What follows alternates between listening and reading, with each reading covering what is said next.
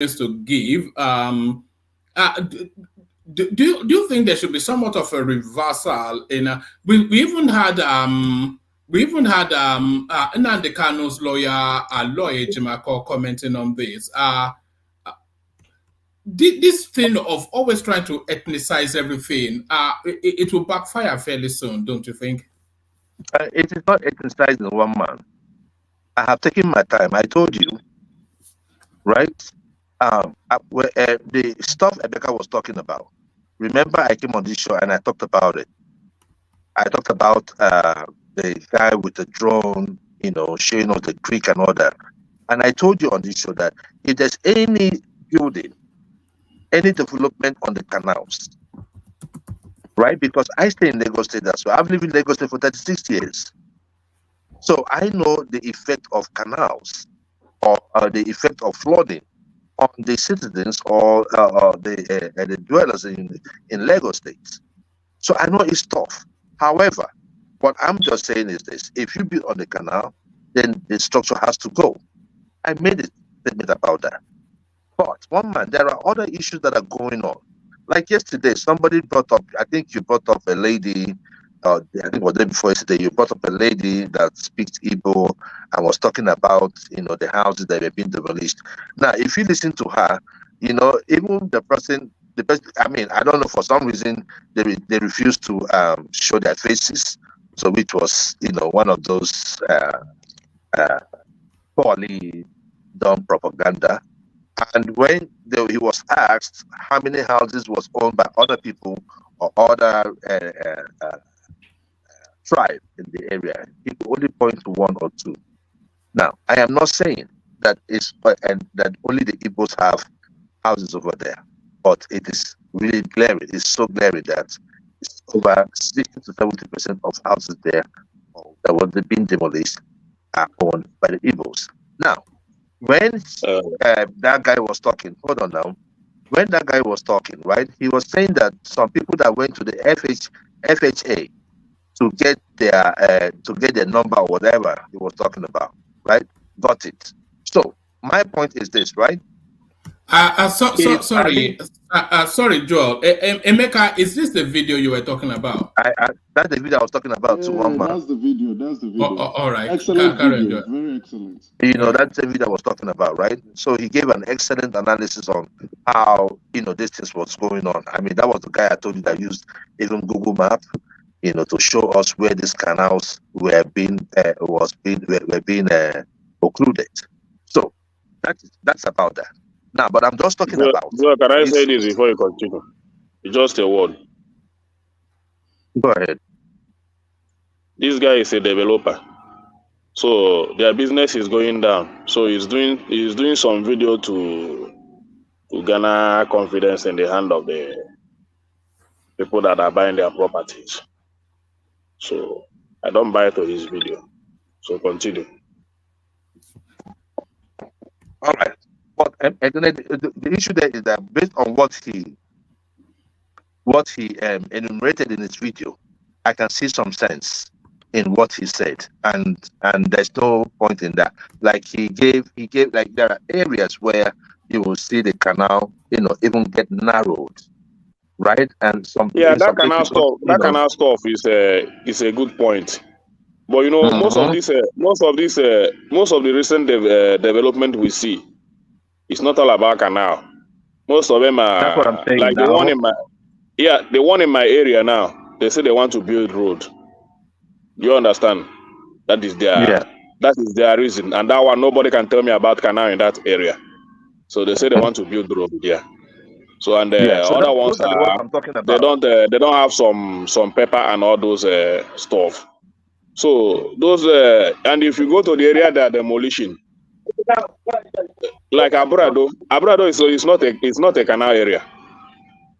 If you visit that area, you understand. So it's all about the document and all that. So the issue of canal is different. The issue of peppers are different. And the area they say they want to build road, that all this demolition are going on. So this guy is just giving his own narrative. Nobody said that somebody should build a house in a canal. Everybody is against that one, even me too. But I'm telling you different stories and different things that are going on, and the reason for demolition that is going on. That's what I'm saying. I was trying to tell one man yesterday that even the one that we showed, I asked him to show on the show, or the one I gave him to show to play on the show, that one was like, there were areas that were, you can clearly see that were on the canal. I didn't have problems with those ones being demolished, but there were expansive areas where they had nothing to do with canal, but were being demolished. And I was asking myself the question, if those people that went to, assuming, because they said that they paid a lawyer to go and talk for them, and the lawyer probably was playing them and all that, who knows what happened. But there were people that actually went to the FHA and got the number. So what it means is that area was meant for residential areas. It was meant for it was a residential area. Fine.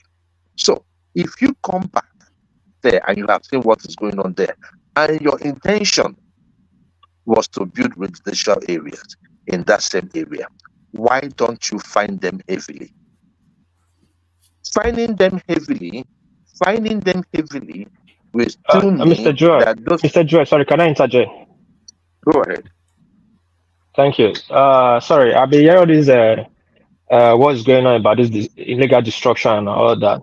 Yeah, it hurts for one to lose his building, spending so much money. At the end of the day, it will go down in the dust. Anyone that have building know the pains to have one. But again, illegal structure is illegal structure. First of all, let's try and move away from this ethnic coloring. In Edo State, before the election, Obaseki destroyed almost 500 houses. You guys didn't hear it? Almost 500 houses. They built that. People were selling the land. People were buying and building without town planning. The governor have not designed that place, open that place for building. I know the Obaseki came and destroyed all of them. Now, there was another one that happened, the Oba land, people were building, and they called the guy that was selling it, and they went there and destroyed those houses. The Oba have to change the law, because in Benin, they don't destroy houses, because land grabbers now took advantage of that. So when they sell you land, they say, go and build, because the land will not allow you to destroy. They have to change the law so that they can destroy all those houses. What I'm saying is this. You say those one in that area was not in canal, but it was meant for commercial purposes in the future. Have you ever asked yourself if the government have come up with a town planning for that area before people start buying? You cannot two wrongs cannot make a right. You're not saying because it's going to be for commercial purposes in the future, and you now build now, and the government should allow it. They have to channel it. They have to build it. They have to design it. They have to make waterways, roadways, and all that, market side and all that. But you just come and you just do your own design and plan. Don't you know to affect others building in the future in that place, Mr. Joel? What is the issue is this, right? We saw that area. It was properly planned. For a Lagos State, for Lagos State, the roads were where. No, hold on. It was the plan from Lagos State Land and Survey that planned it on ground before.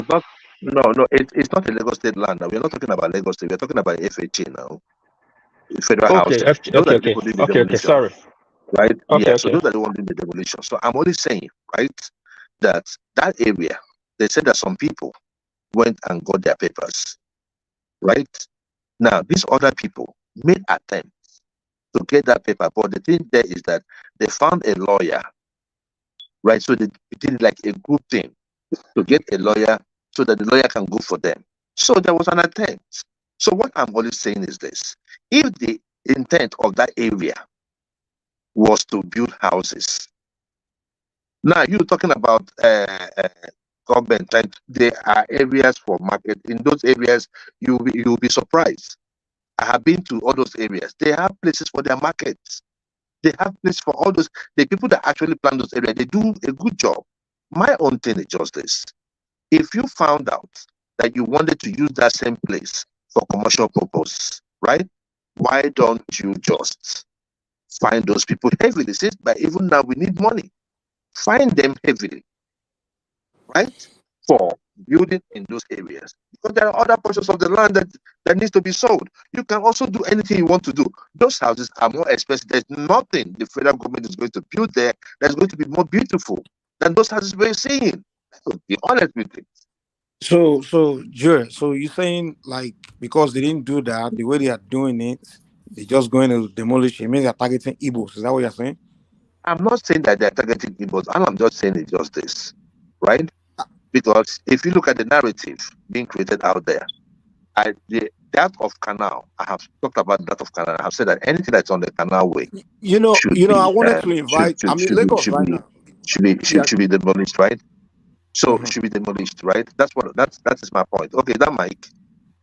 Yeah, this is Mike. Lagos right now. Lekki as we speak right now, and I literally want. Give me 1 second. I literally want to invite one of my sisters, one of my friends like that.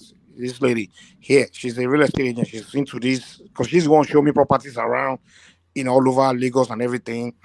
And they're breaking down, the whole process and everything. And I asked all this question. I've been around. In fact, I've been doing property shopping the past 2 days. And sorry, Mike.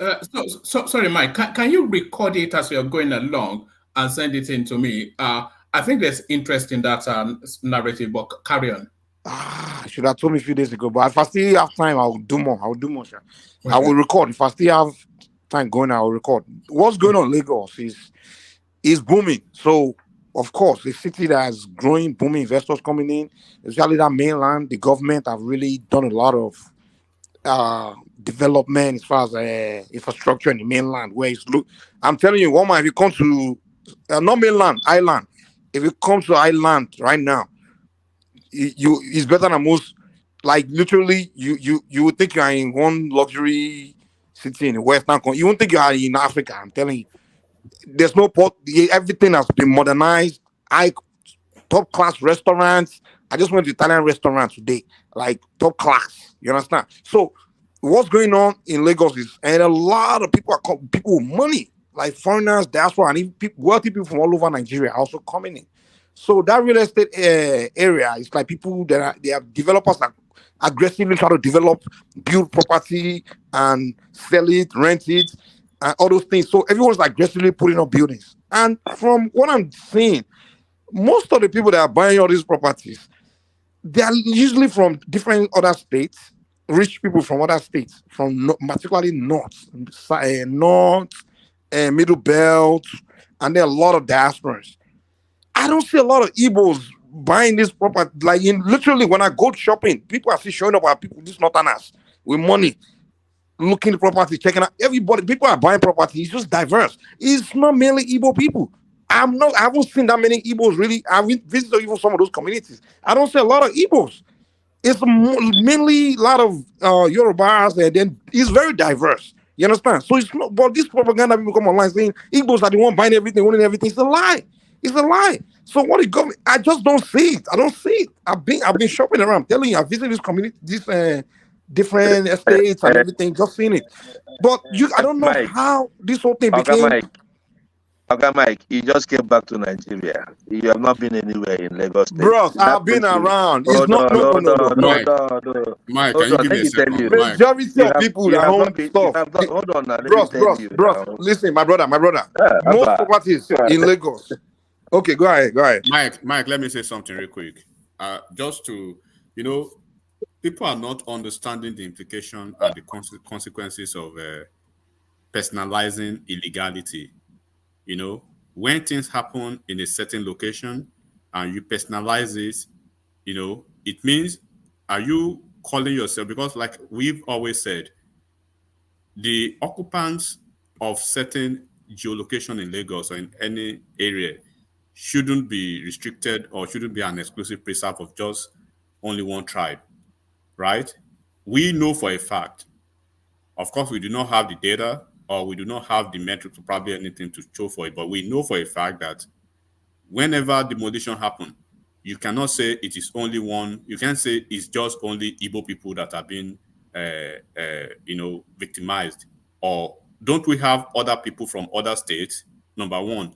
So when, assuming without considering now, that you are personalizing all the illegalities going on now? Are you saying that Igbo people, they are lawbreakers and they are violators of state laws and orders? And then everything and anything that is repugnant to constitutional authorities is what they are interested in? Because that is the implication. It's like they're indicting their own people. Oh yeah, they are indicting themselves indirectly, right? Because if you are not saying what you are saying now, Mike, that you are in Nigeria shopping for houses, you know, the girl told me one of those developers, even Yoruba people. Yeah, like, this year alone, this year is just some few minutes away, right? This year alone, I know how many people, friends, colleagues, right? Friends, colleagues, and a whole lot of people that have gone to Nigeria to invest in one property or the other, in Abuja, in Lagos, and in PH this year alone.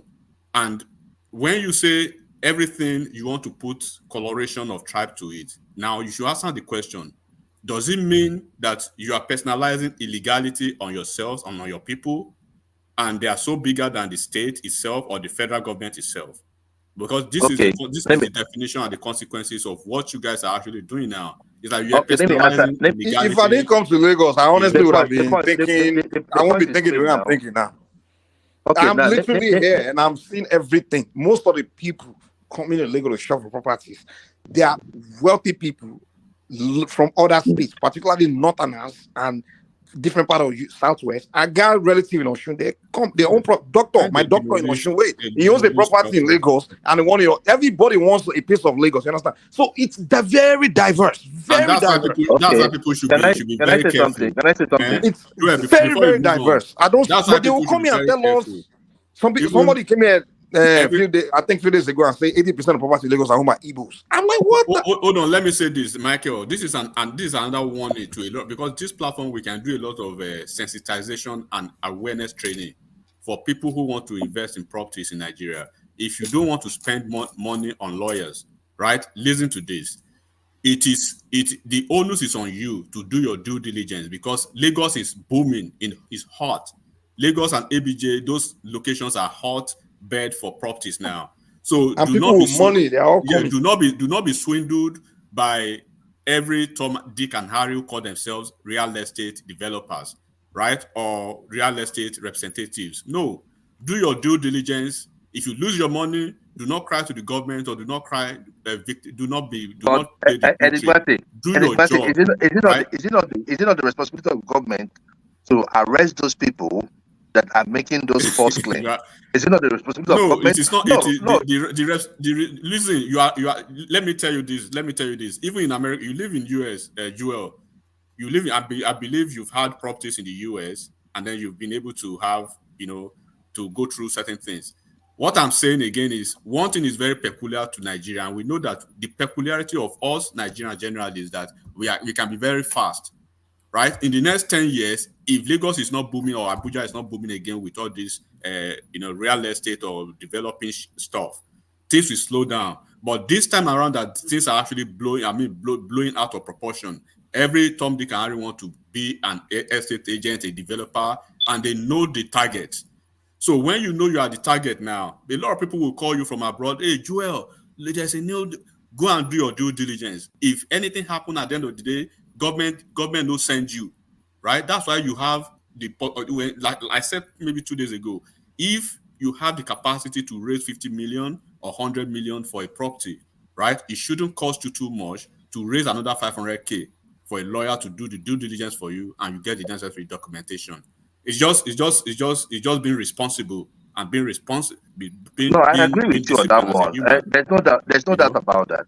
I agree with you on that one. I mean, if you have that much money to invest, in such properties, or if people are asking are they demolishing houses in Agege, in Mushin, in Okota? Those places are not booming. We are talking of, they know they are the booming places are the island. So nobody is bringing his money to develop anything in Mushin, in Agege, in Okota. Those are ancestral areas. We are talking of places that are opening up. People should open their brains and listen to conversation. I'm not going to bring my 2 billion naira to invest in Mushin or in Agege. I will go to where the market will be out there, where I will see Jewel and everybody that lives abroad that I'll be able to to put your money where put your mouth where your money is. Would you want to develop anything in Agege, Jewel? Would you want to develop anything there? No. I would never live in Agege by the grace of God. No, I'm just saying when it comes to business, the business part of it. I feel you. No. Definitely you wouldn't. I know the area you're talking about, and you're right. You're right. I get where you're coming from. My only thing is there is enigmatic, right? They are swindling a lot of guys. So people should be careful. Those areas by the people who live abroad. People who live abroad, they should be very careful. They are swindling folks in Port Harcourt. They are swindling folks in ABJ right now. They will start demolishing houses in ABJ. They will call you a house worth 500 million. They want to sell it for you for 200. Be careful. All right, bring it on, Joel, and then we'll go on to Zeta. Joel, it's not everything. Not every crime or problem in this world is caused by the devil, but we blame everything on the devil. There's a saying in your southeast that if you get money, why you not go block canal? Those attitudes actually led these people that feel they can do anything to buy houses anywhere they like, even though it's a canal area. And it's affecting them. We must tell ourselves the truth. It's affecting them in Lagos. Most of them bought houses in restricted area. There's no restricted area. And if they believe the people are willing to sell, they are willing to buy. It feels they have their way. At least we should stick to that, condemn that, not only just come and make it look like they are targeting some set of people. My big brother in Japan here, he lost the land. He bought more than 60 million during about the time. When Sauli came, they demolished it. The estate he was building, they demolished it. Not only him and some of his friends here. I never see Benipo crying. They are demolishing houses in Lagos, not today. 5 years back till now, they've been demolishing houses, estates. I didn't hear cry. Though there might be political undertone to it, but just to paint everything political or tribal, you will lose the purpose. Warpies, you know that. See, let me tell you something. You see, the witch cries in the night, the child dies in the morning. Prior to the election, there was this conversation between the VP, right? I mean, it could be AI generated. Don't get me wrong. Between the VP and Amosu, the former governor of Ogun State, where the conversation played out, right? Now, we also had this. I don't know if it's also AI generated from Bakare this last Sunday, where he was told about coming into a meeting and the target was about the Igbos. So these things are going on. So if Bakare, now it's not someone that I really trust or really uphold as a man of God, but I mean, he has his own congregation, and I think there are certain things that he wouldn't play politics with. But if someone like Bakare could be saying something like that, saying that he was in a meeting, they called him for a meeting, and the issue that being discussed were about the Igbos, then you see it downplay into this narrative that you're seeing, that we're talking about today. So I don't just want it to look like it's all about tribe, but there are certain things that made people to say, okay, I think this is what is going on, and I think those reasons are also valid. So one man, I think I've been here for a minute. I will take my leave. I will yield the floor, and thank you very much. Please don't forget to like, share, and subscribe. Joel of Nashville, I'm out. Excellent, Joel of Nashville. So thank you, Joel. So on from Joel. Did you want to make a comment before you go to Zeta, Mike? Yeah. I've been in Lagos for several days now. I've interacted with people. I've been around the poor, the rich, everybody. And it took me to my whole vibe, growing up in Lagos, and grow diverse.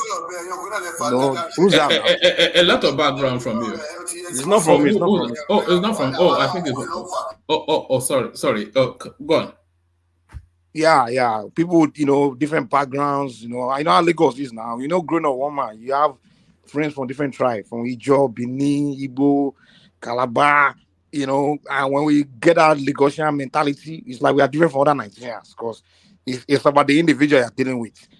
If your close friend, if the guy that live your neighbor is Igbo, and you and him are on 2 streets away, and maybe a Yoruba person wants to fight that Igbo guy. You as a Yoruba guy, your instinct is to defend your Igbo brother because it's your neighbor. You know, you live in the same block. We live more like neighbor. We do more. Lagos is not much about tribalism. It's more about your defending your neighborhood or your member of your building. You know, someone that lives in your face-to-face house with you. You and him meet somewhere, someone wants to fight him. You defend him, not because of his tribe, but because he lives. You know, that Lagos vibe, you know. I lost it when I went to the West. When I came back, you know, I ran to my old childhood friends, Madu, all those Igbo boys, and you know, I'm like, how did we become this? How did I become this guy that have issue with Igbo people? But this thing that Igbo people are doing, some people are doing online. A lot of Igbo, just Ipobians and all this, they need to, I think different Igbos need to step in and stop them. These guys are just making that try. They're creating unnecessary enemies for the ethnic group. Because, I mean, I just argued with my childhood friend. He's an Igbo guy. I'm like, you know, it took me back to the way I was. I never had issue with Southeasterners, you know. But this online thing that they do, and it's just this particular people. I don't know if they are descendant of the Biafran generals. I don't know. They are still angry that they lost the war. They just constantly trying to push this division, trying to brainwash their people that everybody hate them, Yorubas hate them, everybody, you know, something that doesn't exist. This victimhood thing. Now, what they are doing now is... You're the one listening to them, and Mike, you're the one listening to them. When we go out there and tell you that they represent like 3% of Igbos, you guys don't believe us. But when they speak, you guys listen, not us. You guys are the one listening to them. So just... Is this you are speaking? You say? Are you not the one every day to promote this thing just now? This victimhood? No. They don't like us. No. See. They are marginalizing us. They hate us. Listen, everything that happens is making it about you being attacked. I spoke about that. Listen now, let me talk. Let me say something. That I spoke about an issue does not mean that I support the IPOP or Simon Ekpa narrative. I have never and will never. What I'm just telling you is that they represent 3%. Less than 3% of the but they're becoming they're becoming almost 99% of the voice from the Southeast. So what? Even when they being the 90% of the voice from the Southeast, we hear for the past 7 years. Those are the people you chose to. No, those are the people you chose to. There's not that. No. The dominating Southeastern voice. When I talk about not only on the internet, even on the Nigerian leadership space, the Ohanese, they reason just like them too. When they invite Ohanese to TV, they come make every time by Igbo. We are marginalized. We are being this. They are targeted. What is this? Look, see, Mike. See, let's not mix up issues. The Igbos are marginalized. Let's not beat them. No. Stop it. No. Hold on. There was somebody here that was talking about. I think it was a federal institution, like a huge federal company in the Southeast. You see, let me tell you, if you go to the South, okay, let's put it this way. Let's say you are being marginalized. Federal government, hold on, there is no federal government presence in the Southeast, and that's the fact. So let's not just mix up the issue. That's my point. Okay, this is my issue here. If you want to present that, you feel like you're being cheated in this area, don't do a propaganda. Because a lot of time when a lot of Southeasterners come online or somewhere and say, Igbos are being, and we ask, how? And they begin to package propaganda as if we are dumb. And then we begin to see that, things you're trying to fool me to believe that you're marginalized. But if you present it based on actual facts, everything you're presenting is facts, and then we can say, you have a point there. Let me even support you to back you that, that needs to stop. But what annoys people? Listen now, when you listen to a guy like CM, that guy, there's a typical Southeastern that want to present a propaganda case. You just sound like that guy CM. I don't even know who CM is. Most people even know it. They just do propaganda. They just mix. I'm like, what is this? Are you really trying to present your case, or you just want to deceive me, convince me, and brainwash people and create division? Is that what you're doing? That's what annoys most of us. Like most Nigerians feel things are bad, and a lot of Yoruba will come here and tell you how they did things to Abiola and things like that. But we'll tell you how it happened. We won't mix it with propaganda and say, just like when Otto Zerbe was one convinced Abiola to annoy the election against Abiola. Like one Yoruba now can now start saying, Igbos are marginalizing Yorubas. Otto Zerbe did it. That's propaganda. You are indicting an entire ethnic group for what one individual did against Abiola. No Yorubas is going and saying Igbos did it against Abiola now. We don't do propaganda like that. But someone like CM or those Ipobian Igbos, they will say, the Yorubas, they will not bring one Yoruba man that did something wrong. And they will use it to try to trying to brainwash their people that Yoruba those kind of things needs to stop, man. I don't know what they want to. I don't know the end goal for all these things. Is it to get Biafra? Because at the end of the day, but that is it now. The end goal is to get Biafra. Really, if that's the dumb approach. Because it's not a dumb idea. Because if they sensitize enough of a mass to that narrative, they say, look at all. Sorry, enigmatic. Look at all of these people. They are doing all of these things to us. We will be safer if we put together and become one entity. So if they continue to push that and they continue to push that, and that's the storyline with all of this demolition as well, ultimately they will get enough numbers onto that Biafra narrative for it to have potency. They say, okay, you stay with them now. They did that last week. They did it this week. They did that the month before. So like you said, isolated individual narratives. But if you start to pull all of the examples together, then it creates that momentum. It's not helping their people, because I literally who is going to I literally had I had one of my friends. We can hear Ekene becoming increasingly radicalized even on this platform. Of course. Yeah.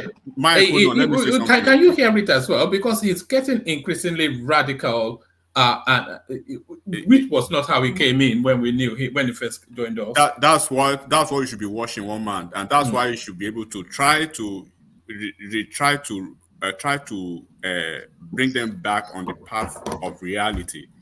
Look, let me tell you one thing. In when if you know Duchess, I called you out.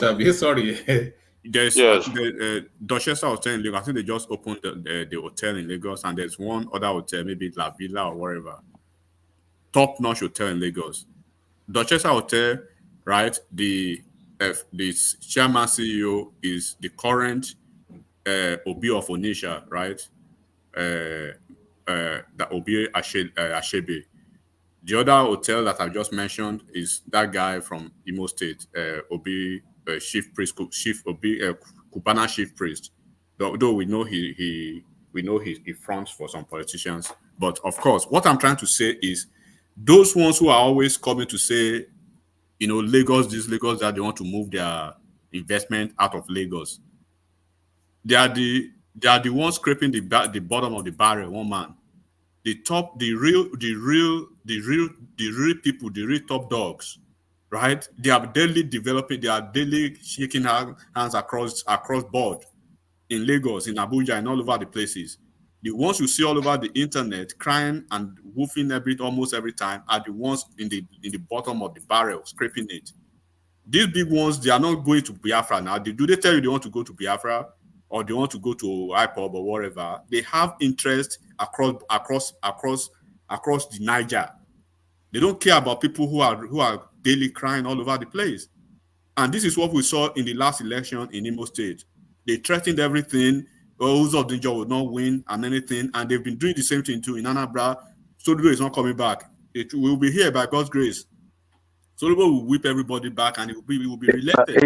He's not coming back automatic. Don't worry about that. Okay, good. Let's leave it at that. But what I'm trying to say is, we've had an election. Election is gone. They had a candidate. Now they are making every Nigerian, everybody know that Obi is actually an Igbo project, as against what they said, that it was actually a nationalistic approach. The way they do it, there's something that is happening now. There's one Allah Igbo conference, youth summit in the southeast, right? They're supposed to hold it in Imo State. Of APC and PDP, they are basically ostracizing them. The lady is she's called Ada. She's the she's the national project manager under Minister of Humanitarian. That lady, what's her name? Betta Edu, right?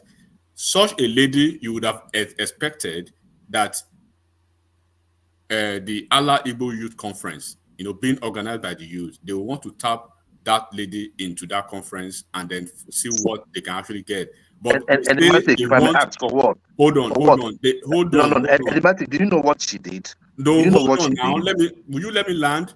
They Go say ahead. it's a platform for the youth, right, to revitalize and revamp the culture, the social, cultural, and political structure of the Igbo people generally going forward. But now going forward, it has been tagged more or less like an IPOB and obedient, a kind of a youth summit. The way it is now, because they are ostracizing anything APC or the people that has political dissenting opinions.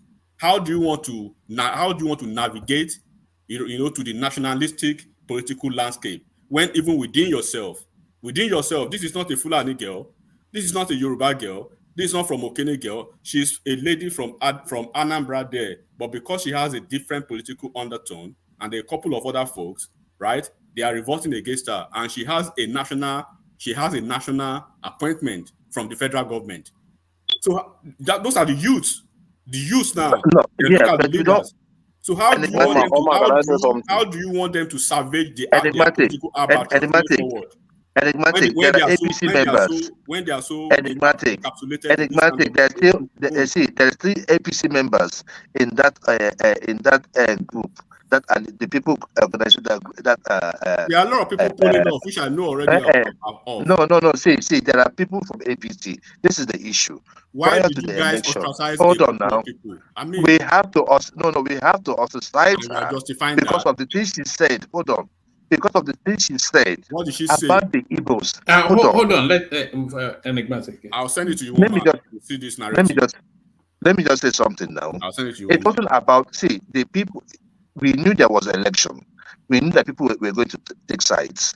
But if you now go further to now start abusing the Igbos as a tribe in general, right? Then it becomes a problem. The reason why she is not part of that, or she's not going to be part of it, which is rightfully so, is because of the things she said about the Igbos. What did she say? What did she say? Political. I'm going to hold on, please. I'm trying to find one man. I'm going to send you probably for tomorrow, right? I'm going to send you what she said because it was like what they call it was on her Twitter page, right? Because she was tweeting. It was the person that raised the issue of Chinedu that will be fronted Chinedu because of. Okay, let me ask you this question then.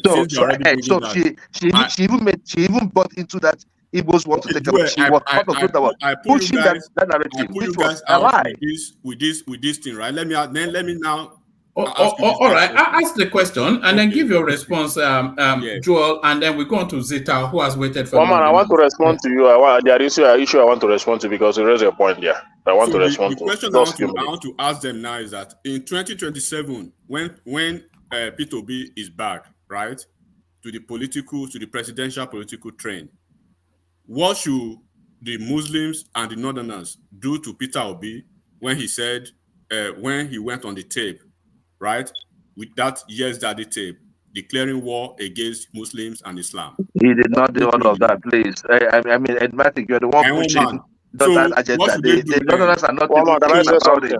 As they ostracize these people now, they should ostracize them in 2027, right, from the North and from the Muslims. All right, let's hear from Ekene and then Zeta takes over. Ekene, come. Okay, one man, you say something me buying into that narrative. Yes, I was saying you are getting increasingly radicalized in your tone. Yes, I will not lie to you. I'm becoming somehow being radicalized the way you put it, but not totally. But yes, I will not deny that because I live in Lagos. Just like what Mike said earlier. I know even here I don't have problem with my Yoruba friends and customers and all that. I don't really have problem with them. But I really have problem with Elite. Even in this platform, because even when I came to this platform, I came with a clear mind and all that. But at a point, when you raise the issue, an Elite will tell you to pack your bag and go back to Anambra State. Even in this platform. It also shaping your minds to that narrative. Yeah, really, these people really hate the Igbos. Yes. They don't really think that we are one Nigerian. And that narrative is going on. And coming on to see the kind of wastage that is happening in the space of the Igbos in Lagos. I don't like it. If I tell you that I love it, even though I blame my Igbo people a lot, I said it here last time that I spoke to Joe. It's not possible for a government to target an ethnic group in Lagos. No, There's let me finish now. I just want to clear my impossible. mind. I'm speaking my direct I mind can't now. let you continue. You need to stop it. It's No, impossible. I'm saying my mind. I'm saying my mind, the way I feel. But we have to help your mind. I'm saying what I feel. Lagos Yeah, you just come back. I'm living in Lagos. There are Ghanaians. No. There are so many Ghanaian communities. Whether Ghanaians or so, I'm talking. Go to abroad. Go to abroad currently. You need to start correcting the narrative. Listen, Lagos. You understand? Do you know how many South people live in Lagos? Hold on. Let me say my mind. Let me say my mind. Okay, say your mind. Yeah. Let me say my mind so that you know how to treat people in your space. You understand? So, for me, the wastage that is going on in that Abrado area, my mind is not bearing it. Even few of my friends and all that. You understand? And we are buying into that narrative that we are not going to go too much into that Lagos thing anymore. It's a fact. There is nothing to lie about it. So no matter how anybody want to paint it, because even in the platform that I need to get some intellectual discussion about how to build Nigerian, a lot of elite has told me here to pack my bag and leave Lagos and go to Anambra State. It's a fact. Hold on, Mike. Let him land. So when you say those words and you think that I'm a fool, I don't know what you mean, and I don't know the direction you are heading to. I'm not a fool. I don't know what you mean. So then when you come back and say it's not only Igbos, everybody this and that, everybody is involved and all that, I don't care. Even in Alaba, I know what is going on. We are having some problem there. By January, we don't know what is happening. We don't know what is happening there. So when we come back in January and meet that space standing, we thank God. Maybe they have allowed us to continue. Then if the place goes down, then I've already shaped my mind to know what next to do. The fact is there, but people here don't know, but I know. And when you speak up, another person will say you are a liar, that the video you are bringing up is a lie. How do you want me to feel? All right. So after that January, the demolition, all this demolition that is going in abroad, though, I'm not living in abroad, I'm living in Alaba. But I know even as this one is going on, there is demolition going on in Alaba now, in Ojo area. Their reason is that they want to build road. I don't know their reason, but I don't care any demolition they're doing anymore. They can demolish anything they want to demolish. I don't care anymore. But I know that the major road that leads to Alaba is very deadly. But you want to start a new one, and you are putting people's property down. When you don't know, we don't even know when that road will start, because it's just like creating a new road, and you already putting people's property down. I told you a plaza went down in last week. You think I'm lying? I don't want to bring the beach video because I don't want to be bringing things that people say I'm lying and all that. So when I come back by January, they've already given us an order what to do, and I know their reasons.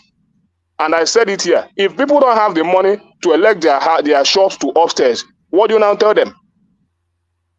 How can you give people such order within a very short period of time? Our government in the market is still going on with that discussion. We don't know what their conclusion would be till we close market this year. So when we come back by January, we know how they landed. And you are telling me that it's not a target. So I know what I'm doing, one man. I'm not happy. Even there, I'm not even happy here. I'm not even happy. This Lagos is not even the way it used to suit me before. Honestly speaking. You see, let me take it from here. You see, yeah. Let me take it from here. Okay. And that's what the problem is. You feel that way. Something happened to you. Something happened to you. Because it happened to you. You didn't question, is it only me or is it everybody else? Now you came out and say it's a target. Now someone like me, Now you're saying it's a target. Yorubas are targeting me. Someone like me that I know the facts, like it's not a target. Automatically, I will push back. Now, when you say people come on this platform and tell you pack your logo with Anambra, why? It's your fault. Yeah, Mike. When you make yourself a nuisance, I would say things like that. Hold on. Yeah, just one more minute. I would say things like that. Because when you make yourself a nuisance, it become annoying that people will say nasty things to you. Reason why I come on internet and I usually say nasty things to Igbo people is because you come online and make yourself a nuisance. That's the fact. When you things happening, you conclude, oh, you start indicting my ethnic group when I know that we're not like that. And when we ask you, why are you saying this about my ethnic group? We're welcoming people. No. Oh, look what happened. They bring my building down. And I look at what you're telling me and I realize that, okay, they put your building down. The next building next to your building is an Idoma man building. Another one is the Yoruba man building. Another one, you become very annoying and provocative. I would tell you, go back to Anambra and fuck you, because why would you be indicting my ethnic group? Settle down. I'm sorry. Yeah. So you guys, you don't understand that your people and the way you guys do things, approach issues sometimes, you become very provocative and bring negative attention to Mike, that's too general. You have to say some. Because let's say some. But it's not too many of them that do it. You have Zeta here, who is as removed from that sort of space as possible. Yeah. You have Emeka, who is as removed. You have Charles next, so you have Chioma. It's actually a vocal minority rather than the entire. Yeah. But Mike, just a second, Baba. Just a second. Let me say this. One man, do you know? If you look at it, it's like they usually go to this playbook, right? It's like they usually go to this playbook after every election that does not actually go their way. Every time an election doesn't go their way, they always go back to this echo chamber of IPOB narrative, right? And then we are going back. You know, at the point they threatened in the north, they threatened in Kano, in Kaduna. We are taking our businesses out of the north. We wreck the north. No, they need to stop doing this, because, like I say, if you know the numbers of South people, the whole of there's this popular neighborhood in Lagos, that place where Daddy Shoki was, Ajegunle. Do you know how many? Do you know how many number of South people? They run that area. And then when we have elections in Lagos, and then after an election, right, the narrative becomes an Igbo narrative versus the Yoruba narrative. Why are you always putting yourself in the middle of attacks? We have those people from the south who will just perch and be watching. We have the northerners who will perch and be watching. We have every other tribe who will perch and be watching. But you people will carry your big shares and say you are the one who want to drag everything. The other time they went to Lagos during the election, right? During the election, they occupied all the road. They were claiming we are in Lagos now. We are taking Lagos. We are chasing the Oba out of town. Where is MC Oluomo? MC Oluomo did not come out one time to address them. The only time he came to address them, they have not. Please just give me a minute for Ekene. All right. I don't want us to just 1 minute. I want to address Ekene particularly, please. You know the bulk of our audience are actually Southeasterners. So they and even when Daniel Bwala came here, he told us that the most expansive in thoughts are Southeasterners. So I don't want us to come across somewhat bashing, just a little just window, briefly, one man, and then we go to Zeta. Sorry, I was not supposed to come on the platform until tomorrow. I just came back from Thanksgiving holiday this afternoon, actually. And Ekene, are you there? Hello, Ekene. The problem, you understand, in that Alaba space, it's your leaders. Your leaders are the problem. Someone like you will not know, and lots of people will not know. They are in cahoots with the Lagos state government. I'm telling you the truth. I would have told you this privately long ago. They are in cahoots with the Lagos state government, your own leaders in Alaba. Already that place is earmarked for a massive shopping mall. For you guys though, but already your leaders are investors in that Chinese project. Believe me, 101%. Your leaders have already invested. They have to expand the road first, lay out all the facilities that mall will need to work. They are going to clear all this one. Your leaders are investors. They are pretending. So don't open your eye, shine your eye, look well. Their leaders are part of the people that are investors, but other ethnic groups are part of the investors. Exactly. The rich Nigerians are investors. He doesn't understand that. It's been like that long ago. Long ago. Baba, you spilled the beans the way I didn't want to say it. That was the reason. Yeah, I can give him examples that date back to the 90s. They just have to be careful. When I was using the young ones like him have to be very careful. Yeah, but the all right. We can't hold. Thank you. All right, thank you, Baba. We can't hold Zita back for too much longer. Zita, you're up next. Zita. One man, how na day? With the usual Nigerian goes bass. So, what do you want me to speak on? You can either speak to the existing conversation, or I can play you a clip to bring you in. A clip? Yes. Oh. Let me play you this.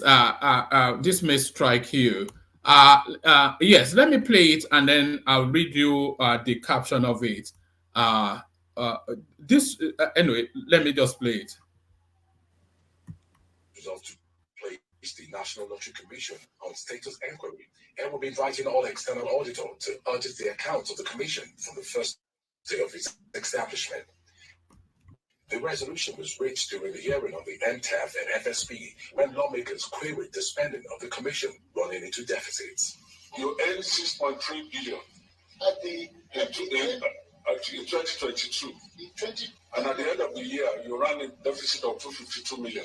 252 million carried forward. Deficit. A deficit. How? Yes, I did say that we had a carried forward of liabilities. You generated 2.5 billion and you spent 2.5 billion to the cover. We are guided by the Act establishing the agency. If you look at Section 40 of the Act, establishing the agency, we are required to take the custody of a certain percentage. Which Act are you talking about?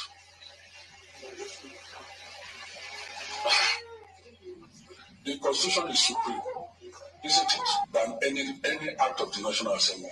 When you are fully funded, you are expected to remit your IGR 100%.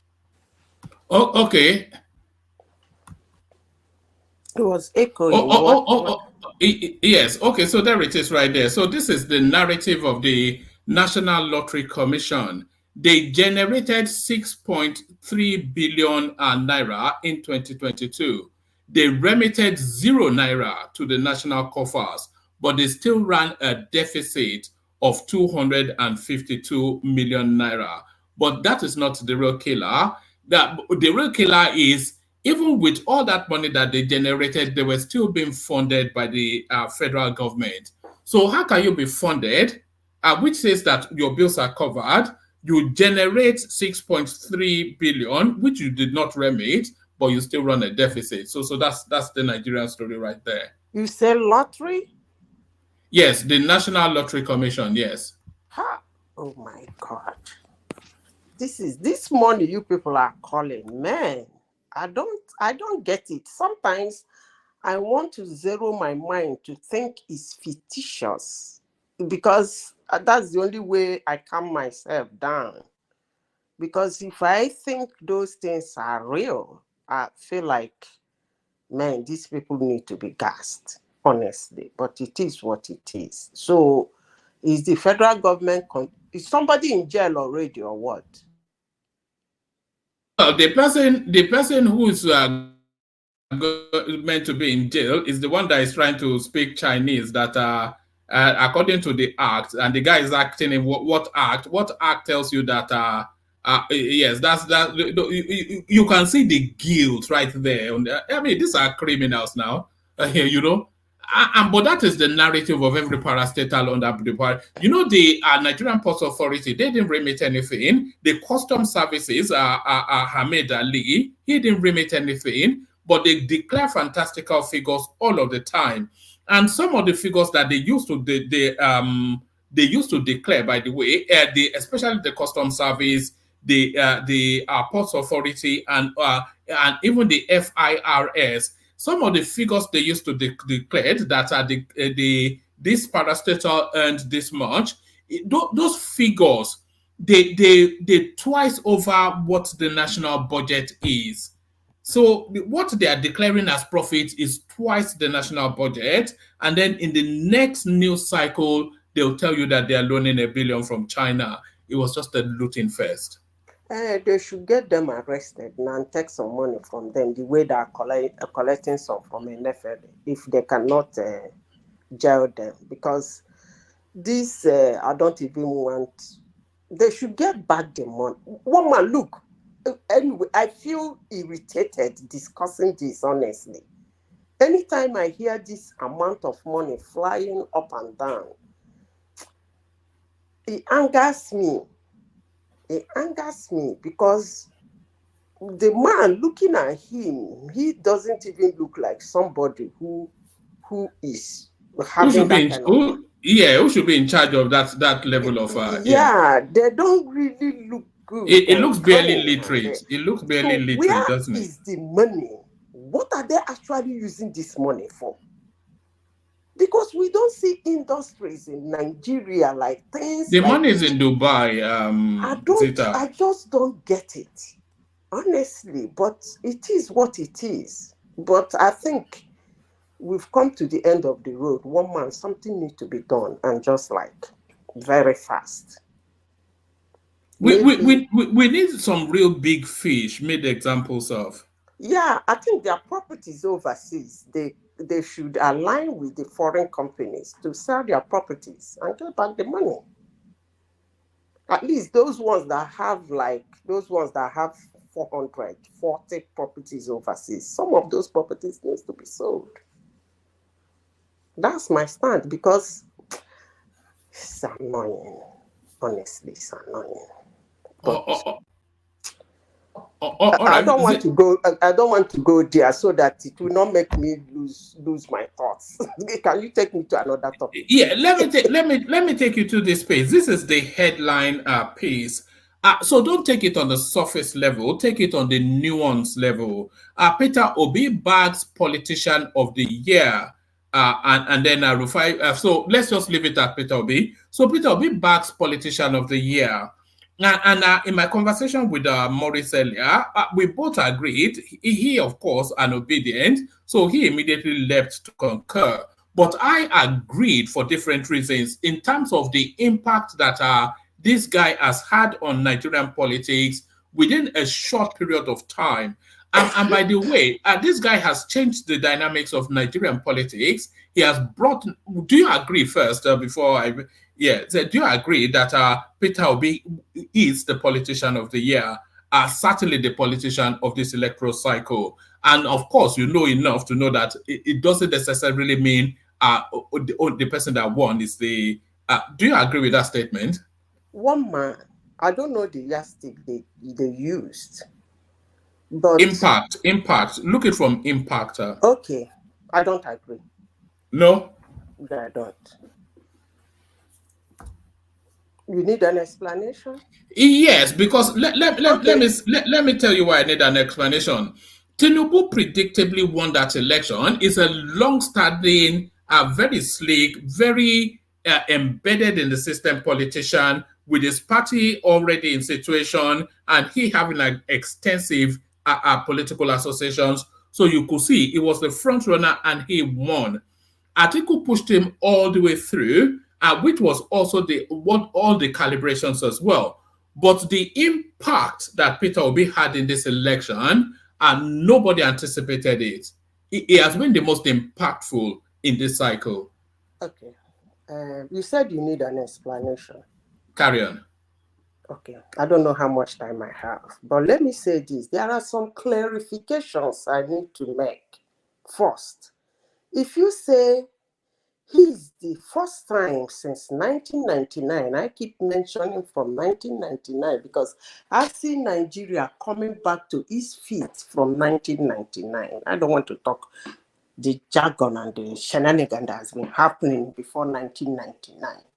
If you say that since 1999 that he is somebody who has come forward that garnered a lot of vote, I will agree with you, but I won't put it on him. I'm going to put it on the system, the electoral process that enabled us to see that. But then, let me go back to my explanation. From 1999 to 2023, people, the election, people win it with large numbers. Assumingly that people come out in large numbers. We see numbers like 22 million, 12 million, 50 million, 30 million. I might exaggerate a little, but I'm just trying to portray my point. And whether we masturbate on this number, disagree with it, dance around it, that those numbers are inflated because there was no voters card, there was no accreditation like from 1999. Therefore, we claim that the figures are not right. But the important thing is that those figures, somebody was declared on that figure, and somebody ruled on that on those figures from 1999 to 2023. Is that figure now part of Nigerian statistics? If you say tomorrow, who are the people that won election in Nigeria? What is the number that they use in winning the election? Those numbers would be proof. That's our statistics, whether we like it or not. That being said, let me keep that aside.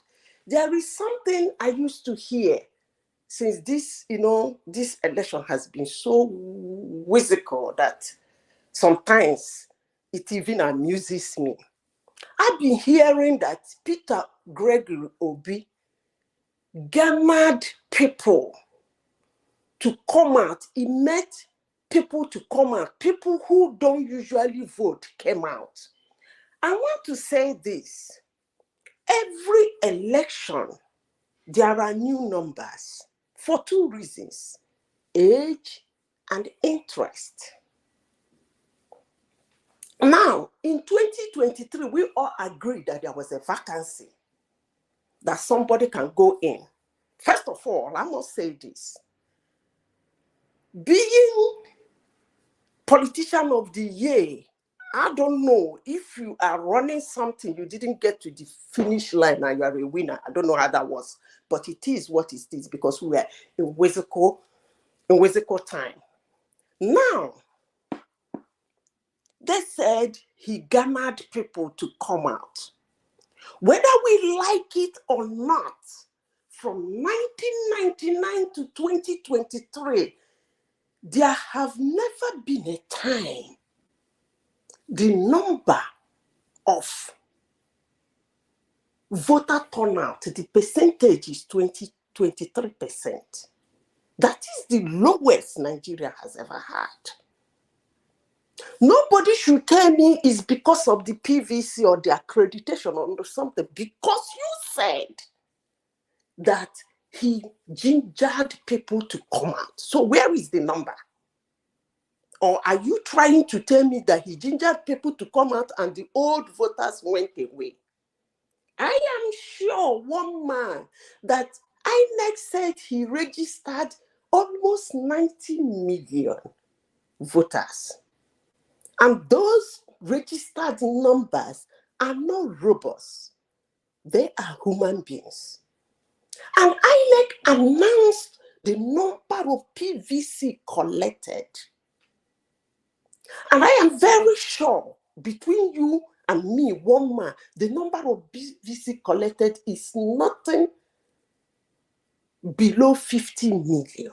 It's well above that. Now, this talk has been going on around Nigeria since this election. Gingered, people came out, people have not voted, of course.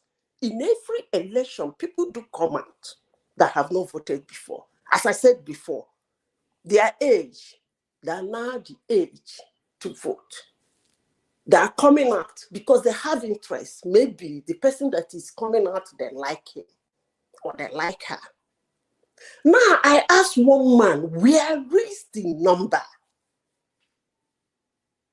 I couldn't see the number because that 23% was very ridiculous.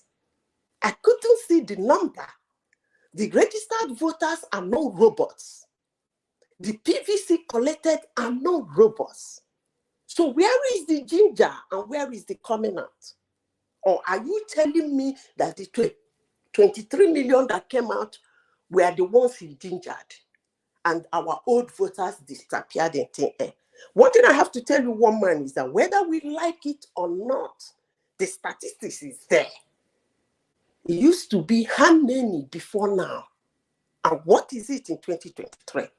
I would rather say that the most contested election in Nigeria is 2015.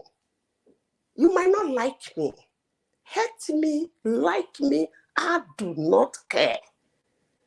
But that was an election, both these two elections, 2015, 2019, and 2023. I monitored it keenly. Hello? Hello? We're all listening. Carry on. We're all listening. I monitored it keenly. The thing that happened in 2015 did not happen in 2023. In 2023. Although in 2023 it was an empty share, in 2015, somebody was sitting there looking for a second term in one of Africa's biggest and richest party. He was knocked off. Him and his party. Not only that they knocked him off, they crippled the party. But most Nigerians didn't know that that party was crippled. They are just trying to see the crippledness right now. But I saw it in 2015. So where is the number, I asked? 23 million people coming out to vote in a well-acclaimed, gingered environment. That number doesn't pass for me. But if it passes for you guys, I rest my case. Next topic, please. So you don't acknowledge at all the impact that Obi had. Let me tell you. Hold on. Let me say this. There are certain spaces that traditionally have been apathetic towards politics in Nigeria. And Obi brought those spaces on board. And not to ethnicize it, but if you say the Southeast, that for a very long time, the Southeast have never felt that they have any real stake in the politics as it was obtaining. And they've had some participation, but not a full-throated one as they had under. So he reignited politics in that space. And then the disenfranchised, they found a home with him as well. And then that youth space that had expression first under NSAS and were against the old guard style things, they found a space with him as well. And he energized, he was able to harness that youthful angst and give it political language. All of this within 8 months. Okay. Nobody else had that impact. Nobody had that impact in this cycle. One man, please. Let me say this. Are we talking about the noise? Are we talking about the fact? We're talking about the impact. No, I said, are we talking about the noise? Or are we talking about the fact? Two of them are impacts. So if we are talking about the facts, I don't know where you got the point that Igbos don't vote. But can we go back to 1999, the date, and let's check the numbers? No. I didn't say they don't vote, but they vote. Do you understand? They felt they had a stake in this instance, as opposed to other instances where they just felt they had a negotiation. Woman, I think we've gone through this a lot over the time. PDP divided themselves into 3 places, and the Southeast vote Igbo, and they vote PDP, and they voted one part of the PDP. I think we've gone through that a long time here. So, but let me say this, one man. The election that was... if you go to the percentages, Zita, traditionally, the voter, because when they talk about voter apathy, they are talking about percentages. Traditionally, the votings coming from the Southeast is run about in the mid 20-something%. But in this particular cycle, it was as high as 37, 40-something. So a huge... And what's the number? The numbers don't matter because, like you said, the numbers are pre the Electoral Act. Those numbers don't really mean anything because they're just written figures. No, but the percentages no. All right. No, we shouldn't go that route. We shouldn't go that route. Those numbers are Nigerian statistics. We can't overrule it. They are padded statistics now. They are padded. They're there, permanent. Somebody won an election with those numbers, and somebody ruled with those numbers. So you can, in as much as I said before, we want to dance around, masturbate on it, say whatever we want to say, that they're fictitious, they are added up, they're printed. The important thing is that it is a number that is in Nigerian statistics. And again, let me say this. This election we are talking about is an election that these same people fought. They said it is terrible. And therefore, if it is terrible, I wouldn't have used the yardstick I wanted to use to measure him, because they said it's rubbish. Had it been they accepted the election, then I would have said, okay, well then, let's believe that the numbers are now real, and this is what he was able to get as a third position. But they didn't believe in the election. As long as they are concerned, those numbers we are saying that were added up, they are still claiming that those numbers are still being added up. They are still claiming that that election was rigged.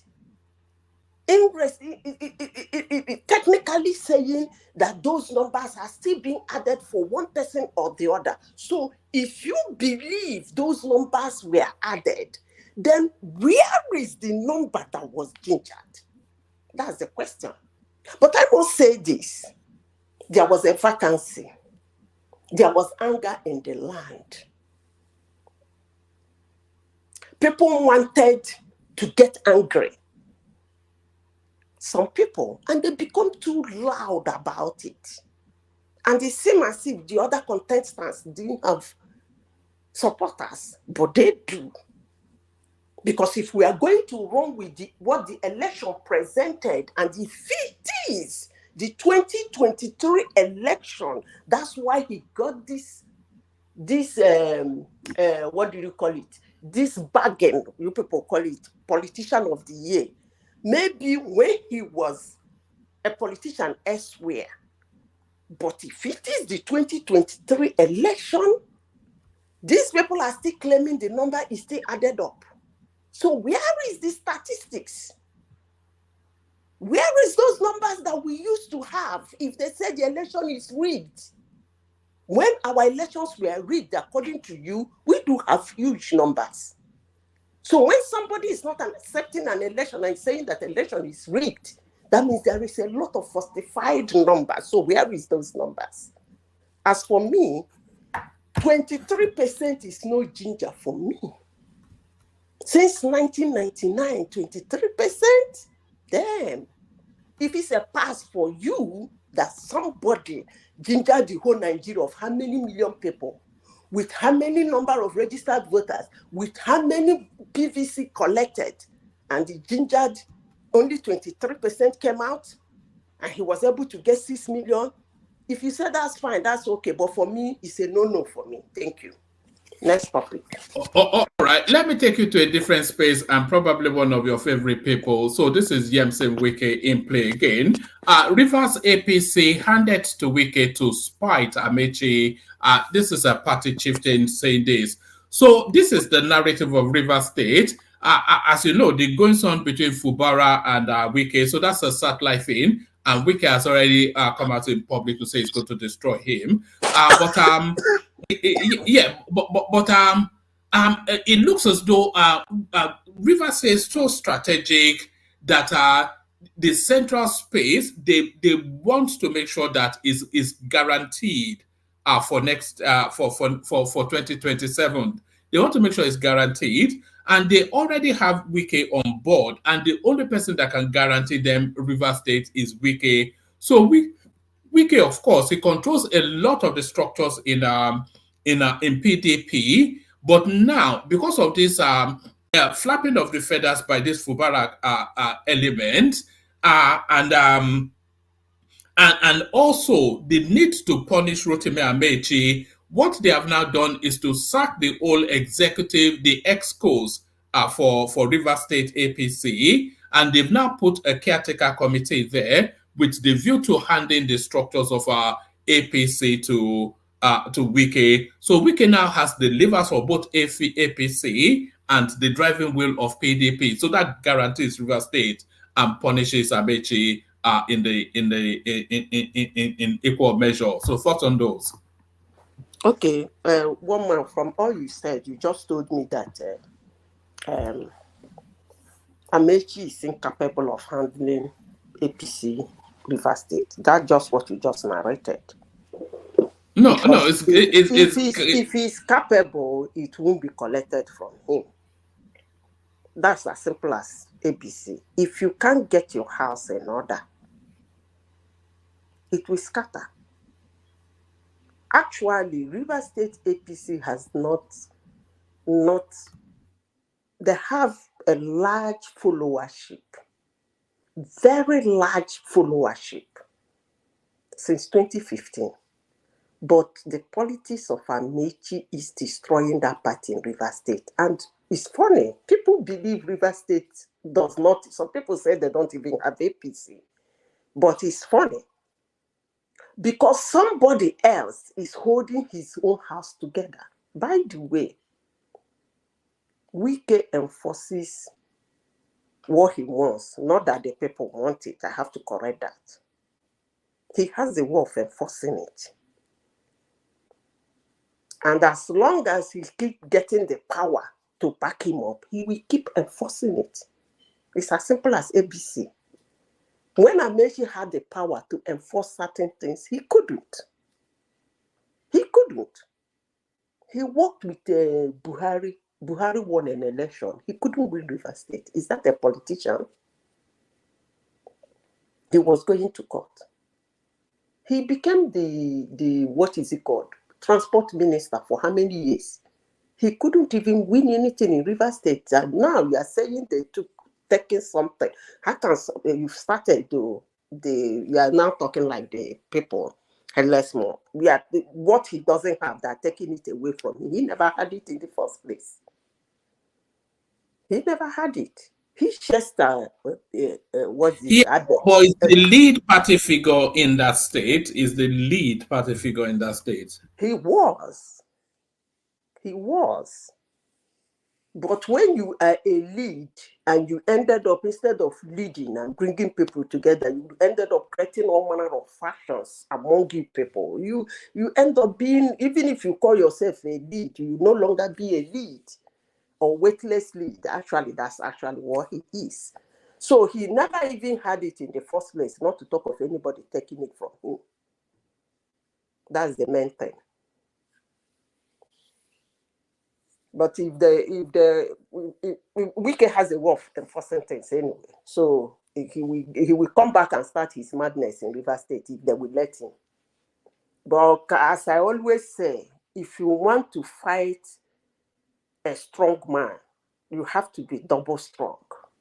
It's not all about propaganda and jumping all about from one media house to the other. You have to sit down, plan very well, and fight a strong man. But if you think being loud gives you the number, that's fine. It's okay. So I don't think Amaechi had anything before, not to talk of taking it away. Nobody is fighting. He has already spited himself. Next topic. All right, let's talk about a battle that has already been fought and won. So this is a narrative of an incapacitated governor who the president insists must still hold situation. So they were in the throes of impeaching Akeredolu in Ondo State. In fact, out of the however many parliamentarians they have in their local assembly, the deputy governor had already been able to get about 45% of them, maybe even 50%. And they were just a day away from igniting impeachment proceedings when Tinubu ordered that they all come to Abuja. So they come to Abuja only then for Tinubu to raise the hands of Akeredolu, incapacitated governor, but he can continue to govern that state from Ibadan. So now the deputy governor now who was threatening, he has now suddenly is found humility. So here he is now.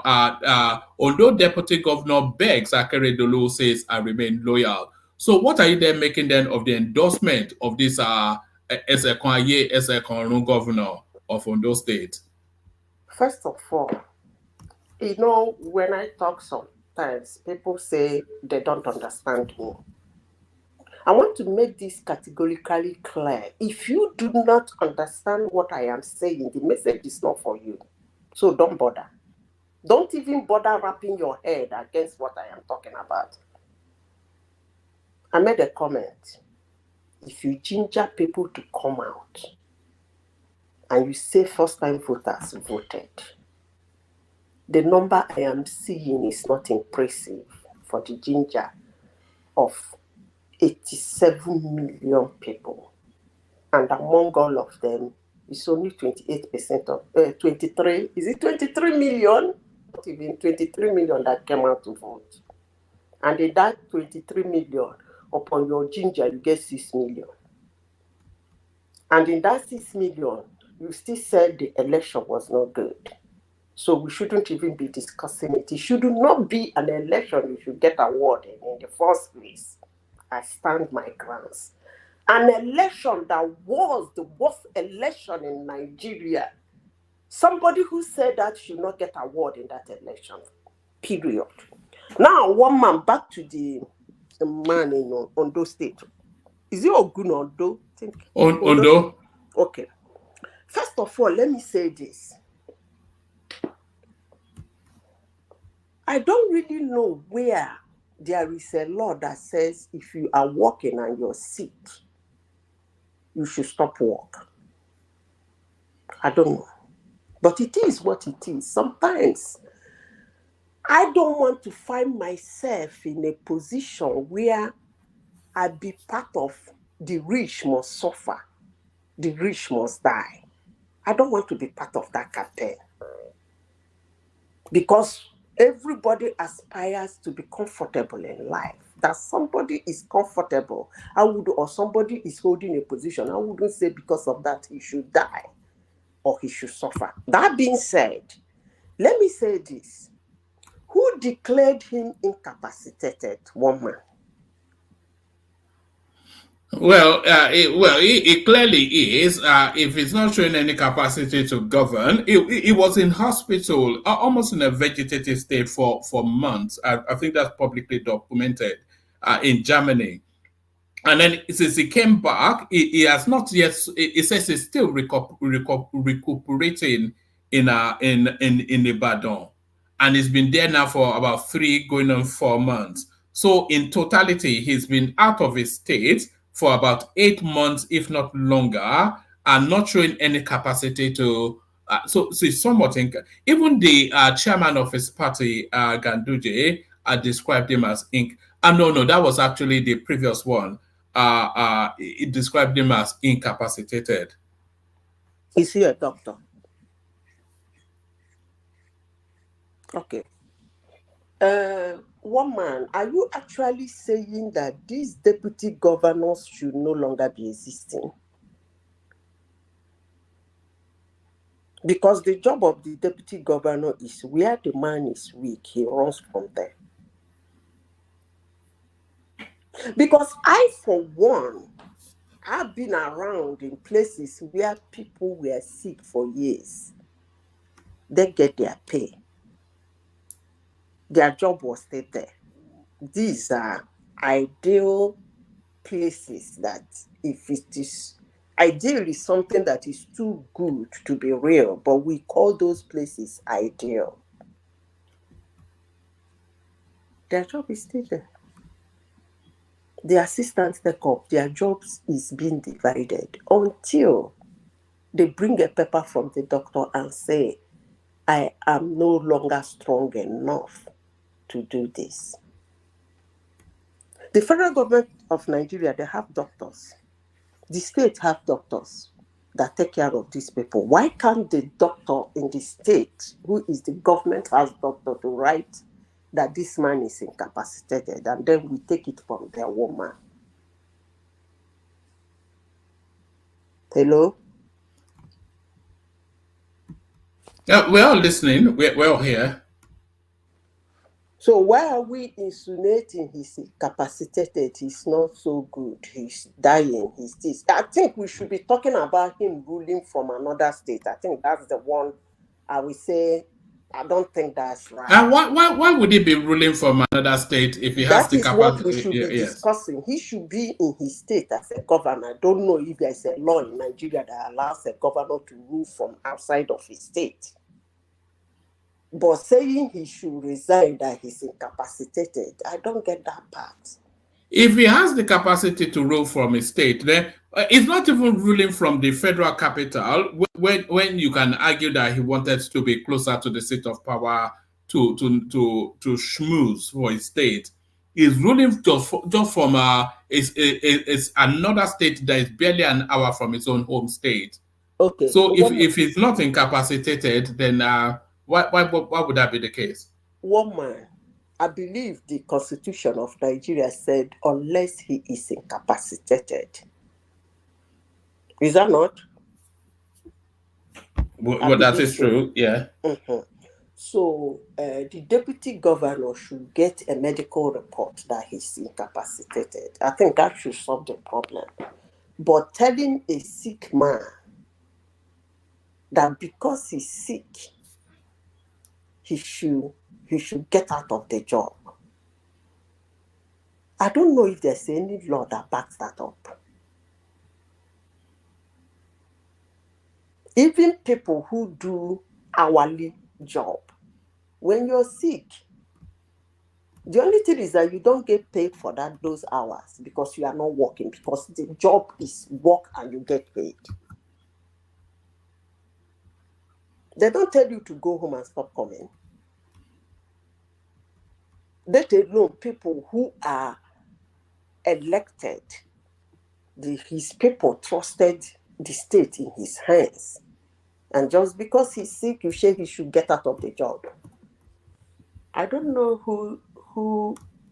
woman, really, you see, this sickness of a thing is an area that actually, as a human, I don't have control over. So I don't want to be discussing it about a human being. Can you take me to another topic? All right. I take it to this last one, but I'm not sure that you have interest in this one or not. Lagos demolition are making it tough for Southeasterners to be Nigerians. So now, that comment in itself, but then the person making the comment, Nnamdi Kanu's lawyer, Aloy Ejimakor. So now, this guy continues to make increasingly political comments into the national space, rather than advocating for his principle, for his clients. So what are you making of that statement, and especially coming from Nnamdi Kanu's lawyer, whose only brief was to get Nnamdi Kanu out of the clutches of the authorities? You see, one man, as I said before, some few handful Igbos are trying really hard, and they're doing a good job at that, to project the Igbos as what they are not. And it's really, really getting me angry. They always want to, I don't know why they do that, but they are doing it.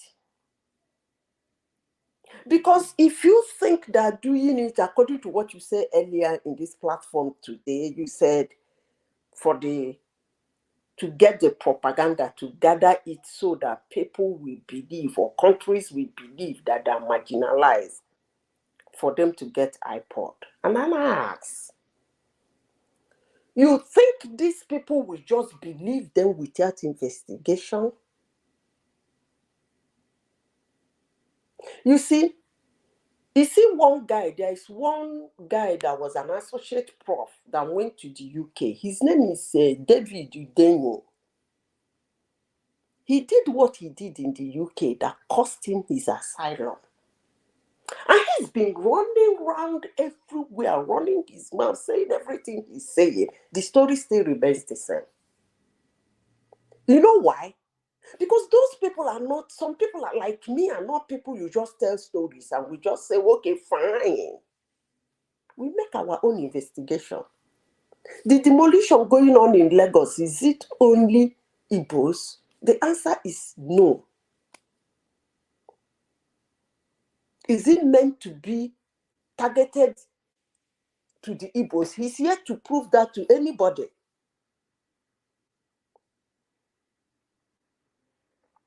But the important thing I want to say, I'm not really interested in what the guy has to say, what he's not saying. One important thing I want to say is that one man, the government of Nigeria, both the federal and the states, should do more in mapping out areas before they start selling them. Whether it's a community land or anything, they should make sure there is something in the government house to tell everybody who, when you want to buy a land, you go and check with them. Has this place been mapped out for development? If they say yes, then you look at it. If this place you are buying, no, you can't buy here because who is selling this place for you is not mapped out. I think they should do that instead of all this demolition here and there. It doesn't help anybody. Honestly, sincerely speaking. I'm not saying only Lagos. The whole Nigeria is demolition. So I don't even know why they're picking Lagos anyway, but it is what it is, woman. Thank you.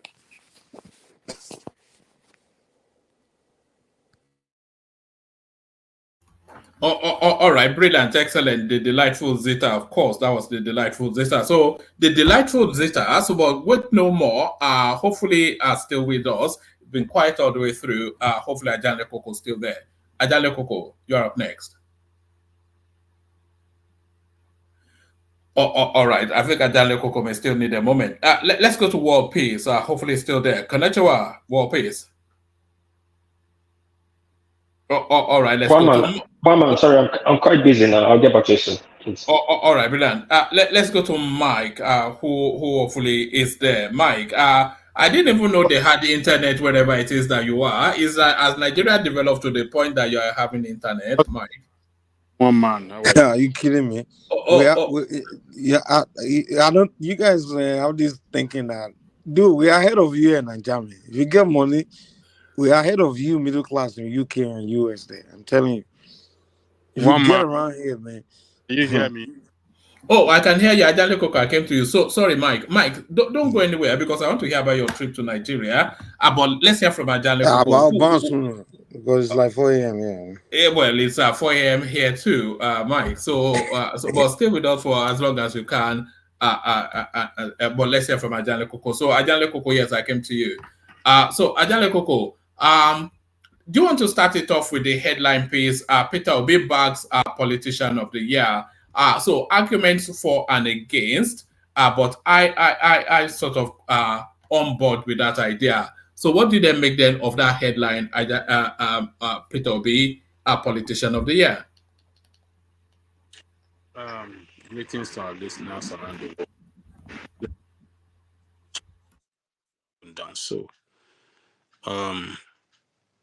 I think it deserve it. Obi deserve it. He brought something into this presidential race in Nigeria that we never seen before.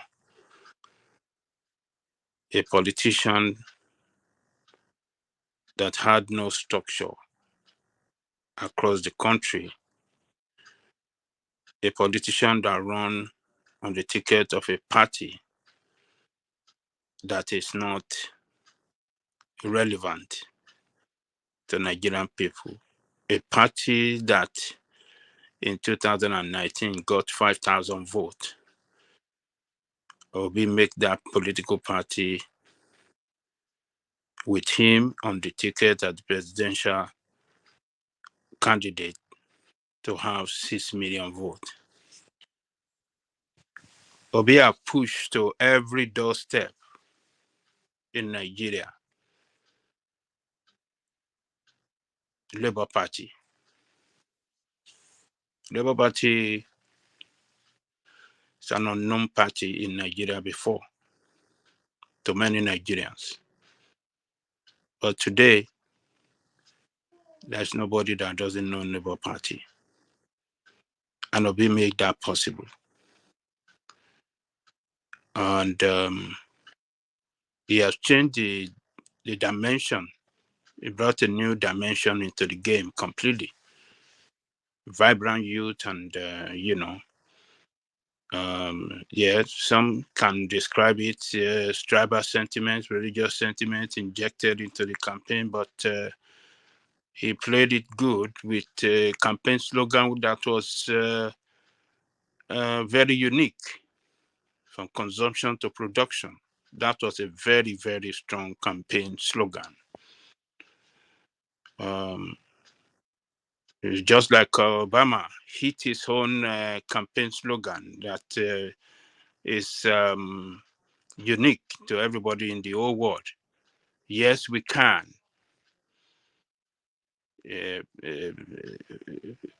President Donald Trump came up with a campaign slogan that's let's make America great again. So Obi deserve it. He actually won that election. What I mean, I didn't mean that he officially won the election, but by the impact he made in that race, man, we have to give it to him. He didn't win it by the figure, but by the activity and the, the uniqueness, the dynamism and the fanfare, everything that he brought into that race. Obi is the winner, but not by the figure, by the election figure, election result. He didn't win the election result, but in every other aspect of the game, I mean, let's give it to him. Let's give it to him. Johnny Coco, I tend to disagree with you a little bit. I'm sorry. Honestly, the reason why I say that is because if I'm in Obi's shoe, there's no way I would have lost that election. That's just the fact. All odds were on his side. It's the turn of your region. It's the turn of your region. That's just all you have to campaign on. It's so simple. And he lost. In 2015, I was telling people that if a monkey or goats from Igbo land run, he will win the election. Because he has everything on his side. The turn of your region. Would he allow Ipobians, all these people to just kill it for him. Would that not sound tribal? That is campaign tribal. Would that not sound tribal? That is campaign on a tribal. No. I'm not saying he should go out and say it's the turn of his region. I'm saying what makes everything on his side is the fact that the whole Nigeria know that the presidency should have gone to the Southeast. The whole Nigeria, including Northerners, everybody know that. In fact, we are all interested in seeing how his Southeastern president will be like. We are all curious to see it. But he didn't understand that. You want to be president, you wait till 8 months before you start showing that you want to be president. You should have been showing that you want to be president years before, at least 2-3 years before. The guy, he screwed up in every ways. And when you started campaigning, you're doing, you go to places, you only campaign with your people. You go to Lagos, you go to Alaba, you go to Kano, you go to Samogiri. The guy did terrible. I think if Okorocha would have ran, he would have won. He would have lost in the southeast, but he would have won more votes in the north and in the southwest and everywhere else. Someone like Okorocha or Umahi or something like that. Obi was terrible. The guy failed, man. I don't know what are you guys talking about. You had everything on your side. You look at Tinubu, like everything was against Tinubu. Everything. Literally, the central bank situation. I mean, Obi had everything on his side, man. But the guy failed. That's why Shoyinka didn't like the guy. Because Shoyinka, we all know Shoyinka. He's the guy that desperately want Igbos to become president. He's always been pro-Igbo. Because of Obi, he became anti-Igbo. No, I won't say anti-Igbo, but Obi failed, man. I'm sorry. I don't agree with that 6 million number what you guys are talking about. I don't agree with that. Okay. Well, not everybody will agree, but but from a party that have no structure, nobody can ever,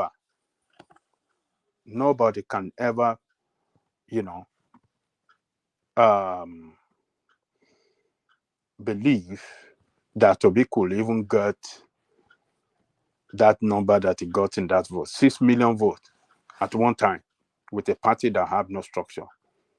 Let me ask you, if Tinubu goes to Labour Party today, will he get the same number of votes? If Tinubu in the Labour Party today, yeah, if you move to Labour Party, yeah, with a party who have no structure like Obi, yeah, Labour Party. We all already know who he is. He will still get us, particularly in Southwest. He will still get the same vote in Southwest. No, if Tinubu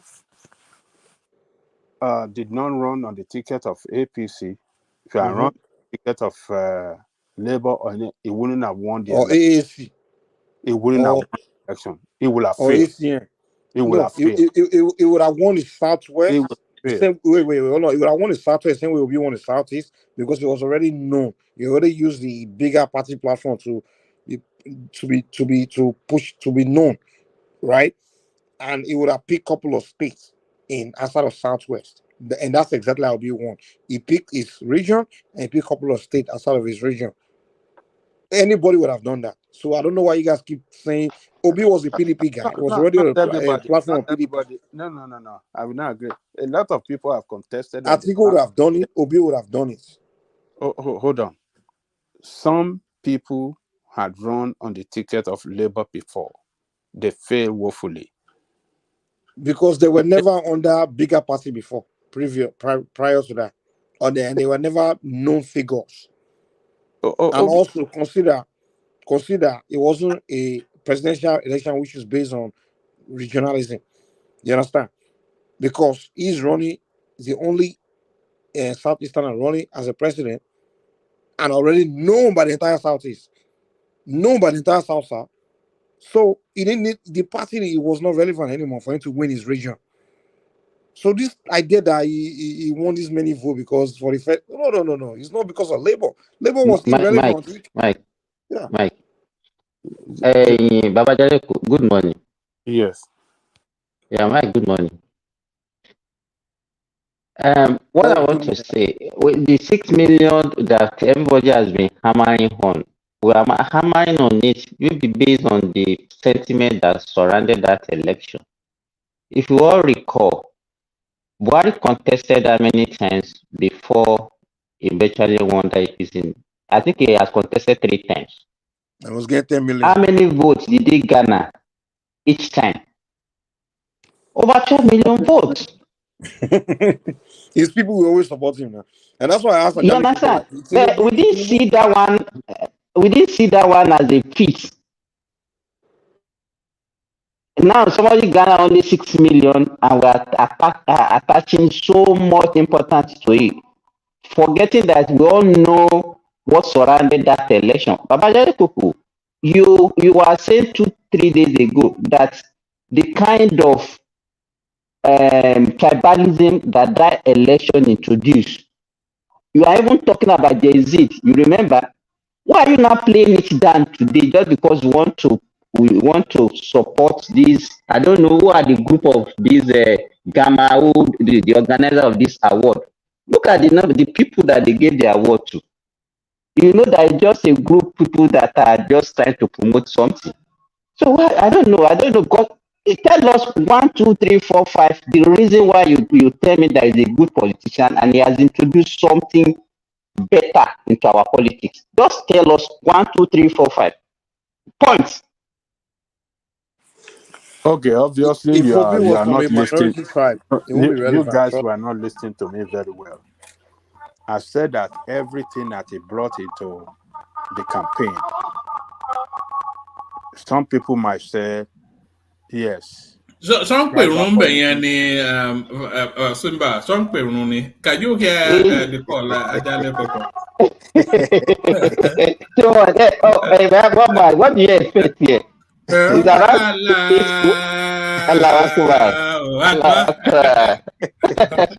it's around. It's even my phone that is doing that. It's around to 7 here now. 7 here. Ajale Koko, carry on. So as I was saying, you guys, I said everything he brought into the campaign, the tribal sentiment, the religious sentiment, the unique campaign slogan, and everything that he brought into the campaign make his campaign very unique and push his candidacy to every home in Nigeria. And that was what got him that 6 million vote.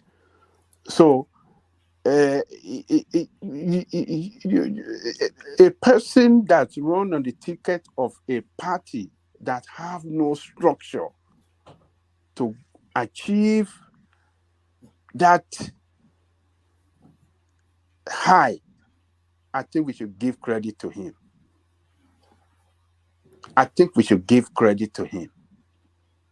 He has achieved one thing that nobody have ever achieved before. Even Atiku Abubakar, when he ran under the ticket of ACM, with a vice president, a former vice president, on the ticket of ACM, he couldn't win 6 million votes. But why ran on CPC now? I want 10 million. No, hold on now. You people should just listen. Atiku with his household name in Nigeria, when he left PDP and run on Tinubu's ACM party, he got only 1 million plus. But the whole Nigeria didn't like PDP now. It was just about to just running manipulation. Oh no, I mean, you guys just like this excuse. I mean, can you just listen for God's sake? Atiku couldn't get up to 2 billion votes. It was 1 million votes he got. I'm not sure if he win any state. He didn't win any state. Maybe he win his own state, too. If my memory serves me well, maybe he won his own state. And Obi from nowhere. No structure, no name. It was Atiku that made him popular. That's no structure, no name now. You already had name now. Forget about the name. The name is not. Obi is not a. He had name in his region. He's not a national politician. The entire ethnic group that brought him to elite. limelight, and that does not make him a national politician as strong as Tinubu, as strong as even Wike. He's not as strong as Wike. No, Obi is as strong as any of those people. Oh no, forget it, Mike. Everybody knows Obi now. Even you, Babajide Kuku, you were obedient before Obi began campaigning on this platform. You were saying Obi is your guy. One man, I know you remember that. You were I already said campaigning for that him. if not that he's a politician. Of course, now there's been so many turncoats. Ajale Koko, Ola, they were all obedient. I don't know what happened. No. My own, there was a clause to mine. I said, Before if obedience not began, that you were he's here. a politician, if not that is one of the So you're OB plus, or you said there's a plus to your own. Is it OB plus? Hold on, I'm not obese pro. I say if not that Obi is among this old guard, I would have preferred him. But I will not go for him because I want to support somebody that is not one of them. Who is Sowore? So so that's why I went for. So I said Obi would have been my preferred candidate for the reason that it's the time for Southeast to have it. But Obi is one of these crooked politicians, and I will not support him. So that was so my whole position is clear. But I'd like to talk to the fact of what is good about him. Yeah, he has some bad side of him too. But what the good side of him, I think we should say it, and we should celebrate him for achieving, that a greater performance that nobody ever expected, that somebody from no party can achieve. I think we should give kudos to him. We should let us, just give that to him. We are not going to lose anything. You might not like his work, Baba Daniel, sorry for interjecting you. I asked you a question earlier. I said, just give me 1, 2, 3, 4, 5 points, positive things that he has contributed to our electioneering process. Positive.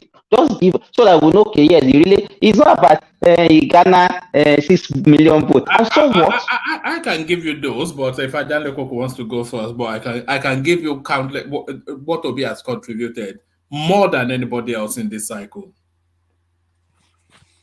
I have told you, this guy, number one, he's been able to galvanize the vote of the youth. You must say they are sad. No, Baba Jayoko, that one is an illusion that you believe that the youth in Nigeria actually voted for Obi. It's just an illusion. I'm not saying entire Nigeria. Don't put word into my mouth. Even the youthful conversation was with the Obi movement, though. The youthful conversation attracted his candidacy, attracted the vote of the southern youth. And you can't detach them from Nigerian youth. But it is sectional, but they are Nigerian youth. You can't attribute that to Obi. It was a lot of Southeastern what do you call them, celebrities like P Square, all those celebrities, because they are from Southeast. Everybody knew it was the turn of the Southeast. So automatically, even whether they like him or not, they had to jump behind him. They were bandwagon. He energized them. Obi didn't do it. Obi did not energize his personality energized them. So you can there's no way you can describe Obi personality. Don't you see the way they package? Don't you see the way they package his personality all the time? Because no other Southeasterners came out. That's what energizes. It was only Southeasterners that was really out. The other ones that came out were on APC. And of course, they couldn't win APC ticket. And he was the only one relevant on PDP. So they saw that he was the only one, and they all realized it was their turn to be president. And they came out full force. P Square, all of them, the celebrities from the Southeast, they started pumping him. A lot of celebrities from the Southwest supported Tinubu too. So what is the point?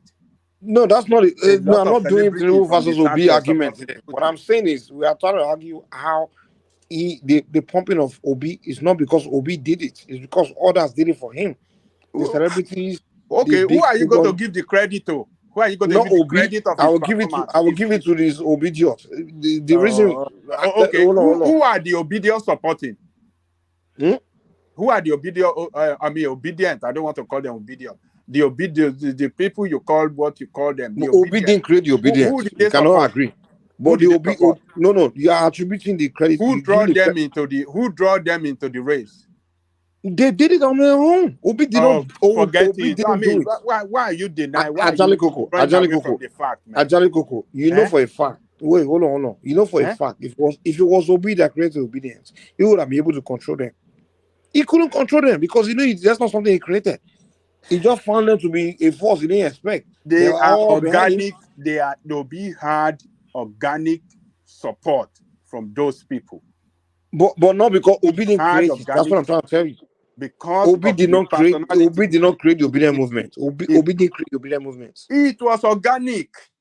But not because of Obi though. That yes, organic for the fact that it's the turn of the Southeast. It was the tribal election, Wazobia election, and automatically. Yes, you can describe it as that. That yes, because of Wazobia election, but Obi. But you are making it look like it's Obi that created it. He created the whole the obedient. To have achieved what he achieved. Look, let me tell you. No, not with his own might. Not with his own power. He didn't do it on his own. Tinubu won 12 states. Hold on. Tinubu won 12 states. Obi won 12 states. Atiku won 12 states. Look, that guy, give credit to him. You can't give him credit for what he didn't work for. He didn't do the work. If he gives something to if he hands something to somebody, you won't give that person credit for having it. Okay. It's like a child that inherits wealth. You are saying no, you give me credit for being wealthy. So you didn't work for all it. the votes that Tinubu got. Tinubu worked for his own vote. Himself. He worked for it, yes. Tinubu worked for it. Even you hated Tinubu. Ajani Koko. One man is my witness. You supported Obi over Tinubu 10 months ago, a year ago. You were here blasting. You hated Tinubu. You liked Obi, and this is a fact. Like I can pull all the clips and things you said, but you didn't like Tinubu at all. But Obi was your man. Even me, I used to fight over it because I was anti-Southeastern back then. Not because I hated. No. I will not. I will. No. I will repeat it again. You were Obi man. And wait, hold on. I'm trying to tell you. You hated Tinubu. You loved Obi. I remember you. Now, somehow, how can you describe hate? You turned against Obi. You became your definition of hate. I hate Tinubu.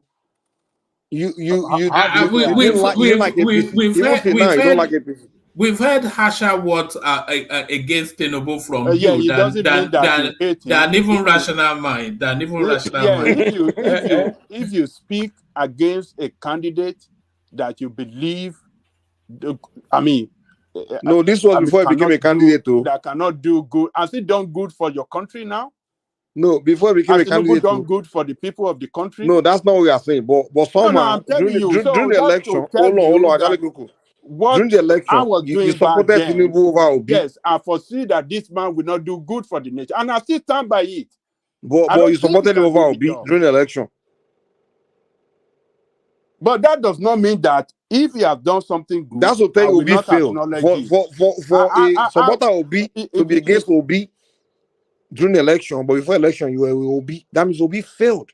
For you supporter to be against him during the election while you were supporting him before election, that means he failed. Stop describing what you don't look. You have to support Tinubu that you didn't like. No, don't lie to my face, okay? Because you are lying now. I did not support Obi, but on the condition that the Southeast is the turn for the Southeast, I said I will like Obi to be president if it is microzone to the Southeast.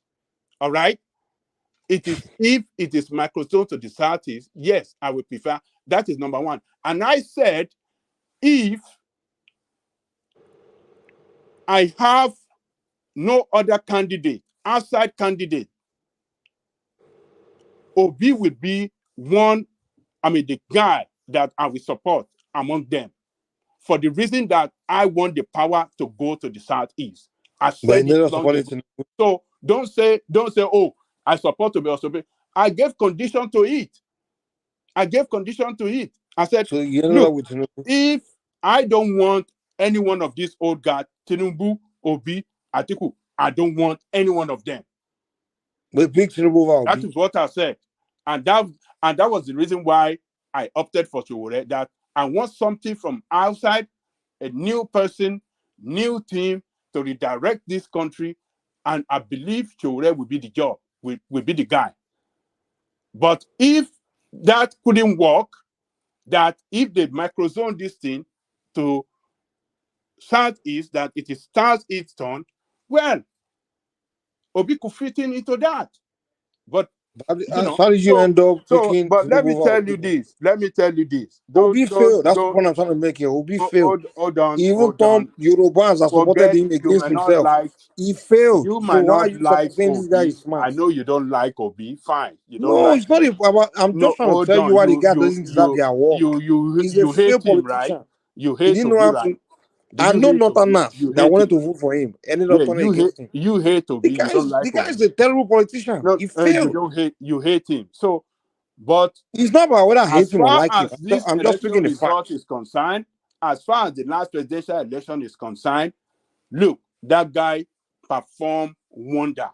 He didn't perform. That You turned against him, so how did he perform? If you want to describe somebody that performed wonder in that election, it is Obi. Because so he performed wonder for you to vote for him. Never expected him. You voted against him and you're saying he performed wonder. That guy performed wonder. Did you vote for Obi? The imagination of anybody, every political analyst, political pundit, nobody ever predicted that guy could achieve what he achieved. That is performance. Nobody. We could have done more if you had voted for him now. So what are you talking about? So you can't give it to him. Don't give it to him that he could have because won you don't. You've never seen anything good in him anyway, so you don't need to give it to him. But Baba Ajaleko, let me add another voice to this. The award, do you think they gave him based on the vote that he got during the election? It was not given based on the number of votes he garnered. Maybe the question, I say ask my question. What are those positive things that we can say, maybe in 10 years time, 15 years time, once upon a time. How many times am I going to repeat? You are not mentioning anything. You are just saying Ghana 6 million votes. What did you tell me? You didn't say anything, Baba Jaleko. Listen to yourself. Oh God. I mean, you might go. I'm hating. I'm let me have you. I hate you. Summarize it. Summarize it. Let us hear now.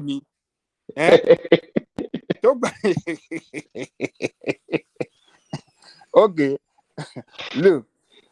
Well, for me, I think he deserved it, and they gave him. I think he deserved it. Kudos to. No. What did he really do to deserve that award? I have said it. Have you been listening? I have said it several times. You didn't say anything. Simple. I will break it down. Simple. Okay. The campaign slogan, very attractive. From consumption to production.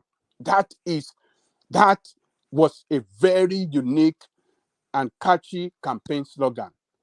Are you kidding me? Even a monkey that came up with that. Can you let me speak? They asked me a question. Let me answer that. Any suru. Can a political spread there? You can't have. What do you mean by political spread? The guy won 12 states. What is political spread? You don't have enough spread to say for you to deserve this kind of award. That means that you appeal to everybody across board. You can't be a sectional candidate and be given Who told you that? Yeah. So Obi. But he did though. He appealed across board, but not in numbers. Yeah. Yes. Obi election result did not show that he's a sectional leader. He won in the southeast, he won in the south, and he won in the north central. And hold on. What happened in north? What happened in northwest and northeast? Are they not Nigerians? Hold on now. Did Tinubu win in the southeast? Did your president today? Did he win in the southeast? Why couldn't he win in the South? And why didn't he win over there? And that is why the didn't he more. no. Why didn't he win there? No. Wait, that is the more. Why didn't he win in Hold on. Southeast? Why? Obi is just trying this thing for the first time with no party, with party that have no structure, and he won He the came same from the PDP number. for God's sake. Don't make him a And he newbie. won number, He's the same number of states now. He's with from the Tinubu. PDP now. He won 12 states. Tinubu won 12 states. Atiku won 12 states. So you guys cannot tell me that guy did not perform well.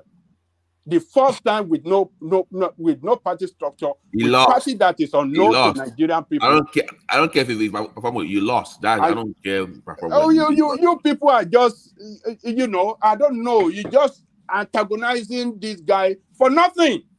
It's just for nothing. Ajali Goko. Politically, if they want to stand, it was Niger Watch that campaigned for him to win the South. Niger Watch. Whether Niger Watch, if it wasn't Niger Watch, he would have lost the. This he would have guy lost he lost Rivers, where there are many Igbos in Nigeria. It's a wonderful thing that it will never been achieved by any politician that is unknown. Obi how can you say it's before unknown? the election Obi was could be classified as an unknown politician, and that is why he Why ran was he away. unknown? The guy Hold was on. didn't know Obi in Nigeria? Hold on. Let me explain what I mean by unknown. Ajali Goko, who didn't know Obi in the places where he won? Who didn't know Obi in Lagos? Who didn't know Obi in Abuja? Who did not know Obi in Edo? They know him in, who didn't know Obi in the whole 5 Eastern States? They don't know him there. That's why he won there. Listen, your name, they could know your name, but if you don't have structure that can prepare your candidacy, then you are just making noise. He couldn't win. He saw himself as a person that cannot win election in PDP. That's why he ran away to Labour Party that is unknown to nobody. From a unknown party to a party that has 6 million votes. What are you guys talking about? And you are saying that he didn't achieve anything? No, he should have got a Labour Party award, but no political. Labour Party should give him an award. No, you guys are. I think you guys are just. But no award for winning. This argument is just this. I will vote for You're just playing to the gallery, man. This argument. This argument hold no water, man. Sorry, what's on the screen, by the way? Those are just the heat maps of the elections just gone. Obi was making inroads into the north, we have to say. He won Plateau State, we seem to forget, and Nasarawa. Yes, it was Plateau. It was Taraba too. One man. I don't think he won Taraba. This is it. I didn't say Taraba. He won Taraba. He won only. No, Baba. It's only Nasarawa and Plateau that won. Plateau, Nasarawa, and Abuja. Stop being and slick. Abuja. Okay. Where is the white? Yeah. Come on, you know that what I'm talking about. Stop being slick with you. What you do, I know what you're doing. It made inroads. Know what we're discussing here. For you to be politician of the year, that means you have a wider appeal than what he had. So I'm asking the question. And this guy won major. He won one of the strongest states in Nigeria, Lagos State. He won in Lagos State. I asked you what happened. All right. Ajale Koko still has the floor, but BT, let me ask you this: Who has had the greater impact in this cycle than and of course don't go to the easiest that did they win? We know he didn't win, but who has had the greater impact? Who has had a greater impact than Peter Obi in this electoral cycle? No. Time will tell. We can't honestly give an answer. So you have to wait for the next 4 years. The election is over now. No. This cycle just gone. You said impact. You see, he cannot even answer it. He cannot even answer it.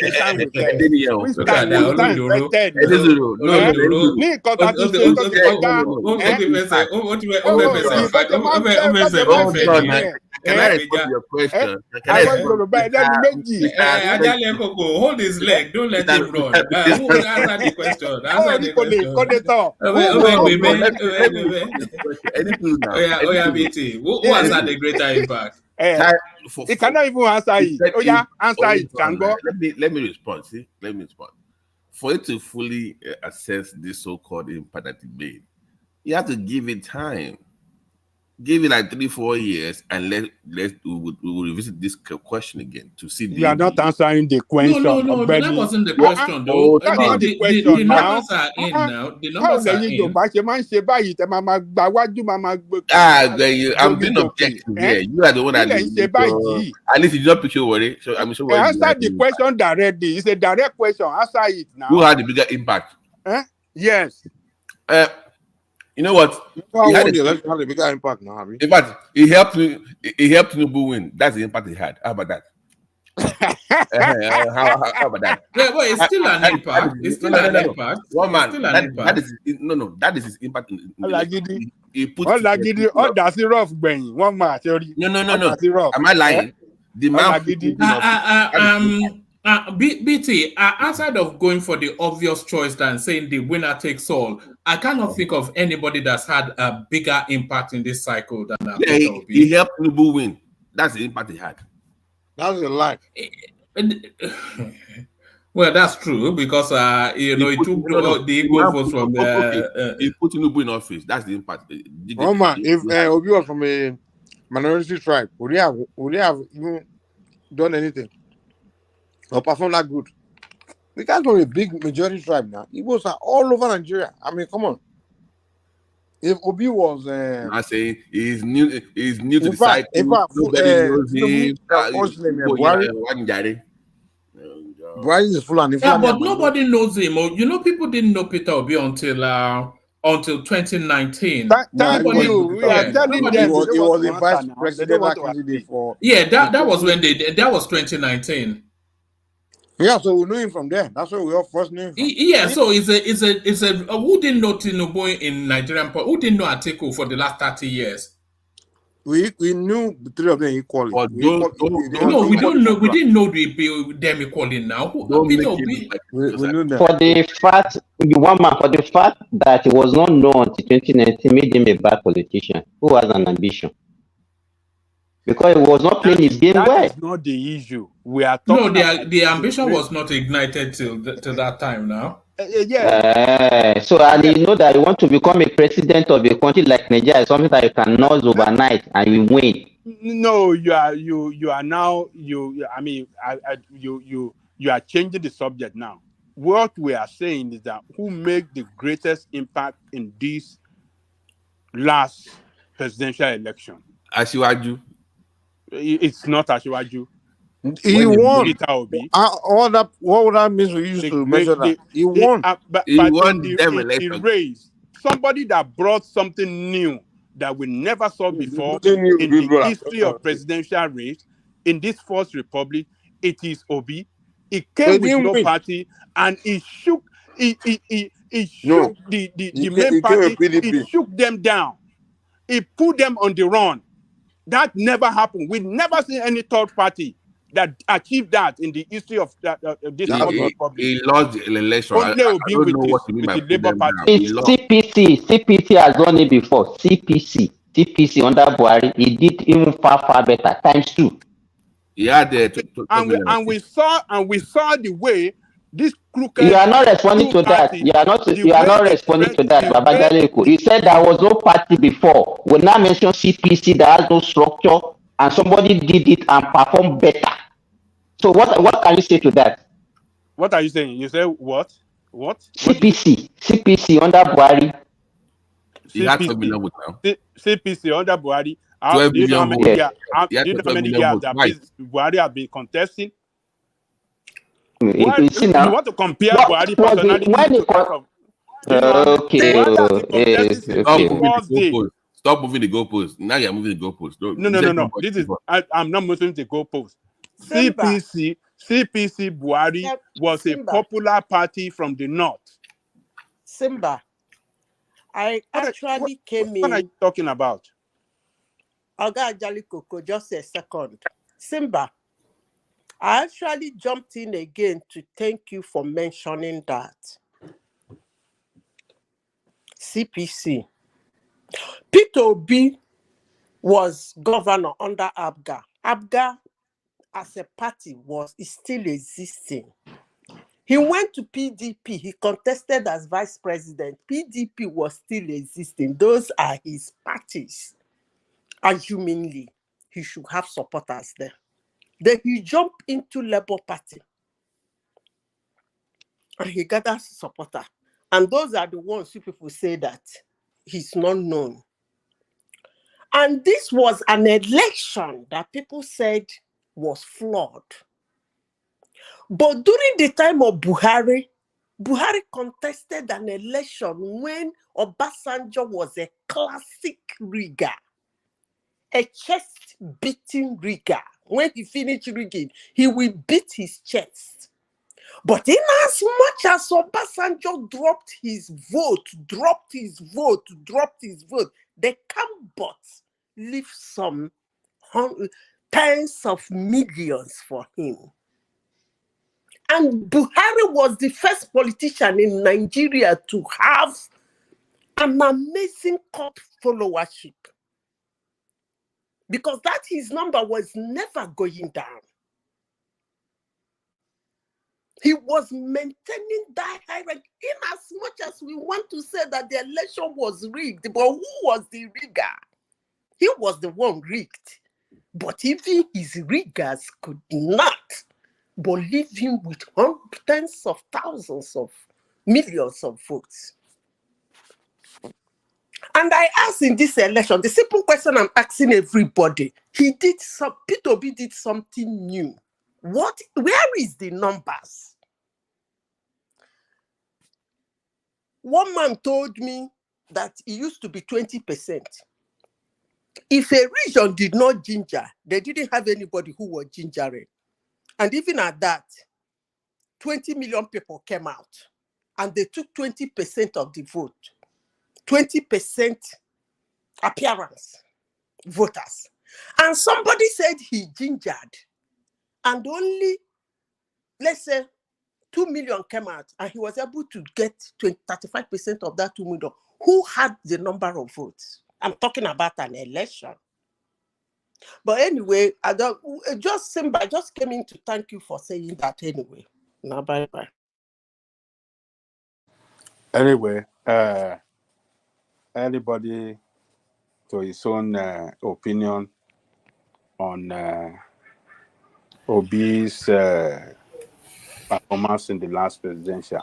As far as I'm concerned, I think he deserved this award. Can I add one more thing? It deserved. Sorry. Do you remember the internal politics of APC? The struggle of Tinubu that we thought it was left for dead. There was a time on this platform that people even brought up Osibajo and admit that Tinubu has no chance. I remember on this show, on this platform, and Tinubu was able to navigate that space, overcome that challenge within his own party. He's a skilled politician. He's a master at this game. And if you have been objective, he is the politician of the year because of the struggles and what he had to go to overcome. Look, Babate. So from that perspective, if you've been objective, Babate, we are talking. He's the man of the year. I mean, come on. We are talking on this award given to Obi. Okay. Obi deserve it. We are not saying that Tinubu is not a master of the game, but the dimension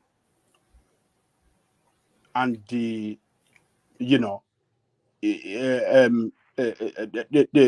the dimension that Obi brought into this game is so unique that you can't brush it aside. No, I am not. I agree with you. I'm not. What was unique about it? What's really unique about it? But what Tinubu went through? Remember, Tinubu got it from everybody. Yeah, Tinubu. I mean, I'm like, this guy has no chance. So because the way they were hitting him, even from his own people, he was getting it from everybody, and he overcame that. That to me should have made him the person of the year. Easy for him to have overcome. Come on now. What no. You know why we cannot give Tinubu is because Tinubu run on the ticket of an established party, a ruling party. No, that even makes it worse. Hold on. No. An unpopular, an party that the whole country was against. Wait. Where Emefiele destroyed their image. You don't want to wait before the election. And he still won. the advantage Baba of Ajani APC Coco. over other parties. Ajani Coco. No, they did not. Yes. Ajani Coco. I Yes. forgot one point that made me strongly disagree with that bag you people gave him. According to you guys, the tide was on his favor and he didn't win. Do you call such a person a hero? Zita, you eat a lot, or you came in eating about 4 hours ago and you're still eating. What's going on? I'm taking my usual with some pieces of small things.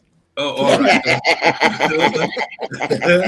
Okay. You and Adele Coco, I don't know who eats more. Always eating. Did you hear? One man, did I tell you what happened to me on my birthday? It's not good to drink. What happened? You fell inside the swimming pool, Abi. By 10 a.m. I was drunk, so I didn't know what happened. I got myself drunk by 10 a.m. So I didn't know what happened. That was the end of the birthday. Anyway, what I'm saying is that, hello? We're listening. What I'm saying is that Ajani Coco, somebody who you guys claim that the tide was in favor of him, that the whole youth, the whole this, new people want him, everybody, the tide. We are saying it now. Let's assume that all of us, because before we talk about this bargain, that means we have already accepted the result, the election. So we are not discussing it on a free and fair election. You said the tide was in his favor. The youth, everybody came for him, and he lost. And the person who the tide was against fought the tide, through the tide, and won. And you think that person is not the politician of the year? You think so? I don't know how you people measure your statistics, but that's my stand. But if you think he brought new people and he did a new thing, until you people give me the statistics, because I'm not comfortable with 23 Let me million even give you the voting in number. my country. Madam, 23 million Can I interject real quick? for you to tell me that somebody gingered people to come out, and only they 23 didn't. million That is come not out. even true. Those people that voted for Obi, half of them were anti-establishment votes that hated APC and PDP. So regardless of who was the third option, would have gotten that vote. That 3 million would have still gotten that. Not if they didn't believe in that third. Okay. No, What about the anti-APC hate in the country at the time was so. It was, come on, with the CBN issue that they had, it was just like it was going to get a lot of votes from that anti. That was. Okay.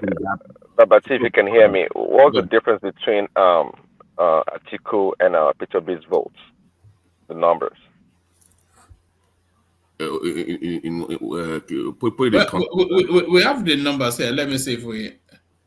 I think 600,000 plus. 10,000, yeah, almost 10,000. It's about 800,000. Yeah, I think it's about 800,000. So the point here is that, look, for a third party to have come and just be about 800,000 votes away from the second place party or candidate is huge. The only reason why I give Peter B the politician of the year is because he provided a genuine third force in the election. That's the reason why. A genuine third force, you say? Yes, a genuine third force. Bring that, come on, stop. I think PDP. Trust you are me. trolling, man. I think you're trolling the platform tonight. I think you're honest. Let me explain. Maybe we should change the time. Maybe take some. He used to take some whiskey now. Like genuine sport. Like, come on, man. You know, no, you have to look at it. Timber, what's your brand? No. Simba is an alpha. He doesn't drink alcohol. Simba. If you guys can tell me, you guys know the history, right? In our past election, what other party has come so close, being a third party in a big election as the past one? I can't remember one.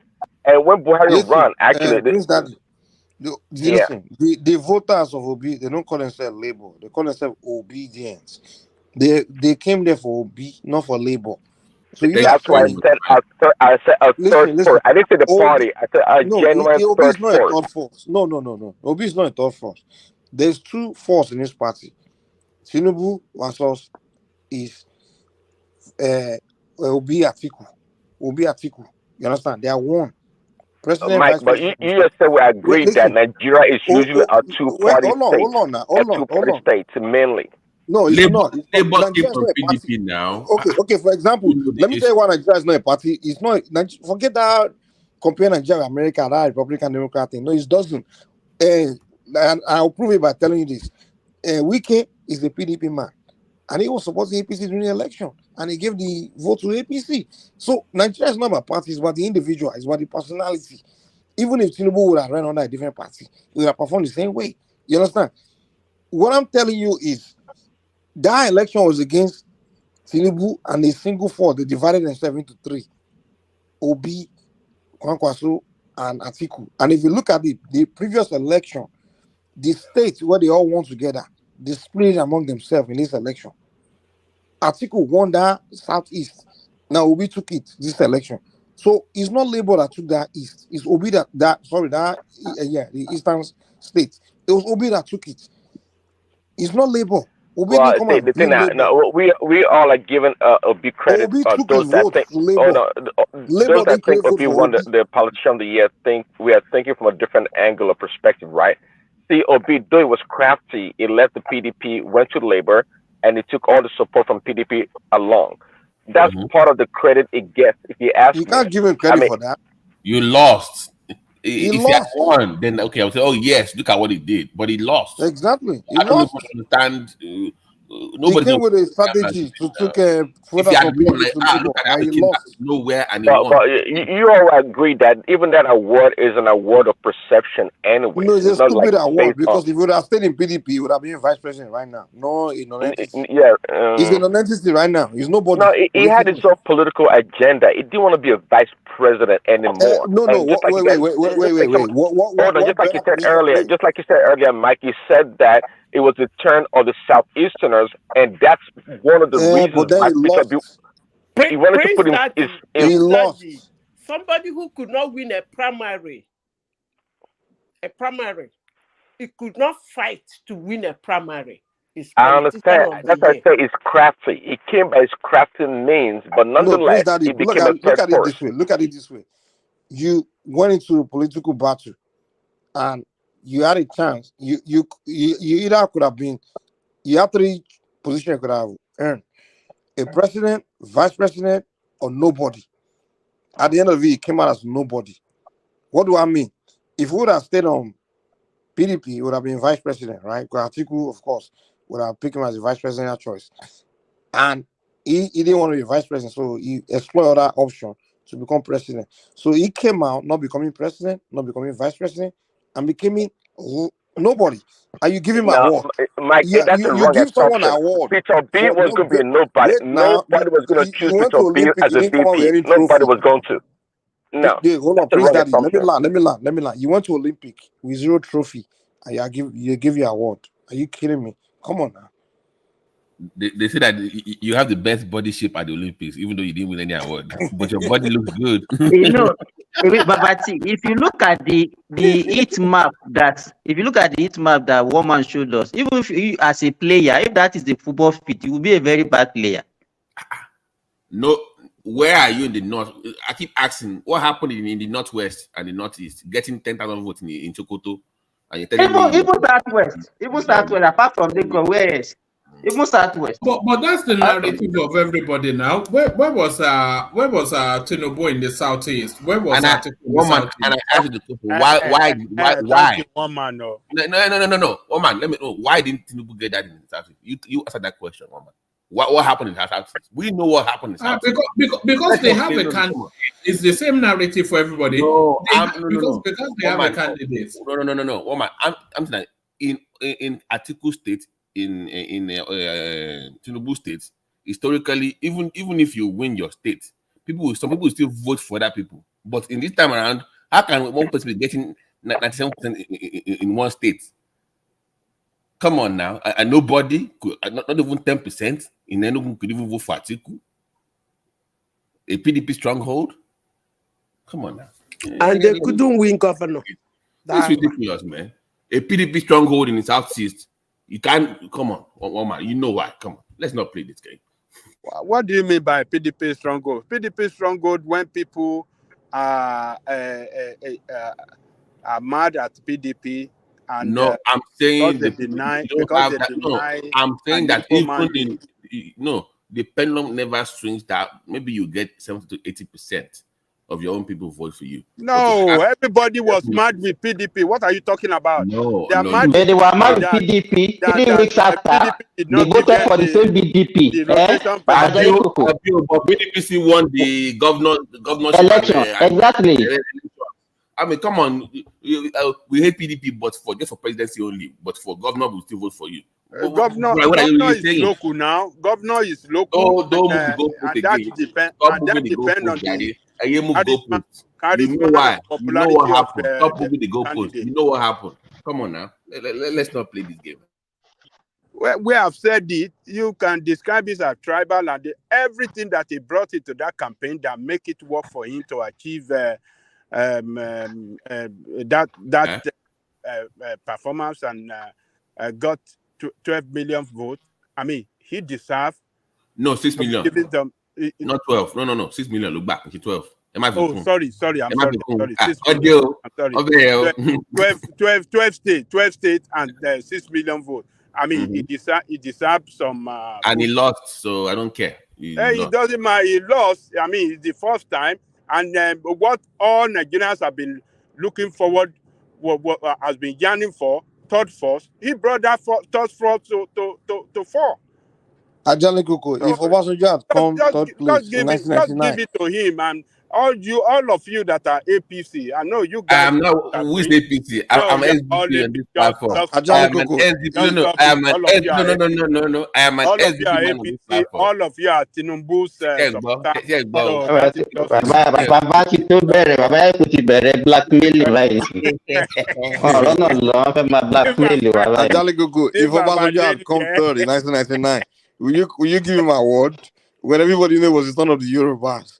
After Abiola, we all say, it's Yoruba turn. And Obasanjo, imagine running in 1999, coming third, and they give him an award. Come on now. So let me ask me. So do you think it would be, because he's going to run in the next cycle, obviously, he has this ambition. Do you think he's going to do as well as did this time around? Like, you think he's going to get more numbers? Because Atiku is going to run.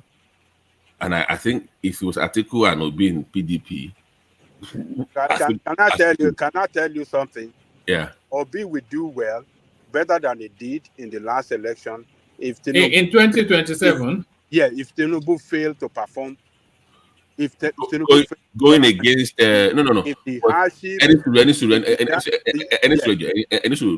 Tinubu failed the nation.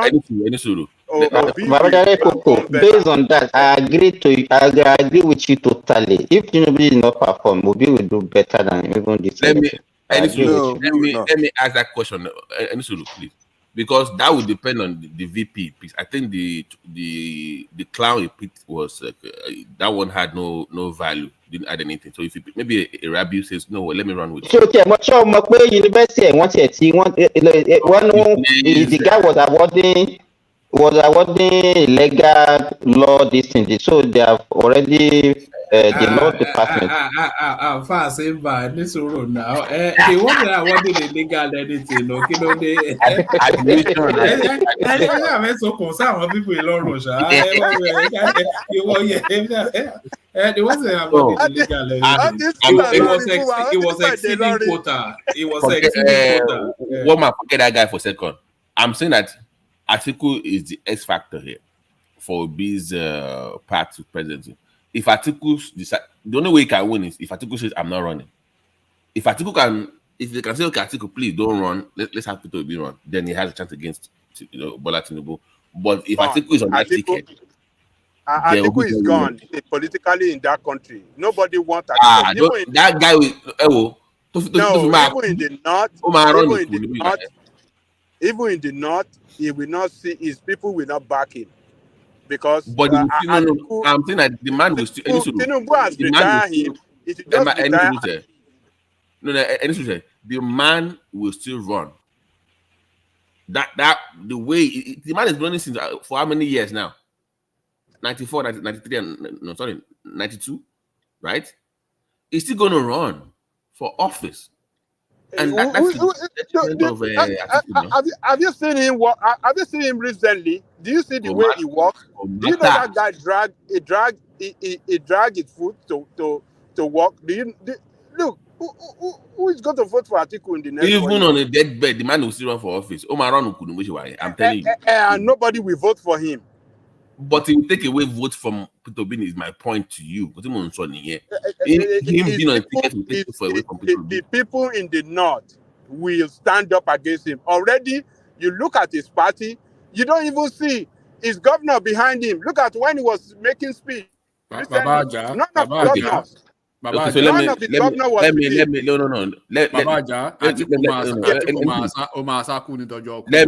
ask you a question. That's my point. That's my point. Okay. But Babati, hold on a second. When you Atiku ma sáré kú dọjọ́ kú tó fi máa bó ṣe wà yẹn ni. Ó máa rọ́ọ̀nù kú ni bó ṣe wà yẹn. Atiku until his death, he will be running to be president.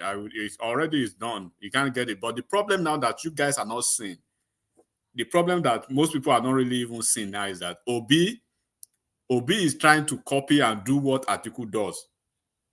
People are not seeing that. Atiku went to his maybe primary school or secondary school last week. Obi went to his own maybe today or yesterday.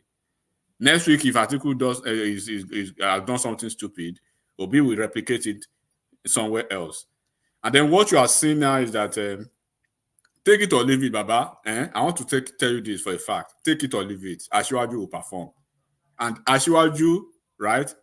Just like when he was out of power, he was able to fight almost the biggest political fight I've seen in recent time, where the incumbent party itself is divided almost into four. The Buhari Cabal did not work for him. Are you aware of the fact that there are some governors that did not even work for him? The APC, they've never lost any election in Yobe State. They lost this time around because the Yobe State governor was working for Atiku.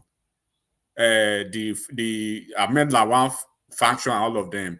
Then Gombe State, they've never lost election in Gombe. They lost. And some other states like that. And he knows, and he was able to muzzle that, and he won. They threw the religion stuff against him. Almost all the Christian-dominated, states in Nigeria. He found a way to win. They launched a well-coordinated attack on his person, campaign of calumny, regardless of that, right? So that was when he was out of office. Now he's in office as an incumbent governor. And then you can see the power play, the power move, the political move, the chess move they are making now. There's a reason. I want you to know that Wike is not in FCT by mistake. And they will launch a very big and a well-coordinated attack on Wike as they would on Tinubu. As we speak now, they're already launching it. I think I said something to one man today, an NGO or CSO coming out to say a lot of things about Wike in FCT. So as you are seeing, Obi will come back in 2017. Atiku will come back in 2017. But 2017, I'll be 2027. Oh, sorry, 2027. But the way people, what people need to start looking at now is under which political platform or label is Obi coming out from.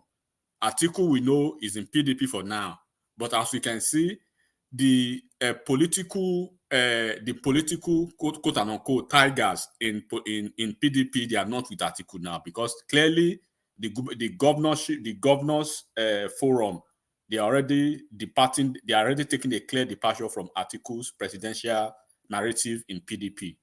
Let's just leave it like that. On Obi's part, somebody said it clearly here. Obedience, they are not Labour Party people, right? Ekene was here. He said he's a registered Labour Party guy now, right? By virtue of the fact that Obi is in Labour Party. And when we asked him, when we pushed him further, if Obi, the possibility of Obi moving to even APC tomorrow, what is he going to do? He says he's going to move with Obi. So those people, they are not reliable, you know, they are not reliable base. They go with Peter Obi wherever he goes. So now, Labour Party is just a vehicle for them. That's why they christened themselves Obedient. So now, where is Obi? Where does it belong? Where are the Obedience? Where are the Labour Party people? You have to understand that faction first before you say Obi is going to 10 times. This is probably going to be the best of Obi, because as you see now, the groups that voted for Obi in the Southwest, right, they've depleted. He will not get the numbers he got from Southwest in February in the next 4 years. The Edo people, the headquarters of Obedience in Nigeria, they don't see Obedience. They've seen them finish. They're already fighting now. Edo people and Igbo people, they're already fighting because of Peter Obi and Obedience. So the numbers will not align the next 4 years, and that is how it's going to deplete. Go to the North Central, right? The Christian bloc of the North Central that were sympathetic to Obi's cause. Do you think they are still with Obi 100%? Or the people in the South that they are preparing themselves, right? They are preparing themselves. They are championing the cause of anything should in case any possibility of seeding vice presidential candidate to South versus Southeast. They're already preparing for them for that. Akpabio is there. Wike is there. The PDP governors in South. They're working together for an agenda, for a nationalistic agenda. Whereas in the Southeast, right, it's a clear contrast from what they are doing. So Obedience, they are going toe-to-toe against Soludo. They are going toe-to-toe against Hope Uzodinma. They don't like David Umahi. The only governor they like in the Southeast is the one in Abia State. So you can see the contrast as against what they are doing in the South, where they are coordinated. So when you put all these metrics and variables together, and then you proceed, right, to the Jagaban politics of 2027. The only problem, like I've said, and I keep saying it, the only problem that I see, and the only region that I see that will pose a very big problem for Ashwaju will be the Northwest. As we speak now, North is already divided. The Northwest versus the Northeast and the South, and the Northeast and North Central, they are together now versus the Northwest. Because the Northwest, they've always played the big brother role in the political calculation of the North. But now that almost all the big things, right, is going to the Northeast, the Shetima, the Ribadu, the Minister of Health, Minister of Education, Minister of Agric, all those major ministries going to the Northeast, the NSA guys, all of them. So now the Northwest, they are having this thing that, what we used to be the region, the part of the region in the North that dictates who takes what in the North. Now is the Northeast, and you cannot play with the Northeast with power, because the Fulani part of the North, right, predominantly the Northwest, they cannot trust the Kanuris, the Northeast, with the power because of their brilliance and their intelligent mind. So now the Northeast, they supposedly have that grab of power now. So look at the dynamic. So the worst that will happen to Tinubu is a Northwest presidential candidate being sponsored by the oligarchs in the Northwest. But where he's going to survive this is because he will have the Northeast and the North Central, with him. And of course, he will still have some sympathy, of course, in the Northwest. Then Southwest, South. Of course, Southeast is already, they are never going to be in the equation. They were never in the equation in the 2 terms of Buhari. He won. They were never at all in the equation in Tinubu's election. So basically, they've played themselves out of Nigeria's political national prominence. So this is how you guys should look at it. Sorry, just stay right there, please. I like what you just said. You said the Northwest might present a candidate, right? That would okay, and Obi still runs, right? So how does that play out? You said 3 regions for Tinubu, right? And do you have any names that think can come out from the Northwest that would challenge? Let's say Tinubu is struggling in office, and there's this uproar in the Northwest, and Obi still runs under Labour. Do you have any names from that part of the country that can actually challenge him? And if they pick anybody, and where do you think they would? Okay, somebody comes from the Northwest, right? Very credible. You give me a name. Where can they pick their VP from down south that they will pose a challenge to Tinubu? Okay. They can even challenge him at the party primaries, by the way. With the for the general, because for the general, nobody can challenge Tinubu in the primary. But in the general election, right. I would say if they really want to play this political game very well against him, they should face somebody like Kwakwanso in the Northwest. And then if there's a possibility that Kwakwanso can work with Peter Obi, then it will be a very big game in that election. But like I said, the dynamics of the northern politics now will favor Asiwaju very well. And when you see what Asiwaju is doing now, right, you understand that it's balancing power. I sent something to one man. One man, did you see what I sent to you? One man. So the law. So yeah. Who is the head in that ticket, Obi or Kwakwanso? Because Obi, of course, it's going to be Kwakwanso now. I don't think Obi will want to be VP at this point with the so-called 6 million. I will somebody with 6 million votes. But we are not talking about that now. You see what I'm saying? We are not talking about that. Okay, let me ask you about you now. You mentioned that. Do you think anybody from the Northwest, right, will vote for Obi being the head and Kwakwanso be the tail? They will rather go to Tinubu now instead of that. It won't happen. Because the reason why they want to challenge Tinubu with one of their prominent sons, like Kwakwanso, is for him to be the head. So if Obi is going to be the head, it has already defeated the purpose of that. So instead of that, they will go with Asiwaju for the next 4 years, and they will make a deal. And then a Southerner cannot take power from Tinubu in 20. So it's not possible. So they do it 4 years. So instead of the North, they are not going to say like the South is right. They say, we are ready to waste our votes. The North, they are not ready to waste any votes. If Kwakwanso or their son that they are projecting, right, to tackle Tinubu is not going to be the head, then it's a dead on arrival conversation. Okay, they won't even take it. Okay, so let's forget Peter Obi for a second. Do you have any other name from the South? Okay, because let's say Obi runs on a Labour ticket. Mm-hmm. Who can Kwakwanso pick down South that can still fill in and still make it tough for Tinubu? Okay, I'm being very realistic, right? And by the way, that means Rabiu goes back to the PDP then, because I don't see him as an NMPP being credible. But let's even say it's running. But who can he pick down south? Yeah. So if we're leaving parties out of it completely, we are leaving parties now. Okay. What about the Kwakwanso Soludo ticket? I'm about to say that now, one man. God bless. In fact, wow. So what happens in the South? And that's why you are seeing. And that's why you are seeing. Soludo will not contest in 2027 now. No. But by 2027, Soludo would have. No, he would have effectively won his second round election. It will be in office now. It will be in office at the time. Yeah, it would have been in office because Soludo is running an off election. Is running an off cycle election, so it would have been effectively being a second-term governor. So we'll have the latitude to try that. Enigmatic, don't run away. They said they will not vote for him. Don't you know that? That's where I'm going now. But one man, when we say politics is all about interest, right? Not emotion. This is where the Southeast are always getting it wrong. Because now they are demonizing Soludo now because of their issues with him. They are demonizing him. But now, if the North see Soludo as a bride that, this guy we don't want to use Peter Obi, right?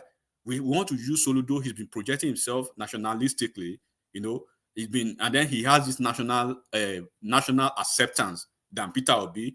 Okay, let's tap Soludo again with Soludo, Kwakwanso, solid ticket, one man, solid ticket that will shake APC and even Tinubu himself.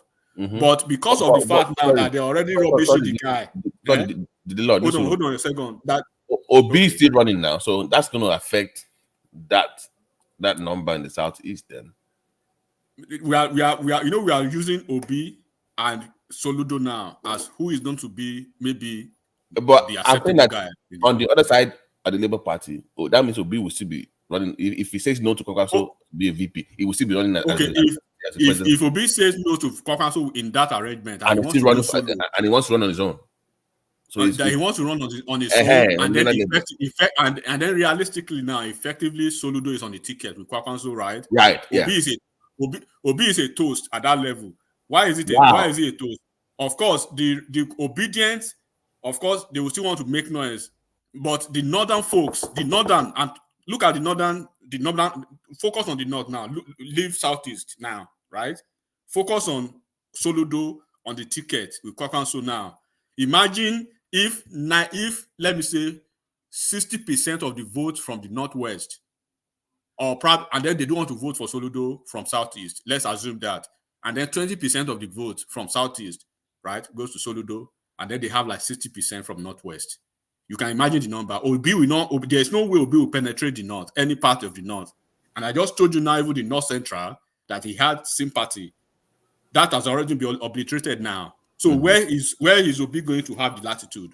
He cannot have the latitude. Okay, I'm with you, but just stay on the southeast for a second. That's where I really want to stay, because you said EP Soludo, but I'm saying that if Obi says no to him, that means he wants to run as a president. So how is it? Is it a 60-40 number? How does that shape out?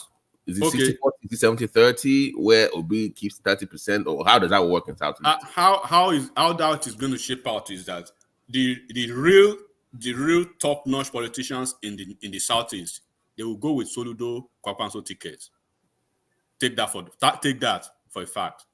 Then the real headless mobs that they will go with their man. But give us numbers now. So the number in the southeast, take it or leave it, it will still be maybe 60-40 between Soludo and Obi in that regard. And who gets the 60? Who gets the 60? Obi will probably get the 60. Will probably get the 60. Soludo will get the 40. Then with whatever. So will I want to pick somebody like that if I'm Kwakwanso that need more numbers? Wouldn't I want to look somewhere else like South? I will pick Soludo because Soludo will have sympathy from other parts of the country. Okay, I get your point. So you get what I'm saying. So Obi will just be restricted to his Fulefu headless mods. Yeah, but who will even pick from the south is the thing. Wike is out of commission, and Rotimi Amechi is useless. So there's no other there's no politician in the south apart from. No, don't say that, one man. Don't say that, one man. Okay, in the south for now, right? We can. I know Kwakwanso is very close to this ex-Bayelsa governor. What's his name? Is it the yellow guy? Seriaki Dixon. Yeah, but you know, when it comes to that level, one man, there are certain things they will look at, right?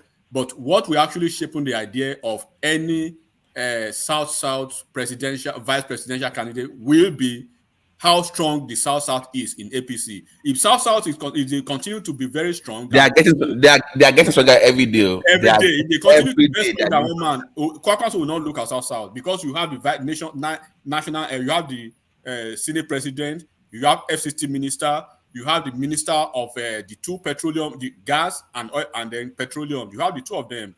You have almost all the governors at 50-50 level with PDP and APC, one, right? And then you have the Niger Delta alone. The Niger Delta Commission is South, and is domiciled by South people. And then you still have. Are they being prepped for the VP slot for 31? The way they are moving right now. Yeah, there's a possibility of that. There's a possibility of they move like they are preparing to just take over that South. What they are doing, let me tell you what they are. There's a possibility of a VP in South and a VP in Southeast. David Umai and somebody from South. So the two of them will slug it out. Whoever has the number, then. So that's the projection for now. But you know, politics is a long game. But you know, Tinubu is always playing a long political game, anyways. Okay, can we make this one more interesting? So let's say they didn't shape out the way you talked about. That means Peter Obi is Boston. So Who do you think he picks as his VP next time around? Let's say Peter Obi. Yeah, because he can't pick that idiot again. He has to drop him off. That one is a deadbeat. I can't really pin nobody will. I mean, come on. The man has 6 million votes now, so surely he has. No, by 6 million. No, I know. But you know I'm saying that. But what politicians are looking at. Let me tell you. But I'm saying that does not. Hold on. A bankable politician that anyone will want to work with any day, anytime will be somebody like Buhari that come rain, come sunshine. There's a 12 million bankable vote for numbers for him somewhere. Right. But Peter Obi's 6 million votes, right? They are ambivalent, unrealistic, unreliable vote numbers. Right? Because those numbers have been they've been busted already. Like I said, I just gave you the variables. In the North Central, it's not going to get the numbers in the North Central. No, hold on. I'm with you. I'm saying that, like you said, I'm following your scenario. If that plays out, then Peter Obi needs somebody stronger than that in the North to counter the loss he's going to have in the Southeast from Soludo coming in. Okay. And Tinubu performing well. So I'm trying to figure out who is going to run with him if that plays out in the North. You've already answered your question. Let me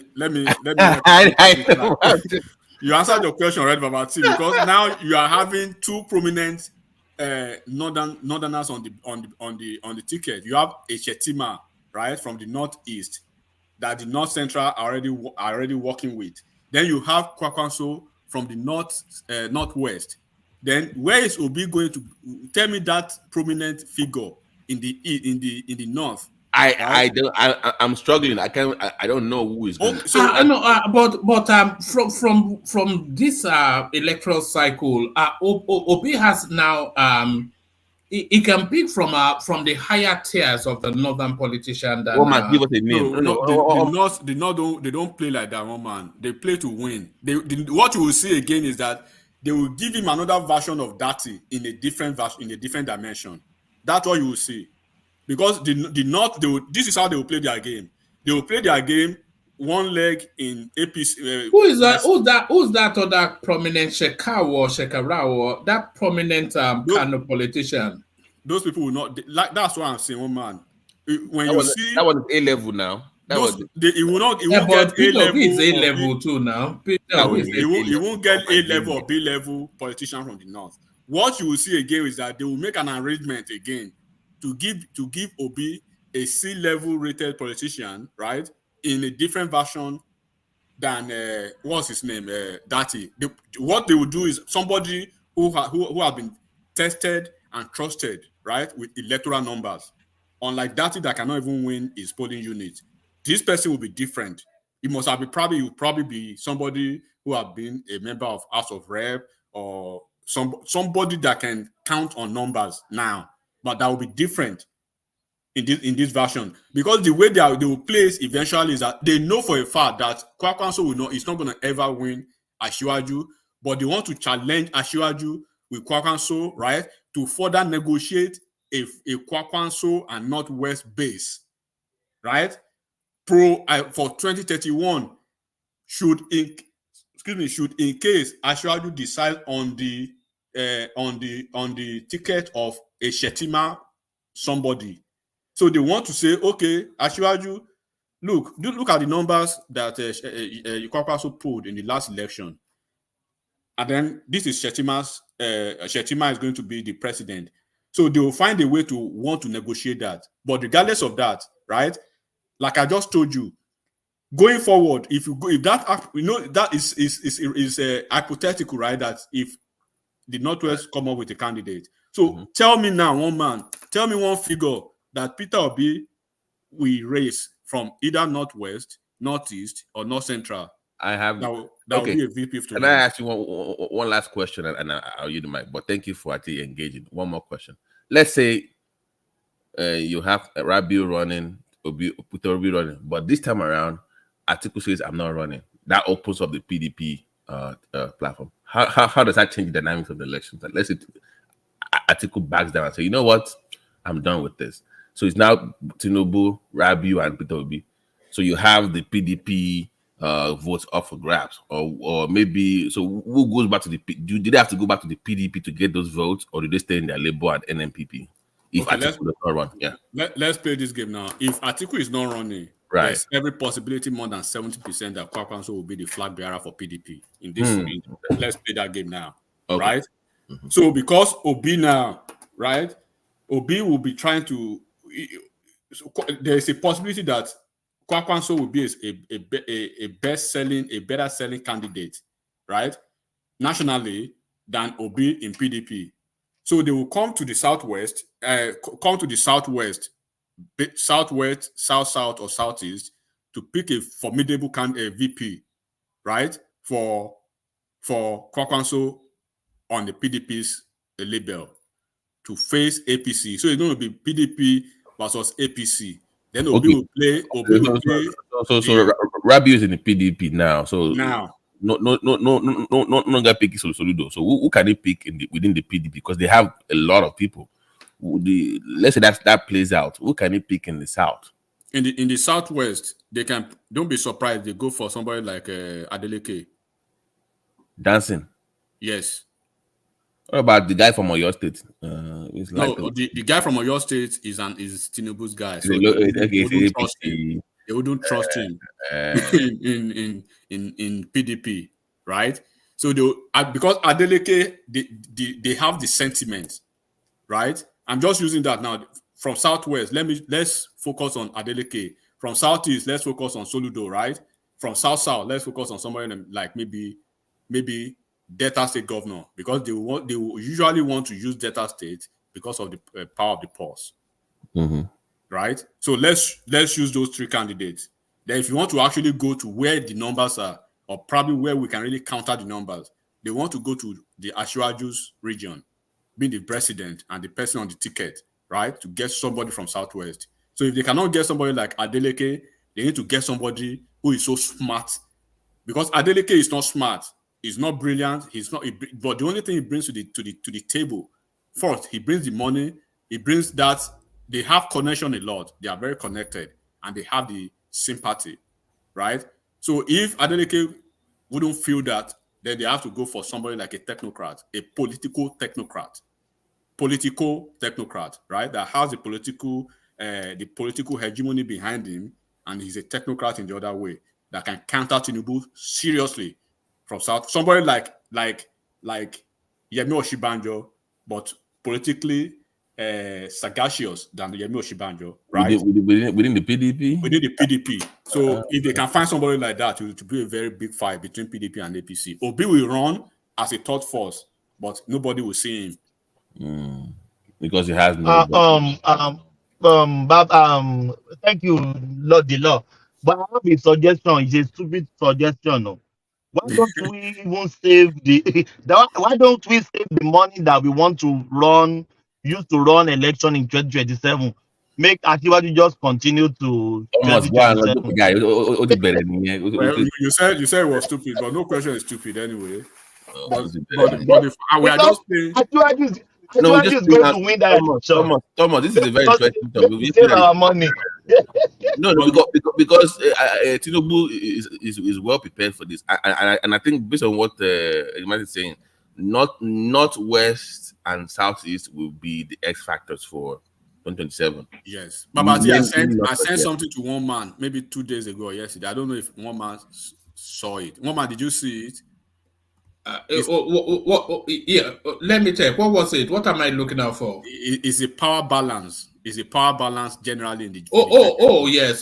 When they were moving people around. Yeah. So Asiwaju is doing something like a what do they call this thing? The one they say each region will control is is it no the regional, is it regionalization or something? No, I forgot what they call it now.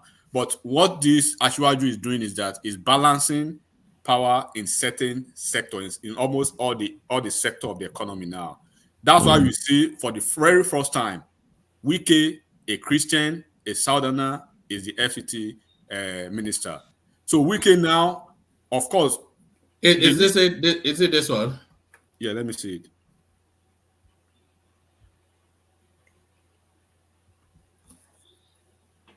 Did you post it already? No, Yes, this one. Yeah. This one right here. Power If people can really read it through, they will see sorry, they will see I removed what it. and is doing it through all the parastatals and agencies of government. When you look at this now, for instance, DSS has 37 state directors. 26, listen to this, 26 were northerners before Tinubu came on board. In May this year, as at today, we now have 19, where is it? 19 northerners. Sorry, let me remove that. Okay. No, sorry, you read it privately because yeah, I don't even think I have it here again. I think if you, I can read it, but without putting it on the screen. Yeah, you can read. So what Ashwaju is doing now, right? There's a guy. It's called Peter Afunaya, very prominent guy in DSS. Yeah, that's the DSS spokesperson. Yeah, they've made him now not just a spokesperson. Now they've made him a head of a directorate, right, in DSS. And then maybe one man can explain this. Even NMPC now, I've already seen the list. They've already made the list. When you look at the first 20, is it the first 20? I've shared that with you before to one man. First 20 or the first 25, they are all northerners in NMPC. Have you guys seen that thing before? The first 25 from GMD to the first 25 on the list. Now they are separating everything: southeast, south-south, southwest, northeast, north central. Everybody, they are taking the share. So in FCT now.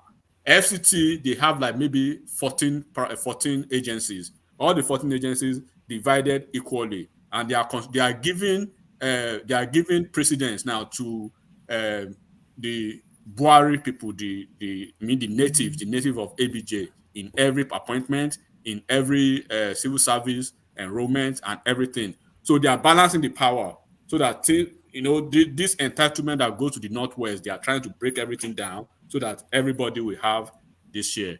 So and then when you look at the Nigeria Police Force, the Inspector General of Police down to the Peter and all of them, and as we speak now, maybe 2 days ago, I have somebody that just went to Kano State or something like that.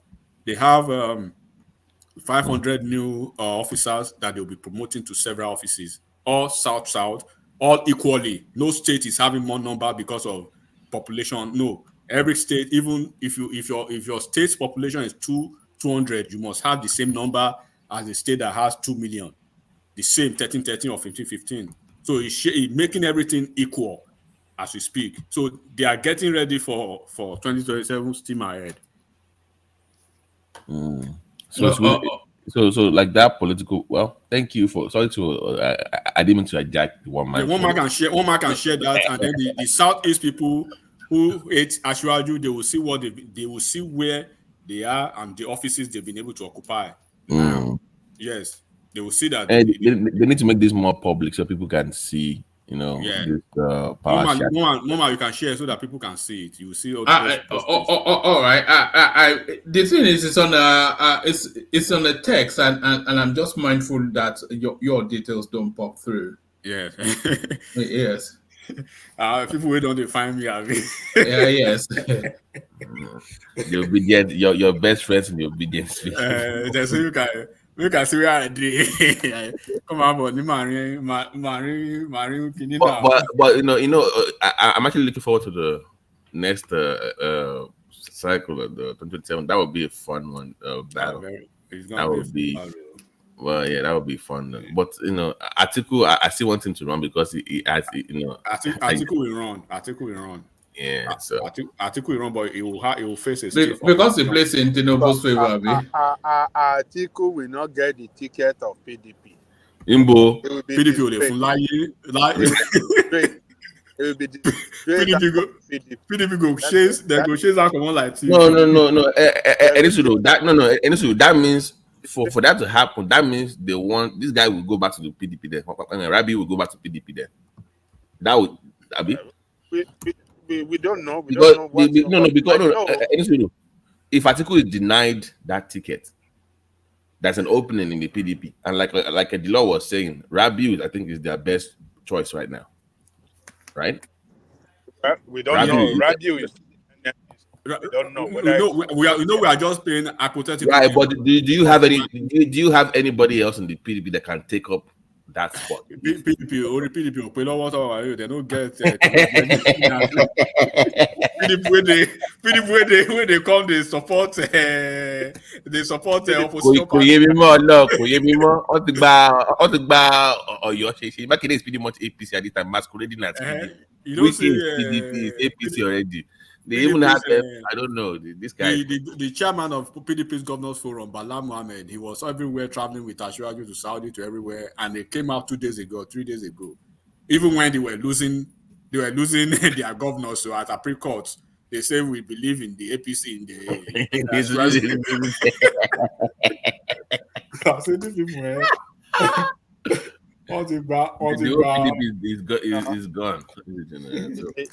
That is the signal to Atiku that we don't have time to bet.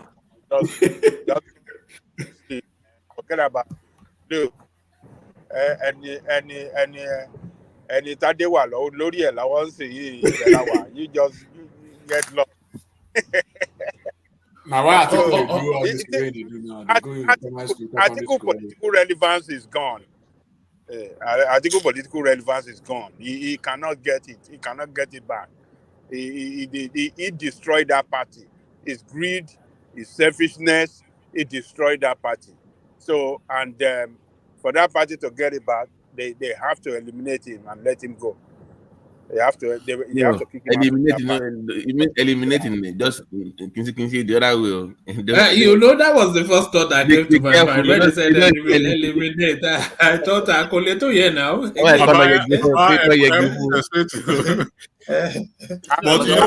have to kick him out of the party. They have to kick him out of the party. But I should tell you guys one thing. One thing that is as sure and as clear as day is that I know for a fact Atiku will come out to run in 2027. Obi will come out to run in 2027. Méjì máa lànà, wọ́n máa lànà tó ẹ pé Obi could look himself say, "Na me be Obi wey get 6 million 4 years ago with this." And now wetin go happen? So go and sit down, abeg. Go and sit down. All right. Ajale Koko still has the floor. And still a lot of things to talk about. So, Ajane Koko, Tinubu endorses Akeredolu, and Akeredolu's deputy now on bended knees are begging. And then Syrup writing to the World Bank to suspend loans to Nigerians, especially states. The students' loan scheme to kick off this January. This is what Gbadabe Amila is telling us. And then Yusuf Dati's university has been suspended from producing law students. So a lot of that. But Ajane Koko, let me hand over to Thomas as the conversation carries on. You still holding the floor. Ayo was the only person that brought his wallet to school today. So everybody make sure you come prepared tomorrow. So that's Ayo right there. And that's Ayo right there. And that's Ayo right there again. So thank you, Ayo. So thank you, Ayo. Thank you, everyone. Thomas, I'll hand over to you. I'll see you guys tomorrow. All right, one man, have a good rest. The student loan. We want to see how the government want to go about it. We cannot say for sure now if it's going to be successful or it's going to be a failure because the conditionalities for somebody to be eligible for that loan are too tough. And we will just wait and see how they want to manage that student loan, because some of the conditionalities, I don't know why it has to be so. You have to get a guarantor, somebody in the head of the civil service, somebody maybe from level 16 upward to stand as a guarantor for you, or somebody Um,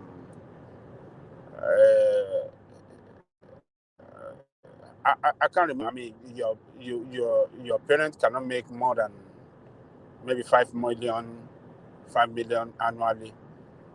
So if we look at a typical middle class Nigerians, that is it 5 million or 5? I can't even remember. But what I know is that some of the conditionalities are too harsh, particularly the one for somebody that have to be a guarantor for your loan. Who want to stand as a guarantor for anybody that is not your parent? Somebody outside your parent. I must be like level 16 officer and something like that. So, but we want to wait and see how they're going to manage it.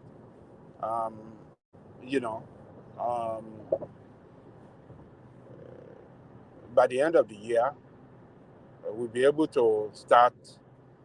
By the end of next year, rather, then we will,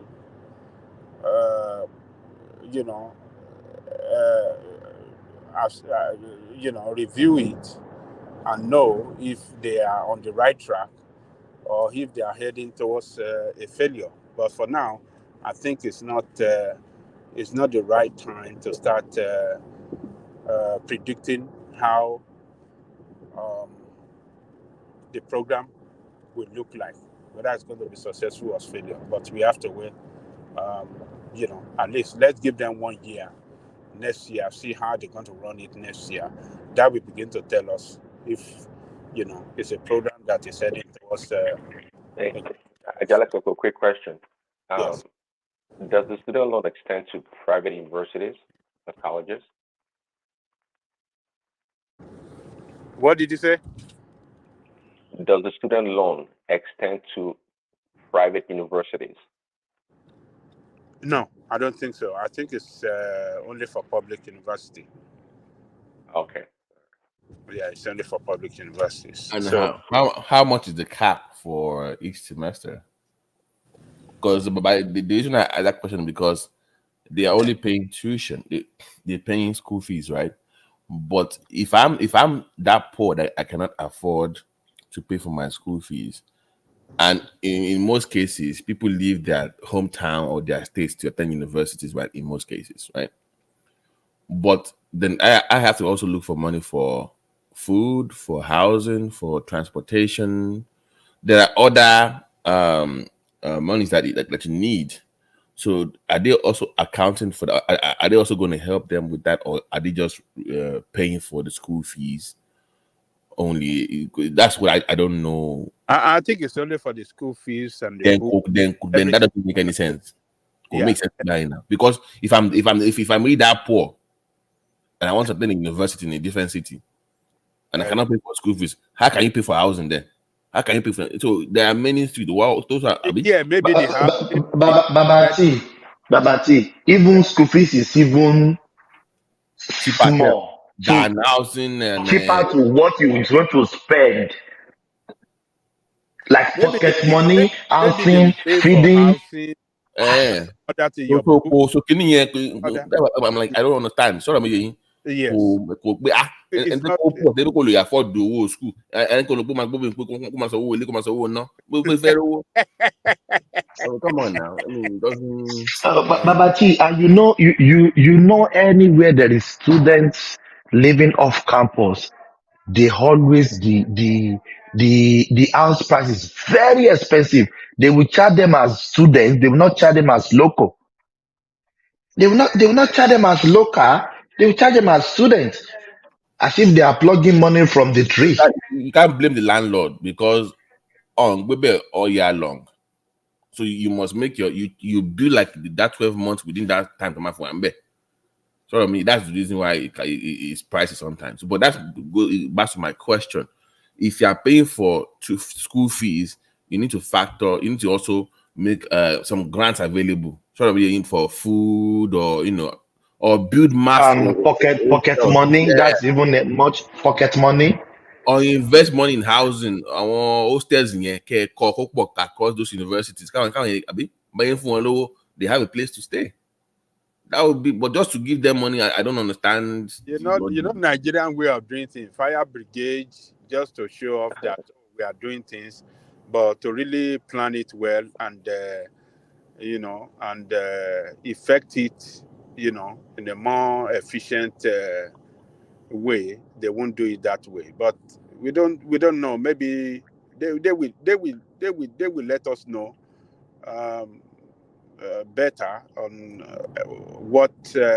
how the package look like. So let's just wait for them. I think they promise us next year. Let's see how they're gonna start it next year. Then we can. But any level 16. Ento poor to toshi ní ọjà. How can you even know level 16 civil service? Who wants guarantee? Say, can you go even yourself? Can you go and stand as a guarantor for somebody? Tó máa jápa nígbà tó bá ṣe kínní. Tó máa fẹsẹ̀ fẹ́ lẹ́yìn ìgbà tó bá ti gba iléèwé ẹ̀ tó máa fẹsẹ̀ fẹ́ tó máa jápa dànù. So that I don't know. Well, do we have Ajali Coco? That is what brought us to what we have been saying. Education is expensive. It's not expensive. Even though if the government really want to do it, they should make it free for all universities. Yeah, to that point, I was going to ask the question: do we have merit institutions of Nigeria? They are about 1.5 million. They can't tell us they don't have money. No, but to pin that question, what you can do is this: we have 765 local governments in Nigeria, right? What you should do is just build for each local government council in Nigeria, build 2 or 3 community colleges where people can take their first 2 years of studies. That one you can subsidize that one, right? Then if you want to now do you get your associate or whatever. Then if you want to now add your extra 2 years, then you can go to university. That reduces the pressure on those universities. But that should be state government responsibility. Give them incentive to build now. Federal government should not. But you get my point. That reduces the pressure on everybody wanting to jump to 4 years all the time. But I mean, America here, you have your first 2 years. I went to community for my first 2 years of pre-med. I went to community college. Then if you do, you get your scholarship, you go in there, you transfer. So. Well, that's a great point, but I think Nigeria has a great opportunity right now to recalibrate its educational system, quite frankly, because just like all the degrees that we get in school nowadays, they don't work anymore. I think they should just concentrate on few schools of engineering, medicine, and nursing.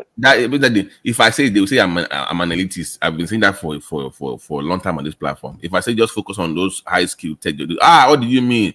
About social sciences? No. Yeah, that's what you do, and convert most of these institutions to 2-year colleges, and just revamp everything into more technical stuff. That's the way a school of computer science or coding would be great. Let them put money in that. That's equally in today's market as important as medicine in a lot of ways, because that's where a lot of the jobs are. But the rest of the schools, man, you can't be going to school for sociology and political science and all this thing and spend a bunch of money for that. It just history and philosophy. Yeah, it's not waste of money. No disrespect to my history. Sorry. Those courses and professions are very relevant in every functioning society. It's just because we just have a society. I'm saying right now, what do we need right now? What's the priority right now? We can always do that later. But for now, no, we can't have them. Everything to go pari passu. How do you want to cancel some and said, you want to focus on? I didn't say cancel. Just stop priority, so no, I just because that's reality. We don't have unlimited funds. We don't. That's why we have to prioritize, just like households do. We don't have it, so we can't say let's fund every program. No, we can't do that. It's just not realistic. Not at all. I mean, don't tell me someone with sociology or psychology degree. What do you mean? I mean, why are you guys talking like this? That we show. So people that are showing interest in that, should be denied the opportunity to have scholarship or to.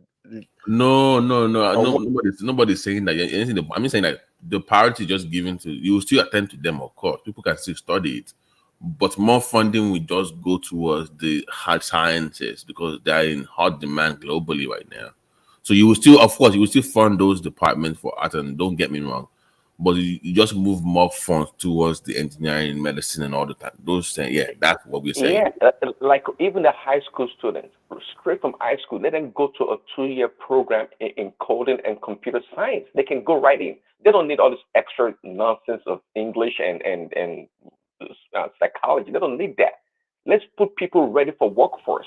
We spent so many years. You know that I did there one annoying course in school. The fine art appreciation. That shit annoyed me. I'm like, what am I taking this annoying class for? Am I painting anything? Am I appreciating anything?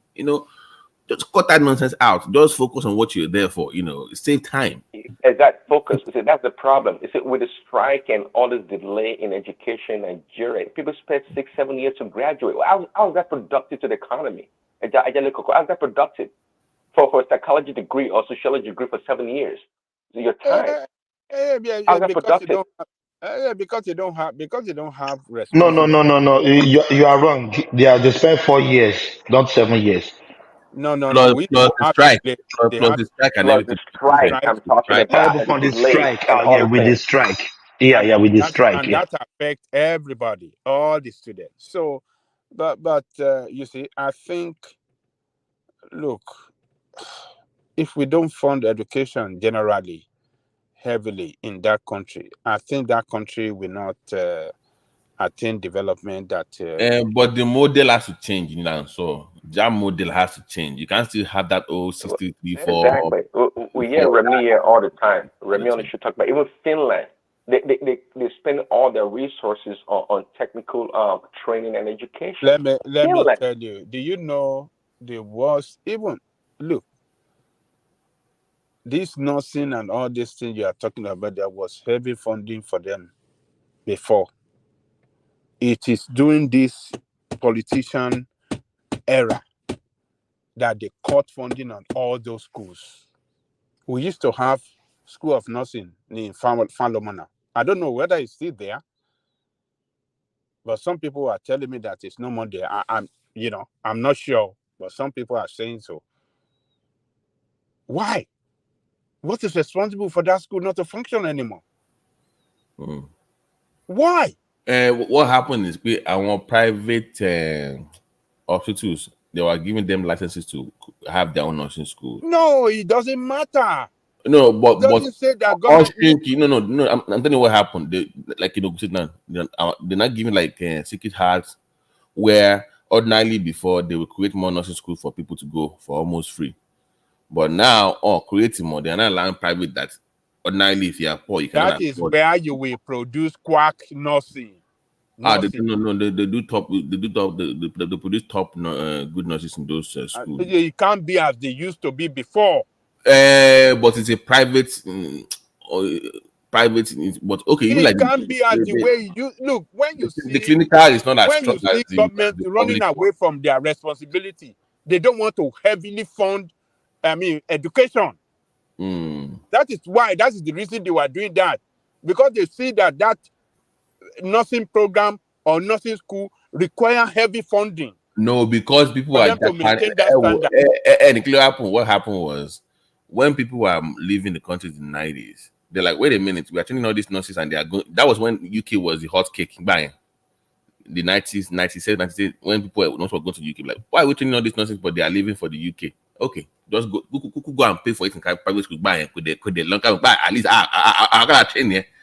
That was how that came about. The Jakpa in the late 90s was what came about of that.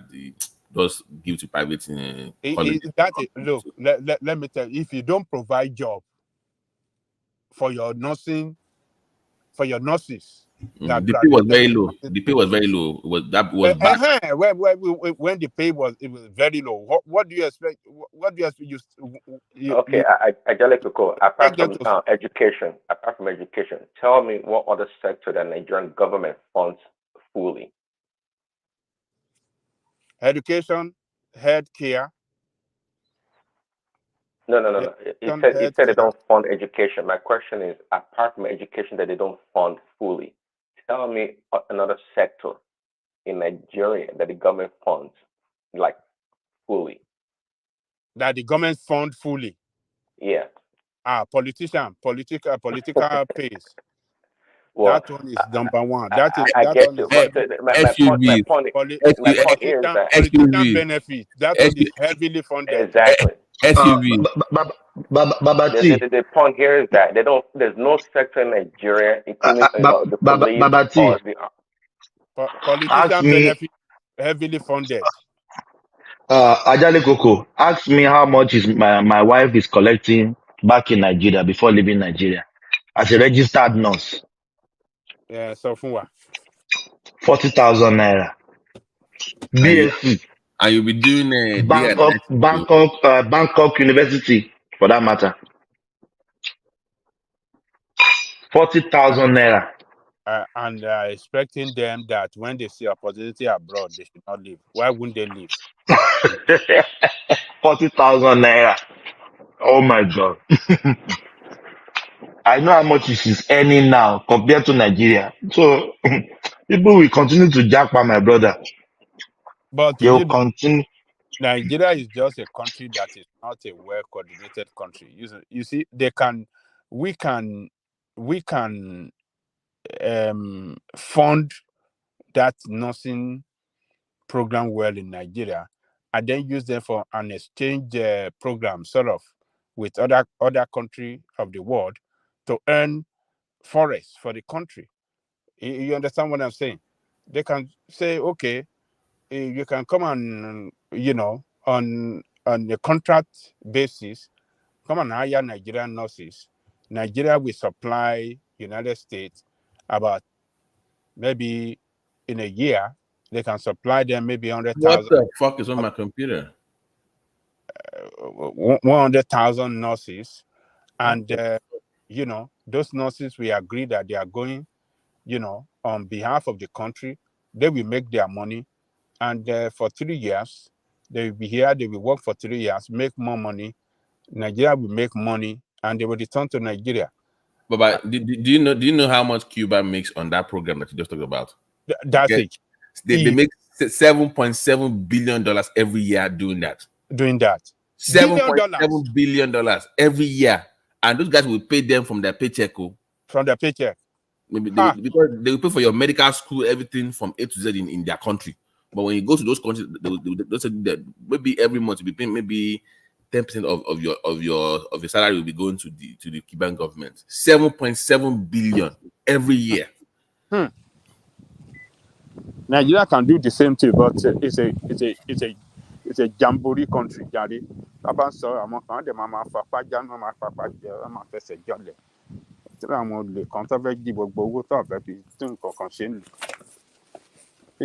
It's unfortunate. Ajale Koko.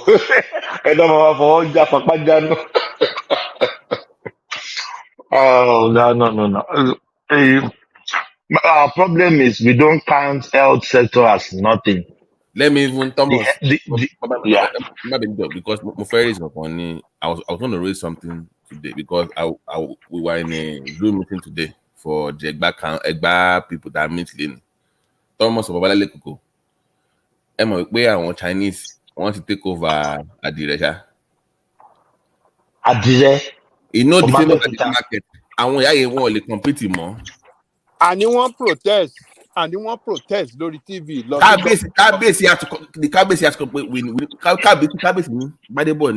We must do something. Because Adire, Afikinte, Atigari, what are you talking about? No, for our own culture as an Egba person, you cannot let that thing die. People have been doing that for hundreds of years.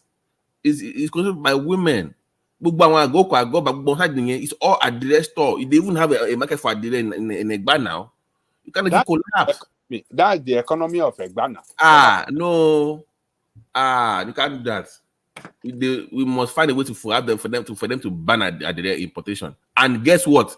It's the fellow Nigerians that want to China to go and do that nonsense, importing these things In fact, they actually stole some of the designs from the local people. They know they have this pattern, whatever. They're stealing intellectual property in America. Yeah, How much and more not even paying for it. How much? Hey, listen.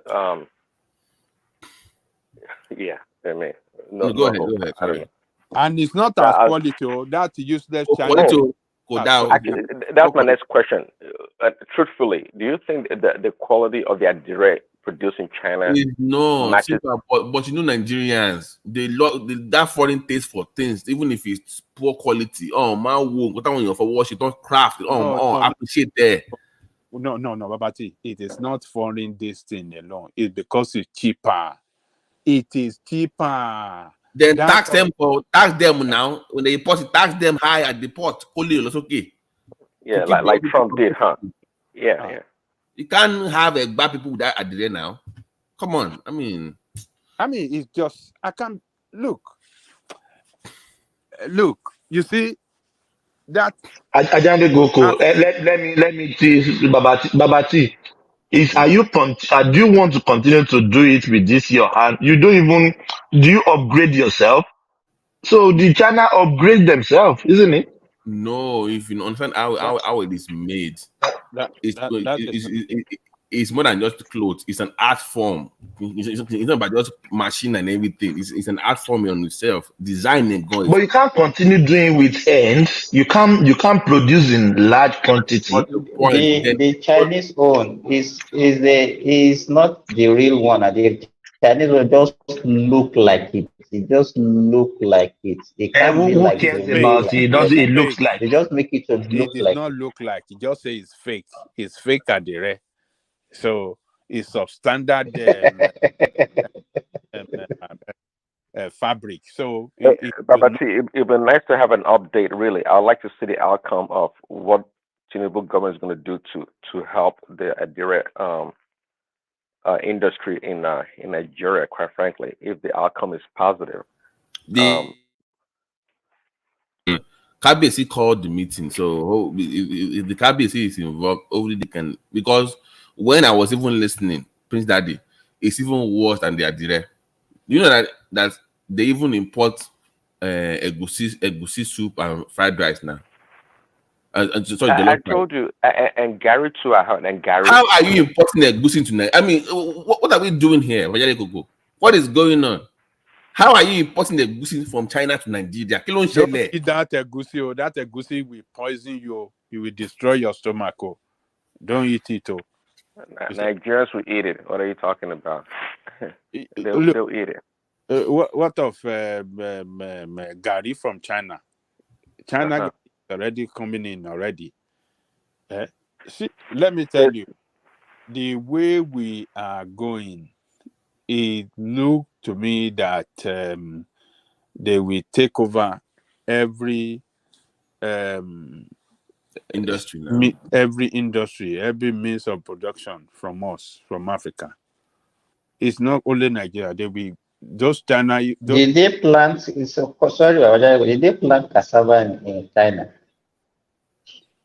Huh? Did they plant cassava in China? I don't know.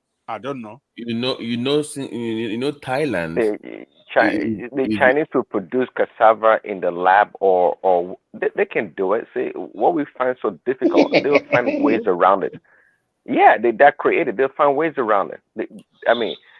Down there, they will. But in Ogun State, in Ogun State, sorry, igi cassava yen. Oh, need the farm. I'm telling you, you just Baba Jaleko. Let me tell you this. And that's why sometimes when I talk that some Nigerians or I live, beside my house, I have a plot of land.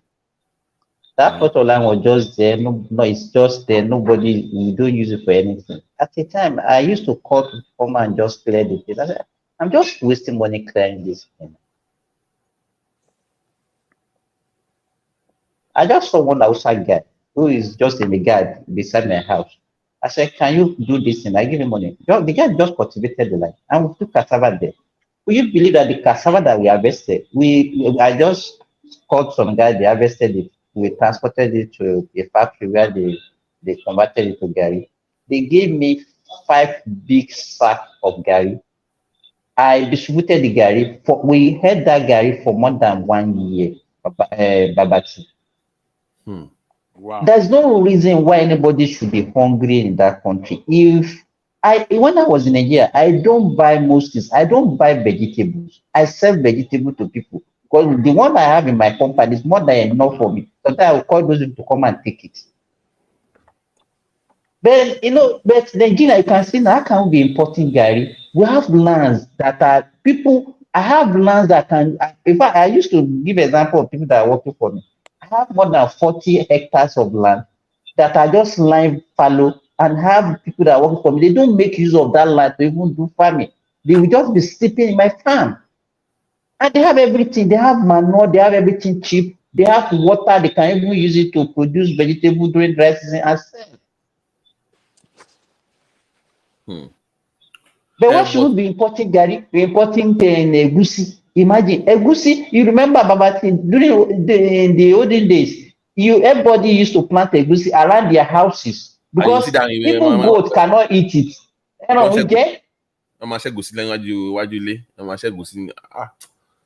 I don't know, Simba. I wish I could have. You guys would have joined that meeting. But if you hear what they were discussing about, what we are losing, you'll be depressed. Let me tell you about I depressing, I depressing. You just I near one this address maker. They have taken demonstration to the governor, and the governor told them that he will take it to the president. So maybe this is another round of protests that you are talking about now. I watched it like a month ago when they took it to the ground. The governor is assuring that we take it to the president. We must do something because those people said their industry is dying fast. It's dying at the alarming rate they can never believe with the influx of Chinese adire into the country. They said people are not buying their adire again. I mean, we can't allow, a responsible government must not allow their industry to be killed by influx of some products from another country. No, you have to protect your industry. Even if they ban it, let me tell you about that. We are so lawless that our because everybody in that country has a price, they will smuggle all those things in. Even if they place ban on it, on the importation. We have our border is so porous that even the people that we have, this custom that are supposed to manage, they are not there to do anything. They are just there for their own pockets to just make money. Why do you think that people struggle to join custom? It's not because they want to work. Because they know the kind of corruption in that thing that they will make it easily by collecting bribe. Too much wahala for that country, man. Yo, I'm not to punch you. And people, I want to sọ̀rọ̀ ní Zoom meeting yẹn. Tí wọ́n sọ history adìrẹ ní Ẹ̀gbá. These are 4, 5, 6, 7 generation of adìrẹ makers. So there have been the family been not say for generations. I've been there several times now. I've been in that it's family-owned businesses. It's a generational thing, not even family-owned. Generational thing. And just to wipe them off, that's what they do all their life in their own line now. What are they supposed to do? Just like the politicians, when we talk about all these minerals around the country, the politicians, they know what is going on. Some of them do it, obviously, and they connive with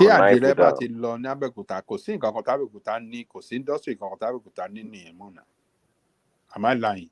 I mean, we have limestone and all this. We have Limestone. Well, forget about limestone. Limestone. I mean, like the major selling point is Ashona. That's the Babati, can you hear me?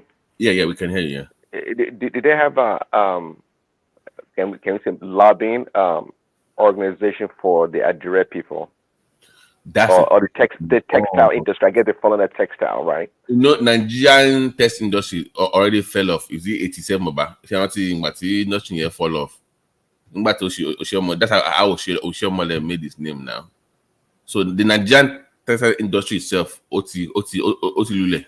So there's no strong union. Are you there? I don't remember that we still have So there's no local union that can say, okay, we're coming together to do A, B, C, and D. They're on their own pretty much. So there's no. So the governor, I'm glad the KBC is who is a very close friend of Buhari, by the way. So, and I'm sure he's very cool with Tinubu. So they can only one coach because you can't. But they are directly selling Nigeria. Are they Chinese that bring it in, or Nigerians import? They are direct into Nigeria. No, àwọn Chinese yẹn wọ́n lórí àwọn aláìmọ̀kan ní Nigeria to get some of those designs. No, Babati, don't say. No. Àwọn aláìmọ̀kan. People, Nigerians, an average Nigerian, One more. There is just their own selfish interest. Yes, they now went there for those designs. But our Chinese they now outsmarting one. And come up, okay, do this for me, blah blah blah blah. She ento phone design, she couldn't copy the word. Oh, okay, of course. So he's going there to make cheaper stuff. Unknown to him, the guy in the backdrop is also like, oh, I can do more than this. So it will not order 100 or 1,000, only say 1 million. And it's the same country. She could buy more, right? Oyogoro, Lofa. Of course. I mean, the same thing even happened to the Westerners, actually. That's the Chinese model. It doesn't matter. From high tech to low tech, they will steal your invention or your design or your IP. That's what they do. And I don't blame them. I actually don't blame the Chinese at all. I don't blame them. But why can't government then invest? Okay, and for Washington go buy you, and modify it. How can we keep the quality? This is what about invention and innovation, Prince Daddy? Where how can I keep the quality of what you're making with the hand, but at the same time mass produce? So I want more mass producing Chinese. No. Where the quality still remains, you still have some manual labor involved, but there's some technical know-how to make it easier for you to produce. Let me tell you. What we need in Africa, don't let me limit to Nigeria. We have to design our own form of democracy. This useless democracy that we are practicing won't take us anywhere. We need some kind of higher hand, some autocracy to make Africa work. All these things that we are doing, everybody is just doing whatever they like that is escaping them. It will not work in that way. I like Echo.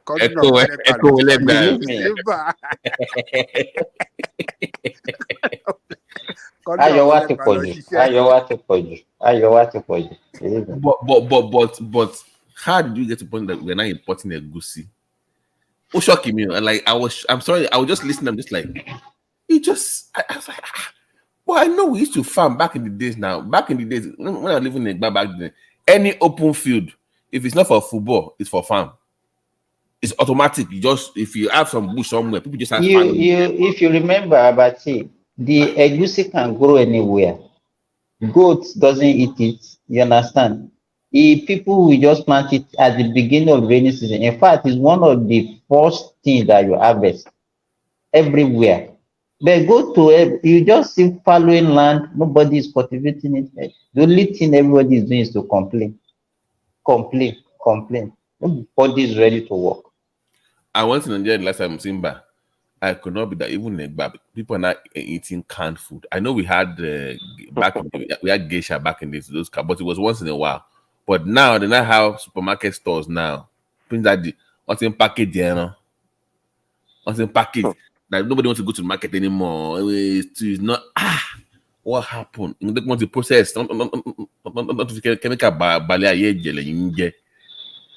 it has changed, man. People are not even. We used to value our effort when it's fresh, fresh. We used to value all those things. Well, we don't value them. I mean, yeah, a lot of Americans, they spend a lot of money trying to buy organic, right, fresh produce, right. But back home, we're not eating canned food. I mean, it just shows how disconnected we are.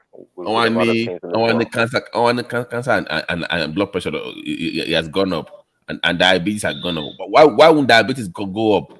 Why wouldn't cancer go up in your country? Yeah. They're like they're shocked. You're encouraging Domino's Pizza in your country. You're encouraging Chicken Republic, all those nonsense in your country. And you say your cancer has gone up. Why would it not go up? See, that's the thing, though. See, sometimes I don't blame the people because the people, quite frankly, they don't know any better. Just like people everywhere, including the West. People know what they are told or what the government tells them. And that's why, just like we have parents, we need the government to oversee a lot of things. And if the government's not doing it, educating the people, the benefit of eating fresh food and these other things, the people wouldn't know. The people would just be victims, and they are victims right now. And as much as I like the Chinese people, they are territorial and predatory, the Chinese people. Don't mess around with them. They come to you all smiles, all friendly, but they're killing you softly. They kill you softly and slowly. Oh, you think they're doing it with love, like they're killing you. Oh yeah. The president of this country that knows those people better than any other person is Trump. And when Trump was waging war against the China, then rolling out economic policy against. The whole world was crying. Ajale Koko. What do you call? What do you call it? The Democrats were playing dirty politics back then, that a lot of people did not understand. So Chinese are not the kind of people you can give an inch to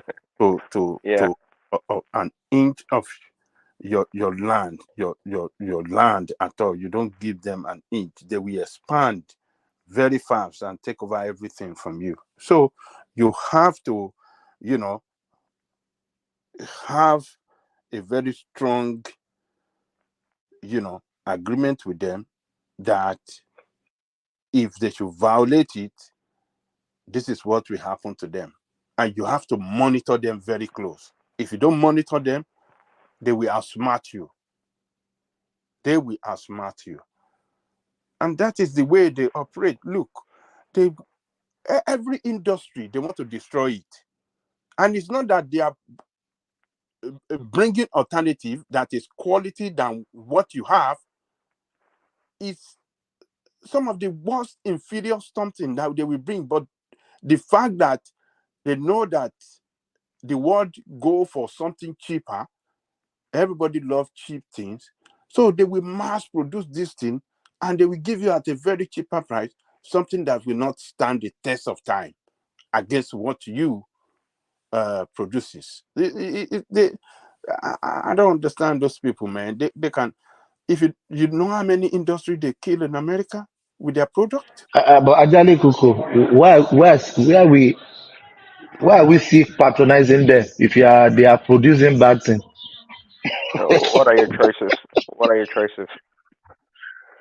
No. What do you mean that we are still patronizing them? We are still patronizing them. Ajale Koko, half of 60% of everything in Australia is China. As I agree with you, but no, China. I'm saying that at least in some of those countries, those companies are in Nigeria making those things. But in our own case, they don't even have those plants in Nigeria. They have it in China. So how is it benefiting in your own country?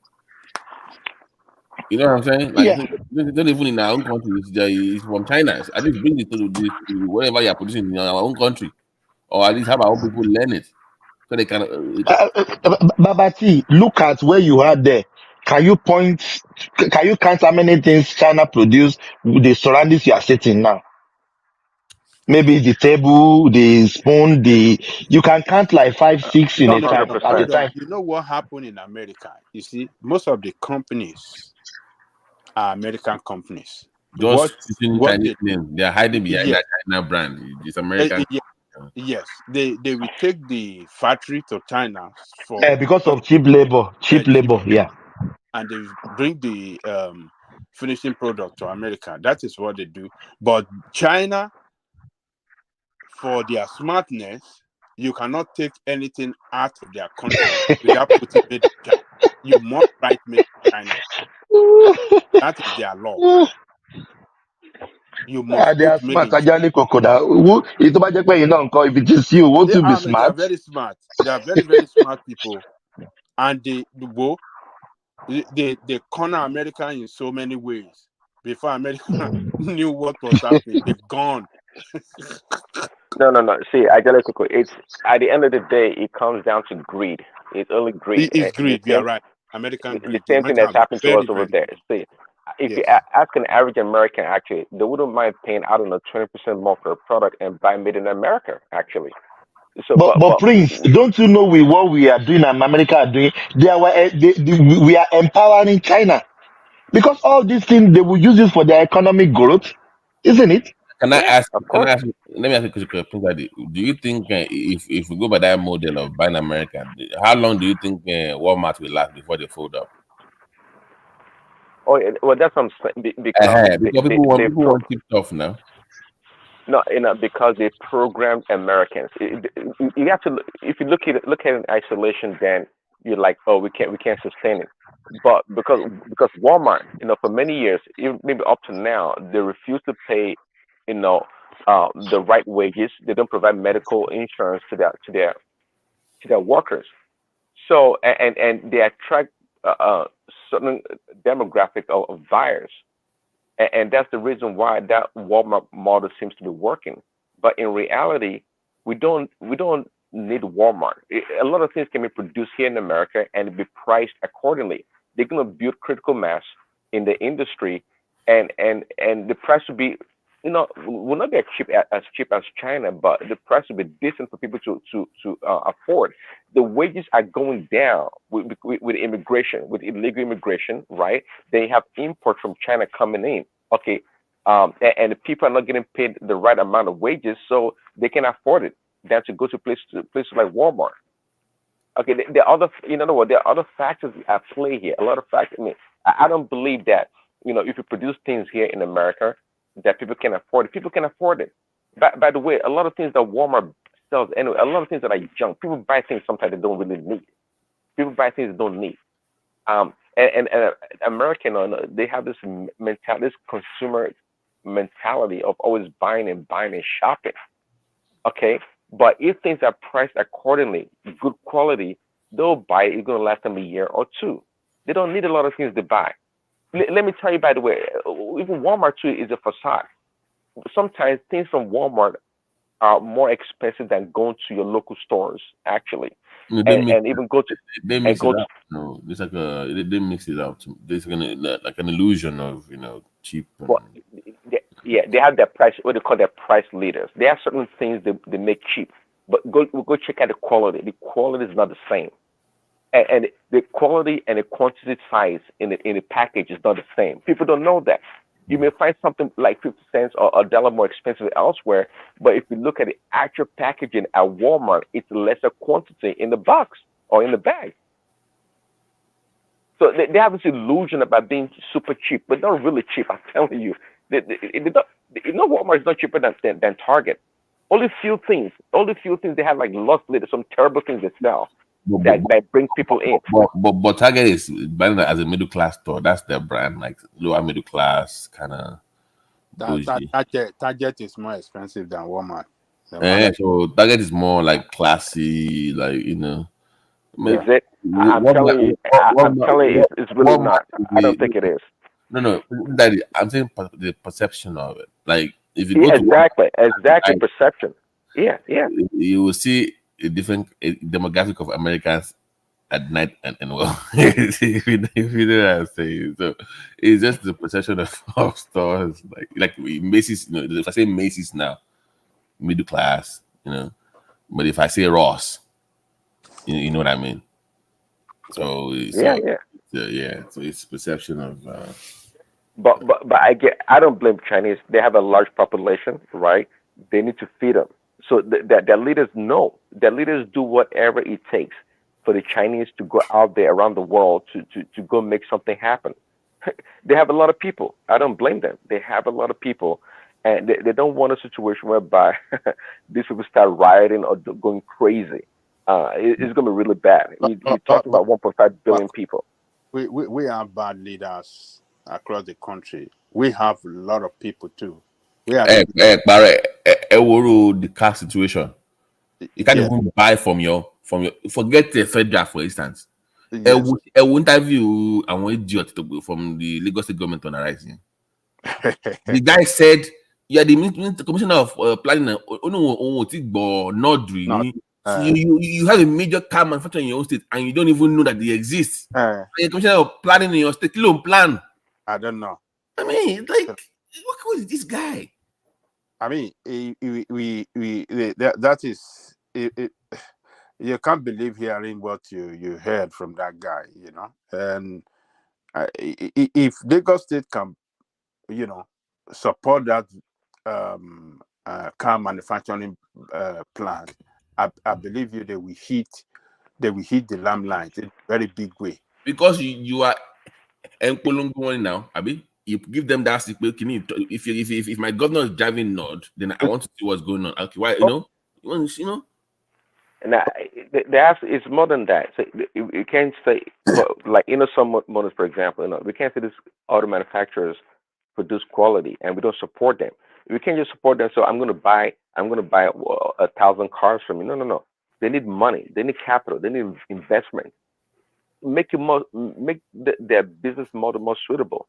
By the way, Prince Daddy, Sanwo-Olu commissioned this Chinese assembly plant of one foreign car in Lagos, I think a couple of weeks ago. Oh, and, yeah, you said that Chinese car. That show up. GAC Nigeria assembly. So you bought from them, but you ignored your own in the same state. It's a bunch of just annoying. Can be very well. So it's probably thinking they're going to create jobs, right? I think that's what he's looking at. Not jobs. So not is not job, Abi. So not she said. Clear on Sunday. So the thing is she share, but not is what. What is that one? I don't know the benefit. I'm just usually if you allow a manufacturer to come to your space, it's because you're going to create jobs and opportunities, right? That's what I'm thinking. Well, with not, I don't know. I don't know how many cars they produce or they plan to produce, but these people with the Chinese, they're probably going to tell them, "Oh, we're going to create 100,000 jobs and this and that."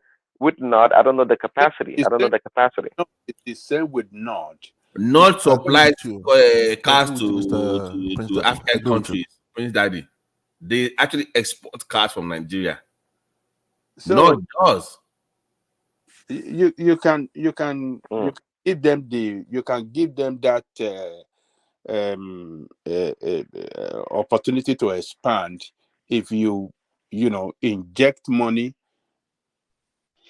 into that company. If the Lagos State government say, "Okay, look, we are giving you 1 billion naira to supply us, or 5 billion naira to supply us 500 vehicles, also number of vehicle, including one for the governor that is going to be the best vehicle that we ever made as for the Lagos State governor." You understand what I'm saying? I understand. I kind of suggested the same thing like not too long. What about 5 billion naira to produce to give Lagos State cars, in batches for the next 5 years, starting 3 years from now? That gives NORD the opportunity to invest in their manufacturing plant and also build service stations. Build service stations across the state. They produce buses, by the way. cheaper buses. Is that right? So, yeah, they do That's buses. true. Are they not the same? Are they not the one producing armor vehicles? Yeah, they do armor car, armor. They even supply. Is it Ukraine? They supply Ukraine during this war now. No, it's not though. That one is another. That one is the Jebu guy, Abi. That one is the Jebu guy, the Peru guy. So you have, so you even have LSK, the Siju Ade cars too in Ogun State that make cars. So you have this guy that they actually look at the armor tank guy now that is supplying. Let me tell you what is this innocent and the obedient that are producing and then promoting innocent. This Abia state governor, he uses innocent. No, Ora. I saw him driving one. It was even just hold on. You know, when you now look at the other vehicles that followed him, they are all Toyotas. You understand? I think he's just using that one for the optics. He said that the House of Rep in the states that they were supposed to buy innocent. They all said no. Hey, but see, this North cars look nice. They look really nice. Nice cars. Really? Are they original? You saw the link that I posted, right? I just click on the link. Nice cars. Nice looking vehicles. The Note 5. Note 5, you see the Note 5, you see the buses. It makes nice cars. Wow. If you watch the interview now, it's a Yoruba, and he said you can put his car against any Let me give you this. Is it possible for them to promote themselves? Let's say if they can have an agreement, maybe with insurance company and all these things, and make people to get these cars on mortgage. You understand what I'm saying? Because one of the major reasons why Nigerians cannot afford new vehicles because of the cost. Yeah, but somebody must. Here in Saudi Arabia, you will see ordinary technician riding Land Cruiser.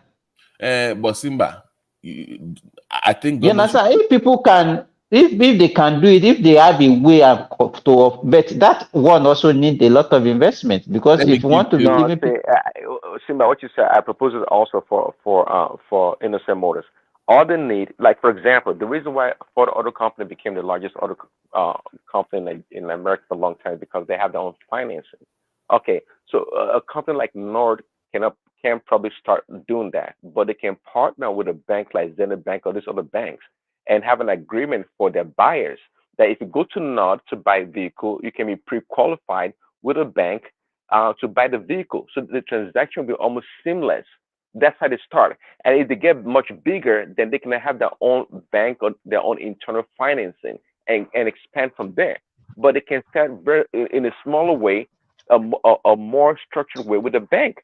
If you go to a bank, I'm trying to buy a Nord car. They already have all the application, all the information on the computer system, and all they need probably to do is get your fee. They have it already in Nigeria, Mr. Prince Daddy. Daddy. Is that right? You see, the problem we have in Nigeria is that our bank doesn't finance long-term projects like that. You know, usually in America, if you buy vehicle for monthly note, you know, you can make your payment up to 60 months, maximum of 60. No, it was 72 months, 84 months, depending on the price of the vehicle. Depending on the price and depending on the the interest rate that you want to have on it. Nigeria 60 months. 60 months is 5 years. 5 years is too much now. It's too much. Here in France, we do on either 3 to 4 years because of the value of the car will reduce, and no bank will want to go up to. What do you mean? Triumph. See, in Africa, just like even in America, people not in Africa, right? They tend to keep their vehicles much longer. So that in France, when they do short-term loans, in Africa, they can probably do 10 years actually. 10 years will not be exactly. Yes, 10 years. 10 years will be good. We have the new vehicle. Yes, no. Even there's new vehicle is still vehicle. The moment you buy it, like I change my vehicle once in every year because of the long distance I drive. I know it devalues. Hold on, I'm into the car industry. I've been there in the past. I know that the value of the vehicle diminishes. What do you call it? It depreciates, right? But Yes. again, if the vehicle is an asset for business, that's one thing they can write off the depreciation. But if it's a family vehicle, the personal vehicle, they're more likely to keep that vehicle for a long time. And vehicles tend to hold the value in African space, in Nigeria. So they can Prince sell it the Daddy. one after 5 years, but they can keep it for No. 5-10 years. Prince Daddy, you see in Nigeria, they buy Tokumbo vehicle. Maybe that vehicle was already 15 years old. Exactly. The buyer Yeah. will even use it for another 10 years and will still be able to sell Yeah. it. Exactly. So how much more a brand new car that's Do you really want reasonable Nigeria to price? grow? Let me ask you people all these questions. Now, just a little bit. Do you want Nigeria to grow? That's the way we did something. First of all, we have to treat. We don't have a database in Nigeria Yeah, for everybody to yeah, work that's with. one of the major people will If we have with it, it. people will come now. In fact, they will be People, taking it even across the Hold on. Benin Republic We and don't have Cameroon. what? I didn't know what you said, Tran. We don't have a what? database. Sorry, I used my Oh, French. okay. Okay. All right. Database. I'm sorry. So that's just the number one problem. We didn't even have it for the Medicare. We don't have it. So nobody want to give out their money that they will start looking for the person all over Nigeria. Because when people they borrow money and they run away from the country. You understand, Jackma?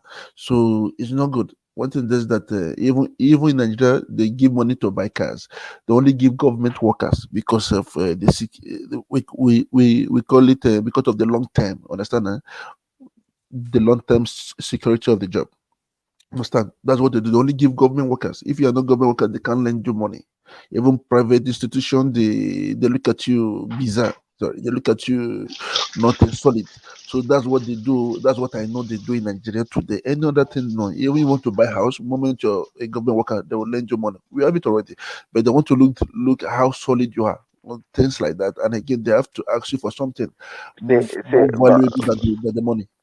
They will ask Yeah, you. but Triumph, if you can transfer, not if not to have a good partnership with the bank. See, the bank is a bank. They know how to vet their customers and get the right information to give them loans, right? But the goal here is for not to be able to move the unit as quickly as possible by getting that money from the bank. And the bank will be dealing with the customers. But the only thing here is that the bank and Nord, for example, will have a really streamlined structure for people to buy the vehicle. Because the bank already have all the information usually on their customers, and they know how to do it because that's their job. Okay, Prince Daddy, would you like to give a credit to a illegal person in America? No, you won't try it now. In Nigeria, because the banks look at it this way, the investors look at it this way. They look at everybody as a number. We are all numbers, because nobody wants to give somebody that is not found in the database and doesn't have a solid. But that's what I'm saying, Mr. Trent. For example, if somebody banks with their bank for 5 years, they have their record, they have the bank transaction. It's not enough. It's not enough, Prince Daddy. In Nigeria, it's not enough. I'm sorry, it's not enough. Even here in the Western world, you before the banks give you money, in the European pattern, they ask you first of all, even though you've been banking with them for the past 20 years, they will not give you the money. They want you to ask your if you don't have a life contract with where you work, they can't give you the money. They will never give you them. That's what they do here. I will tell you now. Well, okay, Mr. Triumph, so you're using your European model or French model, which is more rigid. Okay, but the model I'm proposing is a little bit more flexible. It's a little more flexible. Why can't Nigeria do what Korea did for Kia when they first came? Exactly. Yeah. Yeah, something like that. That'd be great. So but the problem, let me tell you, the difference is this: Kia is indigenous. You understand? They are the one, they produce almost 100% of everything. But in Nigeria, all these companies that we are still talking about still imported almost 90% or more than 90% of what we are talking about. Thank you, Simba. So that model, How can you say that Kia is indigenous? What makes them indigenous? It's a South Korean vehicle. What is indigenous? That's what I'm saying. Is they said it in South Korea. It's a South Korean vehicle. They bring everything. Hey, the same thing that we are talking the same thing. Maybe you don't understand what we are talking about. South Korea produces Kia. is their company. They produce everything. But all these companies that we are talking about in Nigeria, they are still related to China. They imported most of these vehicles from China. They just couple it in Nigeria. That's what we are talking about. Babati, is that true for Nord? But they have some companies. Yes, that's the same thing in Northern. manufacture. I can bet you. We don't manufacture anything there. We assemble things in Nigeria. There's some part of the car. They have some components. I've had Innocent talk about some of their parts actually manufactured in Nigeria. No, tell me, no. Let us be realistic here, Babati. What can we produce? What can we produce? Let me tell you now. The part of the stereo part, they do make that in Nigeria. It was the part of the cars upholstery, electronics, the chassis, the body, or anyway somewhere that they actually designed the parts. Yeah, we manufacture leather, even ordinary leather. If somebody is in his own company. Just say what part. That's what I remember. But that was Innocent. No, I don't know about Nord, but I've heard Innocent say that they do manufacture some of their, even the steel. Like they have a steel company in Nigeria. Like even some part of the steel that are made in Nigeria. Yes, I've heard him talk about it. Yeah, I've heard him talk about that. So. Well, we have to start from somewhere. We have to start from somewhere. That's Okay. See, let me tell you, because I see back then, the Hyundai vehicles and the Kia they sold in America were the worst kind of vehicles. I'm telling you. Back then, about 20 years ago or so, if you drove that stick shift, the manual, it's like putting a stick in the sand and shifting the gear. That was how terrible their cars were. I'm talking about Kia and Hyundai. But I'm telling you, over time, they improve on the quality. They did improve on the quality, obviously. And I'm telling you today that in today's market, Hyundai, Nissan, Toyota, they are on the same pedestal. They are. Hyundai is competing one-on-one with Hondas and Toyotas. They are. They're making good quality vehicles. They are very good quality vehicles now. Yes. So they started from somewhere. So yeah, okay, I understand Nord and Innocent Motors, maybe they import a lot of their parts, but that is why you plan.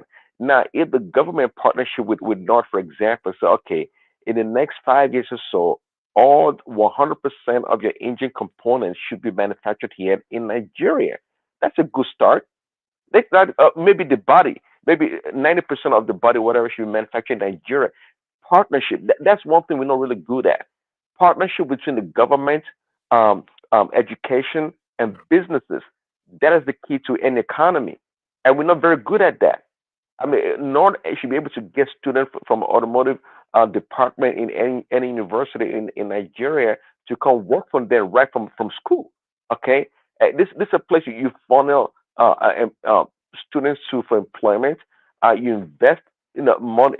There's so many things that can be done. We can't just complain that they haven't CDK or whatever they call it, the Collector called it for them auto manufacturing. They have to start from somewhere. We have to start from somewhere and grow from there. That's true, Prince Daddy. Just saying there's a license. Nord Stream and Innocent, they purchased this license too for them to produce these cars. Because we cannot produce any car that we can't find their parts in the system in the world. You understand? There is a law and regulation for you just to produce anything in Africa. And Africa have to compete, have to follow their rules also.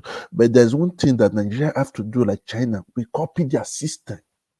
But we copy their system. I know what you said yesterday, that you don't want that Ashoke to be started producing. One thing is that Nigeria should make a law because of China. I love the way they did the Europeans.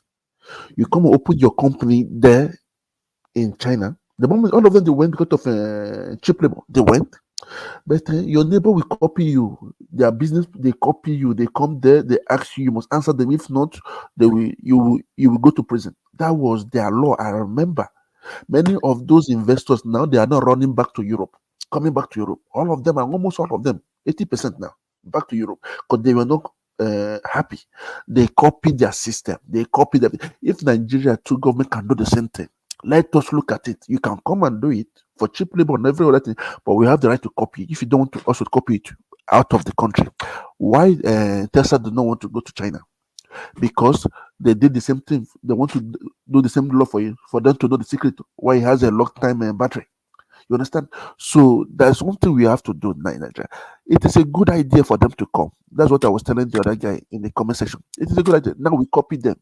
My business, what I do today, I copy you, copycat, Nimojeo, and I benefit from it. I benefit from a lot because of one thing. When you complain, nothing will move in Nigeria. Just copy it. Make a law that you can copy. We produce it because competition and the price will be cheaper. You can see that's why in Europe we have many cheaper things now. Like now we have the high cost for the rich, the middle class, and the first and for the poor also. So we need people like them too in Nigeria now. At least I know people in Africa are complaining that what about our local? They have to improve, innovate, innovation.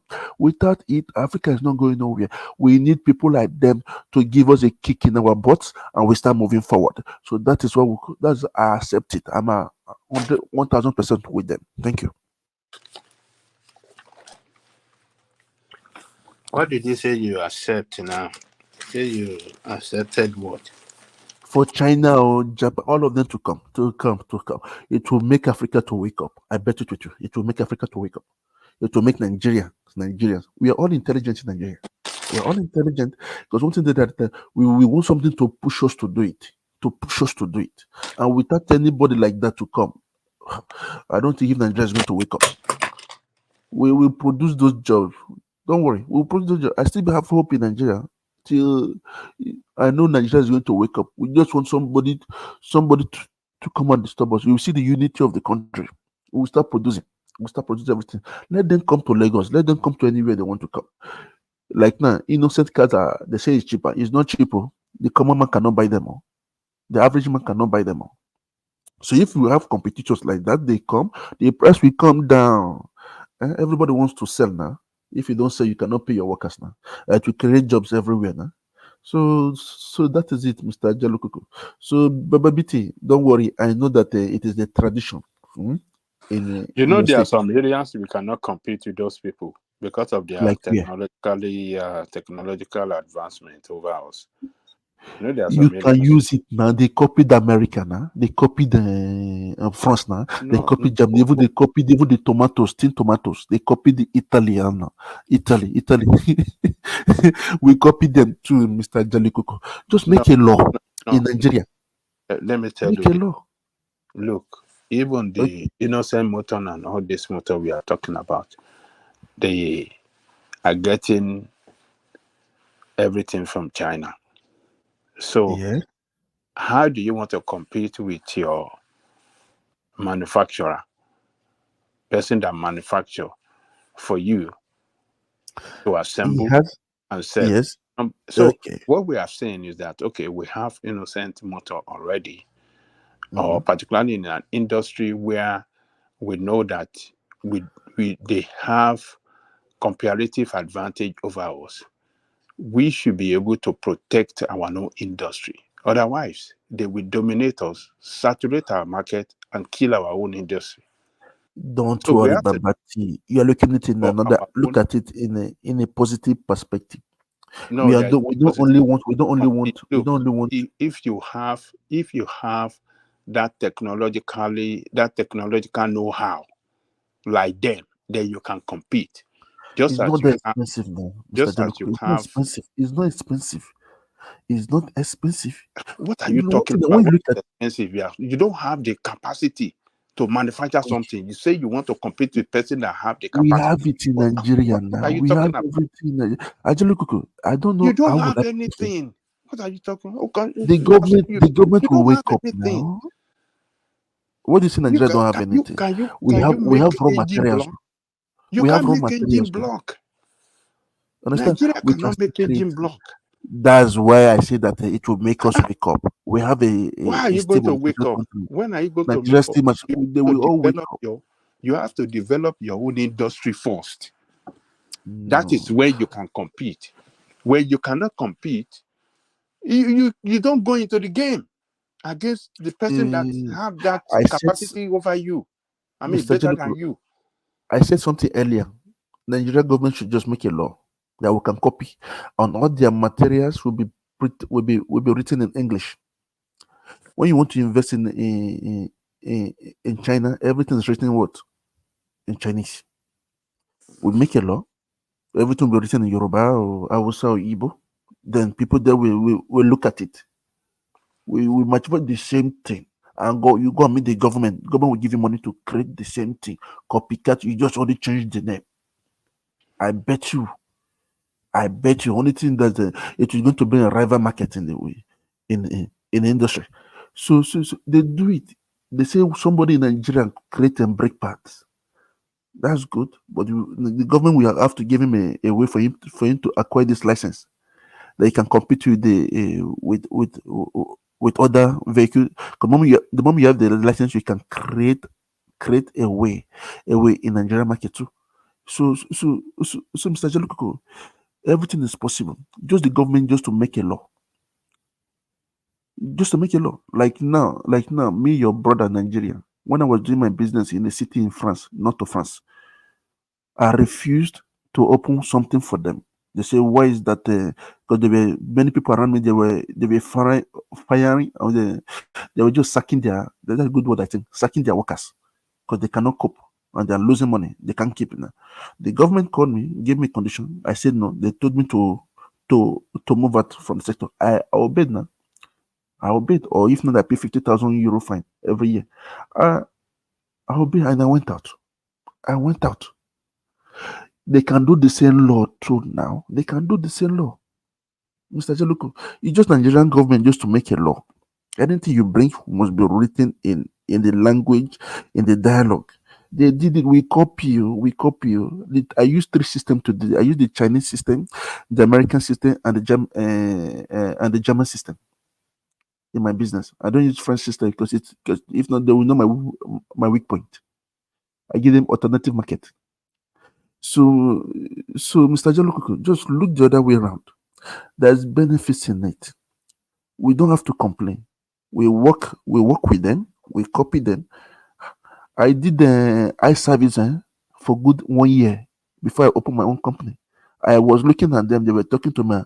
I have a plan and I copied everything. I used my phone. I was taking pictures. This one is within 1 year. I was taking pictures of those products. Then I duplicate everything. I won't lie. I duplicate everything. We copy it. If you see Chinese, they don't do. They call them the tourists in the world. It's a lie. They are going just to duplicate. They take pictures and they want to produce the same thing. They want to produce. They will come there. They will take pictures. The same design. The same everything. They don't have in their country.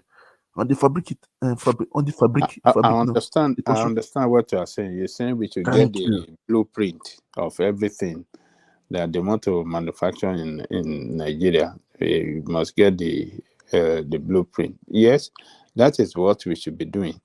But the problem with us as a country is that we don't even have the industrial capacity to even, copy even their own blueprint. If we should even get it, if we don't have that industrial base at all, that is the problem with that country they call Nigeria. You don't have that industrial base at all. You understand what I'm saying? I understand, but we can start working on it now. Like now, but China, there's nothing you want to come and manufacture in their country that you not give them the access, the blueprint of it. They must have it. Baba Jaleo, let me ask you this. Yeah? Why did America move to China? Why did what? America moved their factory to China. Oh, it's for cheap labor now. America, they are very greedy. American billionaires. It's for cheap labor now. They believe. So the technology was taken to them by virtue of cheap labor and the population that they have. It's cheap labor now. They move it so that they can. And that's what I'm saying. That the Americans now took their technology to them. Oh, and when they got there, they were able to copy. Yes. Okay. If you look at most of other countries that we have mentioned today, If you look at South Korea, it's the same America that assisted South Korea, if you remember. Yes. Japan, it was the same America. Mm-hmm. Even Europe. Yes. Now, apart from, because I still think that we Africans, we still lack capacity. Completely. But the capacity, because we are coming from a position of disadvantage. We don't have the capacity, and everything is against us. Everything.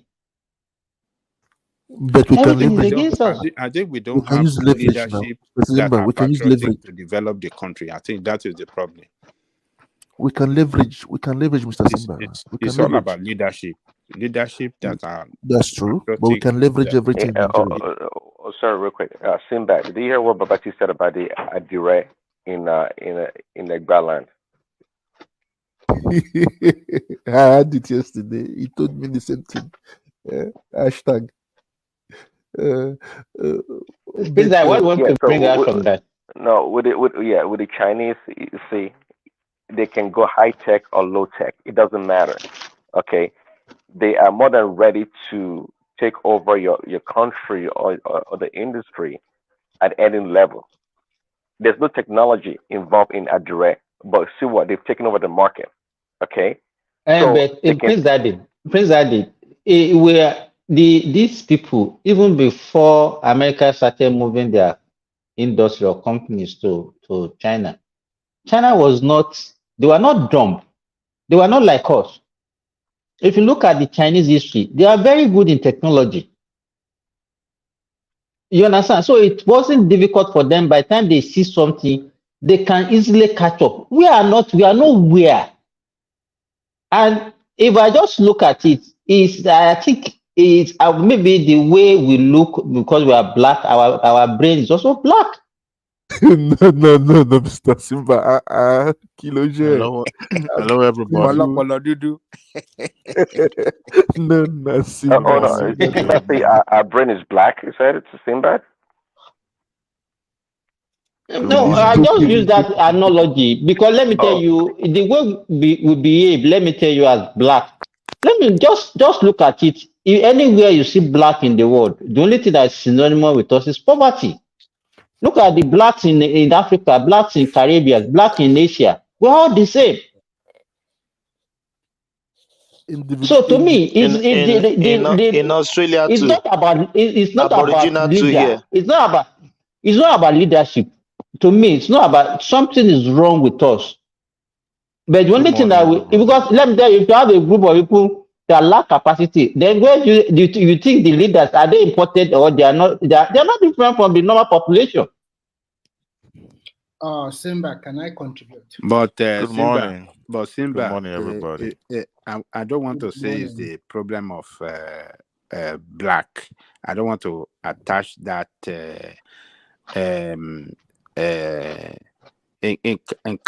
how do I describe it? Is it incapacity, or what do I do? Or what do I say? I don't want to attach this to the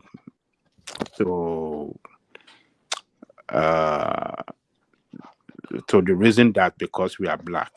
I still want to maintain that is bad leadership, that have no plan in the first place. They have no mission. About Jalekuko, let me give you this. Let me give you examples. Country. We have countries where we have blacks and the so-called people of color or white.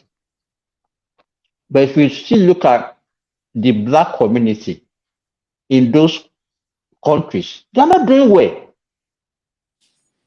Why are the whites doing well and the blacks are not doing well? And they are under the same condition. We have a country in Africa called Kigame of Rwanda.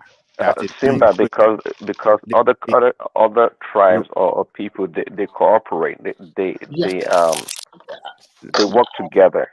You see, there's power in many. Rwanda president is I doing beg great. you, what is doing, what is in Rwanda? Don't give that one. Baba Jeleko Kubule and Loye. Kilo one, you Rwanda. Can we I know interject? Rwanda is a Let great me, country. Baba A great country. Gali, I want to respond to you. Yeah, let's hear from new voices. Yeah, Remy. Yeah, come in. Good morning, everyone. This is a very good discussion. I overheard the other time that Remy, before you go on, let me just back you a bit. Aboriginal here, they are black. They are the same thing. They're even worse than us. Yeah, continue. Okay, so I overheard about Ajani saying that Nigeria does not have industrial base. That is incorrect. I'm sorry, all sir. right, no problem. Nigeria do have a lot of industrial base. Industrial base. Oh yeah. Okay, I will tell you why. We do have. We okay, do. tell me. We do have. In most of the states in Nigeria, especially we talk about Ibadan, we have a lot of what do you call it? We have a lot of, I don't know what to call it now, but there's a lot of industries situated in that area, and they are very big. No, Remy, we are not talking about serving industry. What it means is not about having pocket of industry in some places. We are talking about capacity. All these things that you are talking about, I'm coming there because you guys. I want Jamu industry. Remy first song by. What I want to talking say, of a real technological capacity. Now, if you are talking about real technological compared not to Jamu production, because it's a biscuit and no, we are not. I'm not even talking about where they're pancake. making I'm not talking about that. I will give you an example about Jali. My father used to work with CFAO, and when he started his own business, what we does is just to buy vehicles from Korea and also from France. And then we go to Dunlop. We also go to Exide Battery in Ibadan to buy all these things. They are new. They are being produced or manufactured in Nigeria. And I want to even throw a question to the platform today. I know that during Babangida regime, he commissioned the Oshogbo rolling machine mill or Oshogbo steel machine 2 or something like that. These are big industrial complexes. Where are they today? I think when you talk about the Chinese, they never work for one day. Yeah, machine 2 in the Oshogbo never work for one day. About the Chinese does not have industrial base as what you thought. What they do is very simple. If Nigeria can copy that model, it will be good. A friend of mine flew in from Maryland, and we went to a city not very far to Shanghai. The city is a small city in Georgian province. What do we want to do? We want to buy a lot of football, soccer ball, and we are interested in buying a lot of things for the Christmas, like Banga, all those things that they used to, because it's a big business in Dumota. So when we went around, what I discovered first is that most of the factory are small factory. Some are using like 2-bedroom for their, and what do they have? They have small machine. And a lot of them in that particular city, a town, I will not call it city. So most of the people there, they are small businessmen that the land they use to produce whatever they are producing is as small as 2-bedroom flat. So when we talk to them, and I asked them, can you meet our demand? We want to buy football that will contain 20-feet container. They said we can do it in 3 days. Our shark says a lie. This is your small showroom. Saying this is not the way we work. Once you give us order, you guarantee that they're going to produce a mass. Then Anna said, do you have the certification to export this ball outside? He said that is not a problem.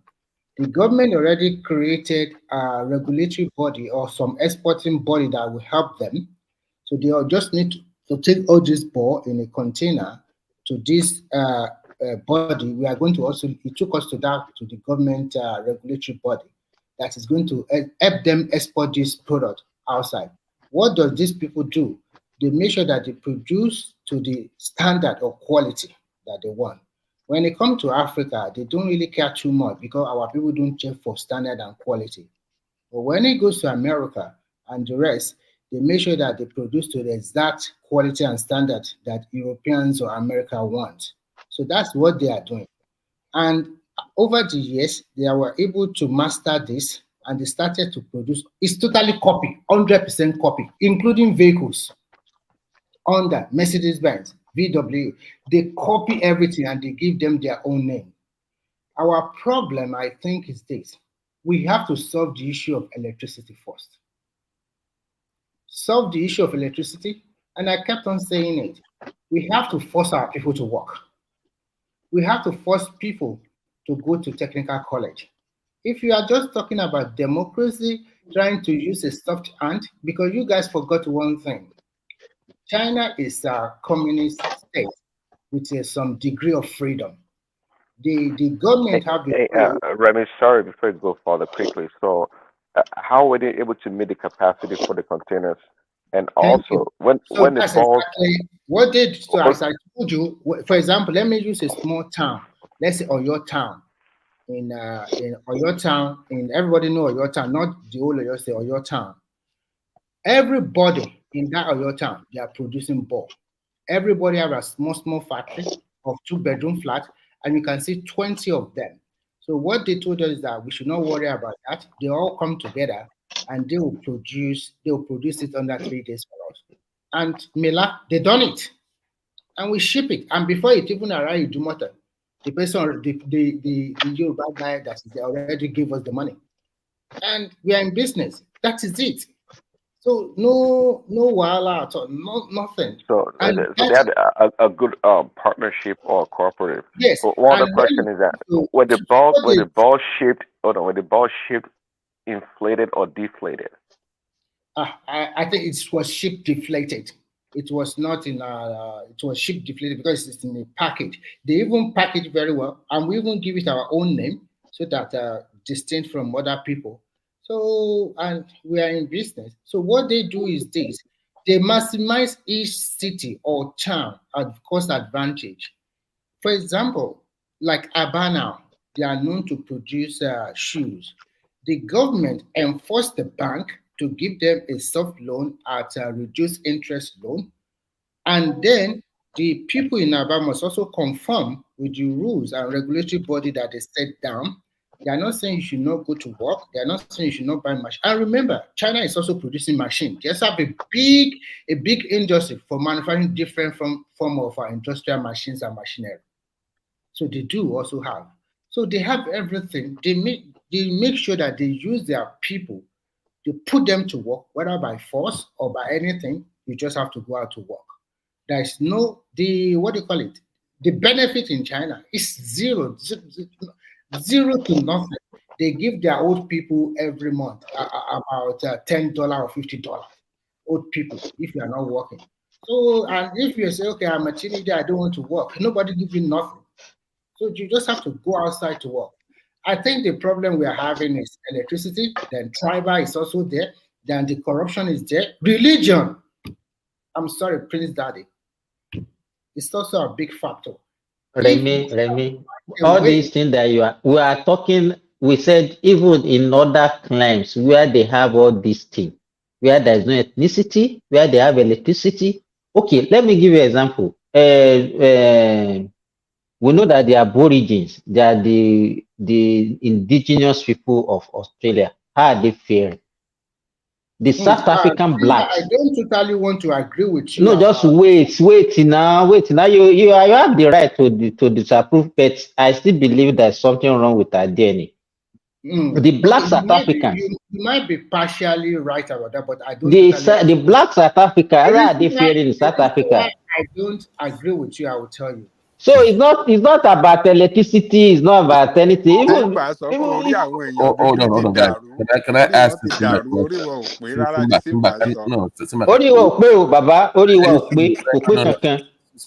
Simba, speak for yourself. Can you tell us what is the kilogram per day anyway? What is it? Is it about the KDG because you are incomplete? Kilo missing there. We might have a problem also, but at the same time, it does not mean that we cannot work together. I know that. Can't work together. Remy, you have shown for decades, for centuries, that you can't work together. So that one is too late. So, but what I want to know from Simba is there some data somewhere that you can provide me or study? I think no, it's not what I'm doing. It's just an anecdotal type of thing. But you cannot. I've seen some studies. But no, that one, no. That one. No, let me hold on. Now. That one is based on social, the environment. Those. But it wasn't some kind of innate. It wasn't anything wrong with the. How am I gonna put it? I'm losing my thing. Go ahead. DNA or what or do? I'll come back in a moment. Let me get my phone. Okay, what I will respond to you, Simba. I think to me, we might have problem.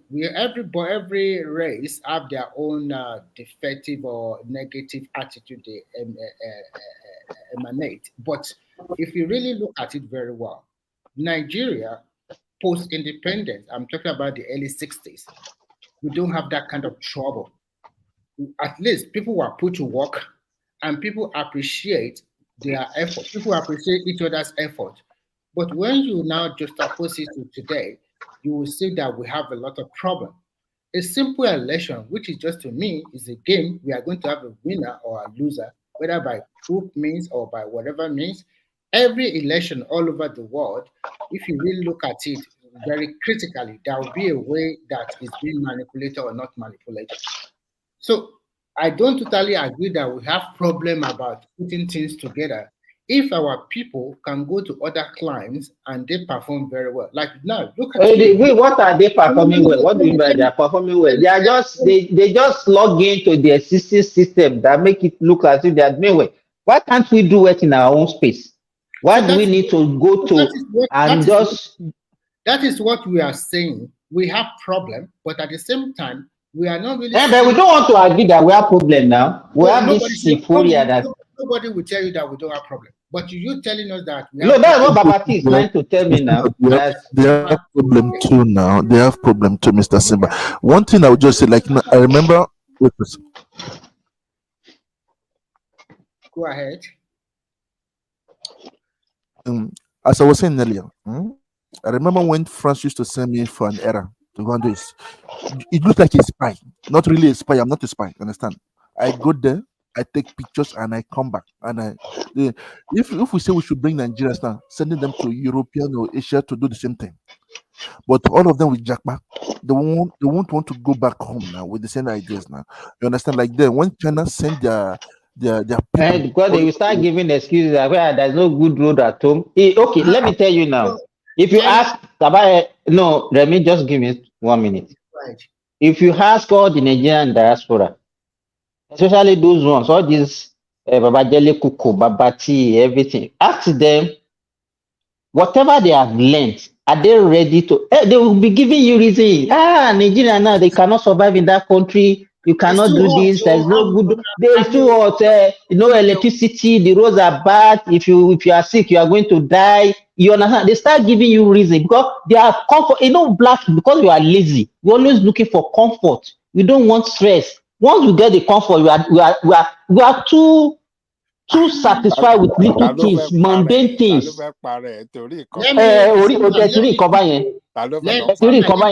they are comfortable. They are ready to die with what the level they are now. They are ready to die with it. They are because they think they have arrived. They are okay. You understand? And that is the black man mentality. They are not looking at what legacy can they leave for the people. No. Since they are already there, they feel that they are okay. They can afford 2 square meters. They can buy house or mortgage. They can buy their cars or everything on mortgage. They are satisfied. Okay, Simba, Mr. Simba. let me respond to you. Do you know what China did? Sorry, Mr. Trump. Let me chip in. Do you know what China did? If they send you abroad to go and understudy or spy or whatever, and you refuse to come back, they will put your family in jail. That is what I want to say. I agree with you. And then now, post-COVID, they lock down their country again. Do you know why? They lock down their country. They refuse people from traveling abroad.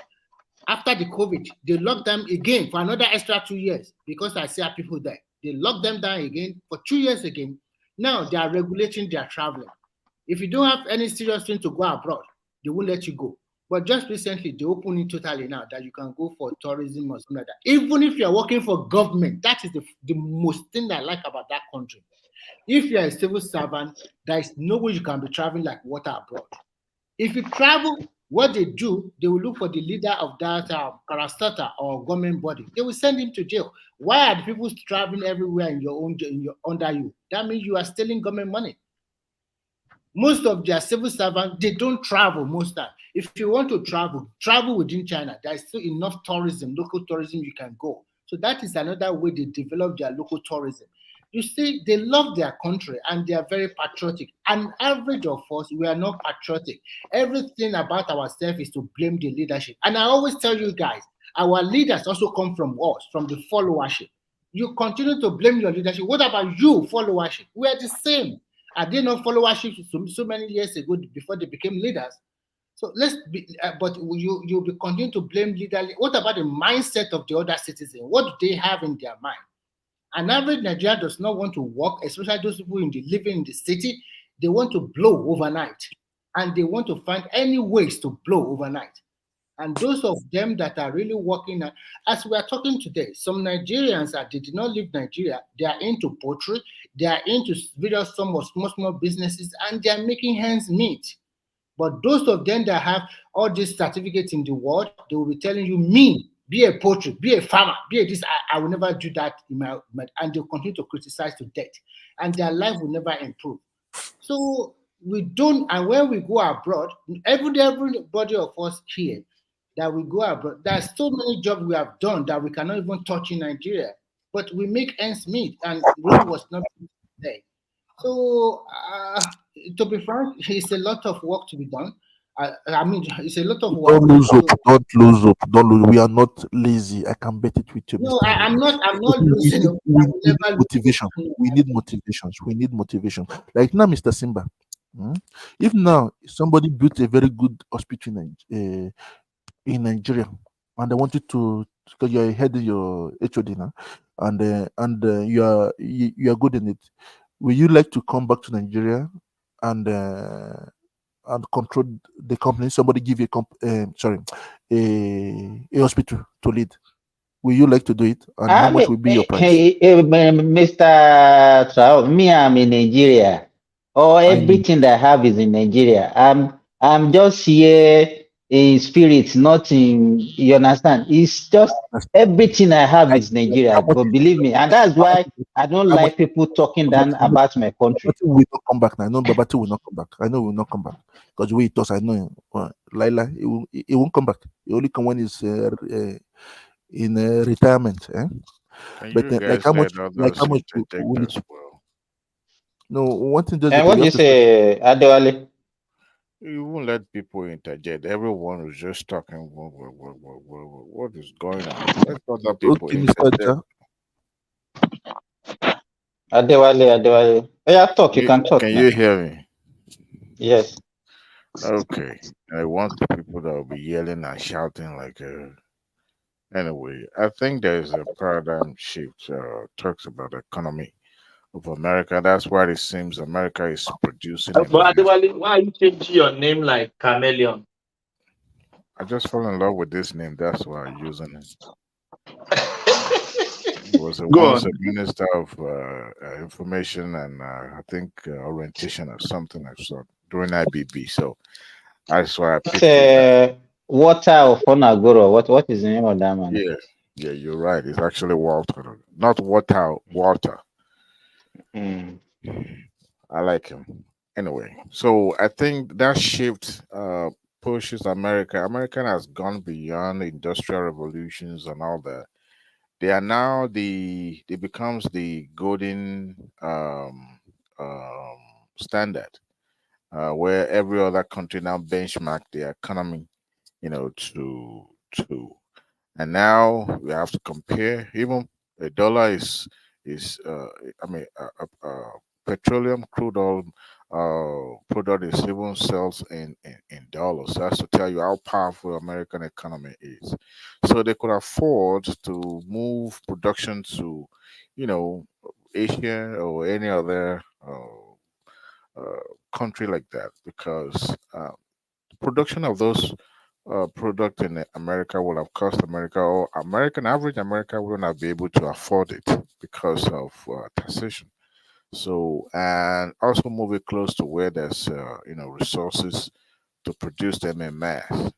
And also lately they've also been going to Bangladesh, China, India, and all that, which is helps those countries as well. Somebody mentioned that the technologies to produce all this thing has been moved to the Asia country.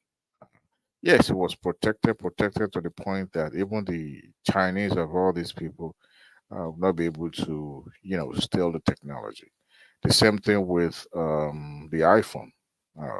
They produce, some fake ones and all that, but not as the original. So they've gone that shift, that paradigm shift in the economy of America came at a time where it's also becoming a problem for the authority, because the more jobs is shipped abroad, the more you left, people to be without job. And innovations create jobs, and all this is considered to be, menial jobs. Now there's a attention focus on technology and internet,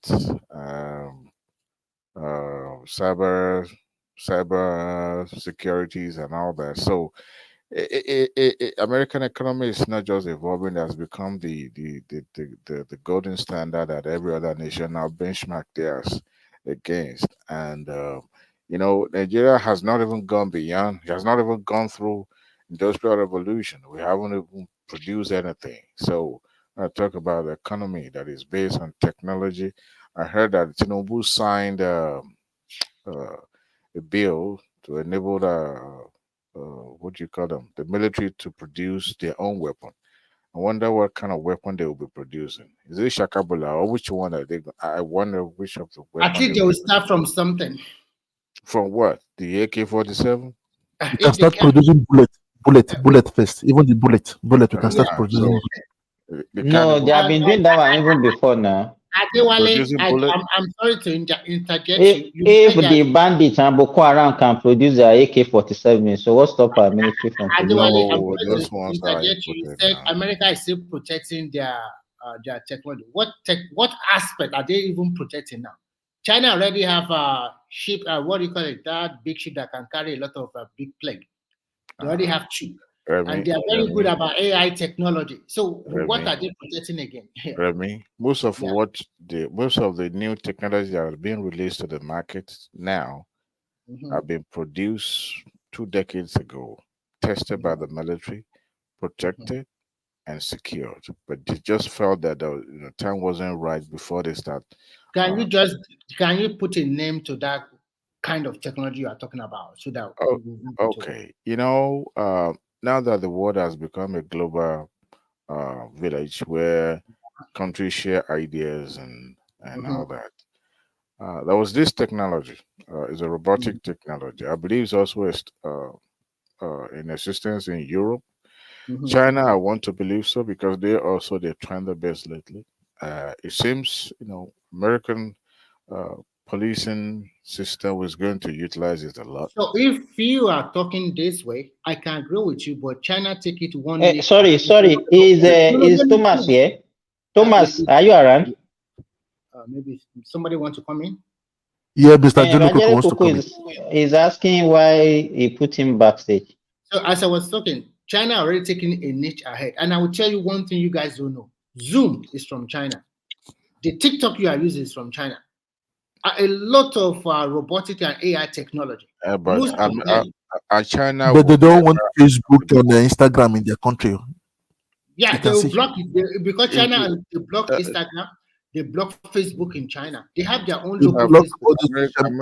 They have their own local Facebook. They have their own Instagram. Yeah. I mean, America is not that dumb to the extent that they will allow this thing to flood their market or flood the country. No, they are strategic in allowing whatever is coming from China. And some of those things, lately, every government, I'm talking about state government, have decided to ban TikTok, including the federal government in America have decided to ban TikTok. I don't even know who will be so audacious enough to download TikTok on any government system. It's no way. We're not even allowed. I So, would still give it to America as but the thing most, is that as when the it most comes to powerful technology, country. Remy, when it Yeah. comes to technology, China is good in imitation. They still, as a matter of fact, during my No, master's, Baba I came Adewale, across. Adewale, please, I want you to stop it at that. Forget China is good in imitation. You know what? I don't want to. I know you live in America for a long time. Please, anytime you want to go on another vacation, just take a trip to that country. Forget about all this. Remy, Adewale watches too much CNN. See, China is past They're that. already above all Hold on. those things. They passed that stage of imitation. They are the leading country when it comes to AI technology. Okay, they Who passed that controls? stage. Yeah, who controls the market they are trying to?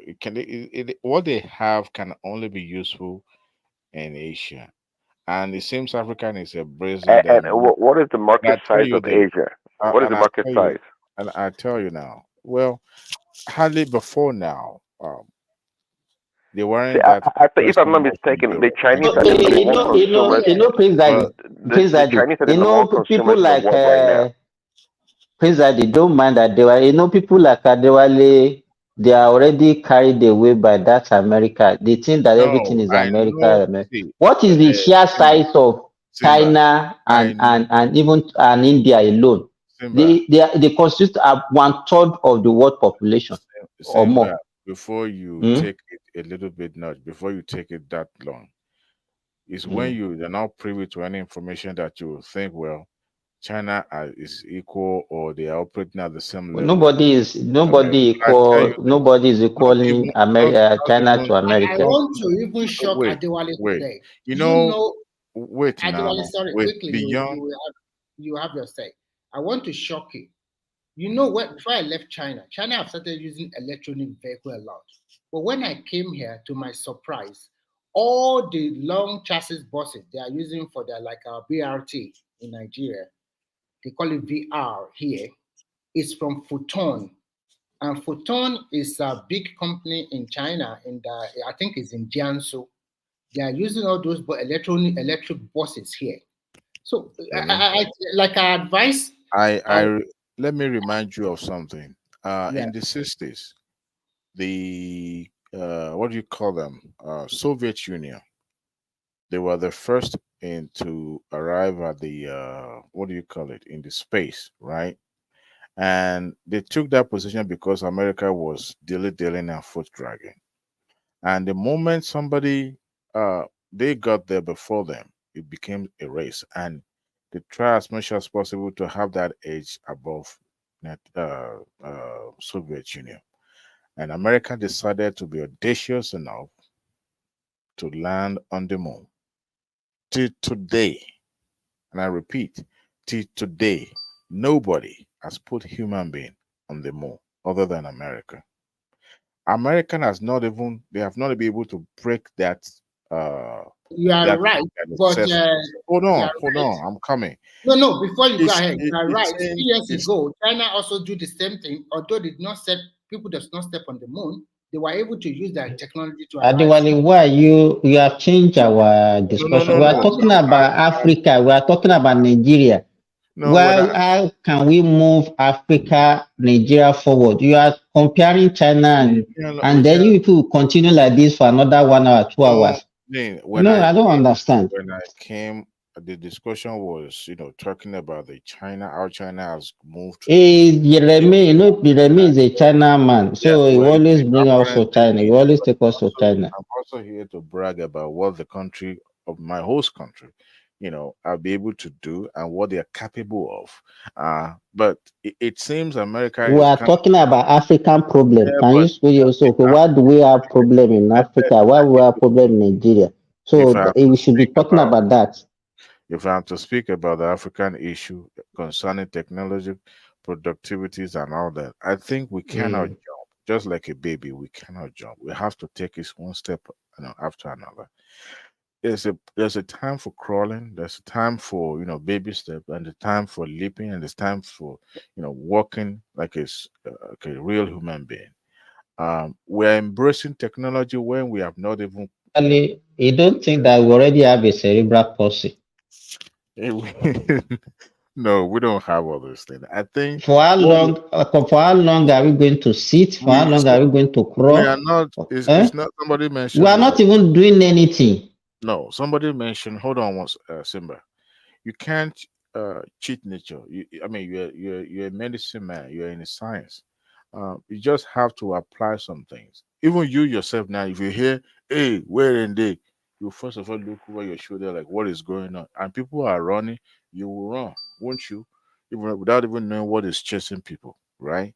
That is who we are. We don't take risk. We're not a risk taker.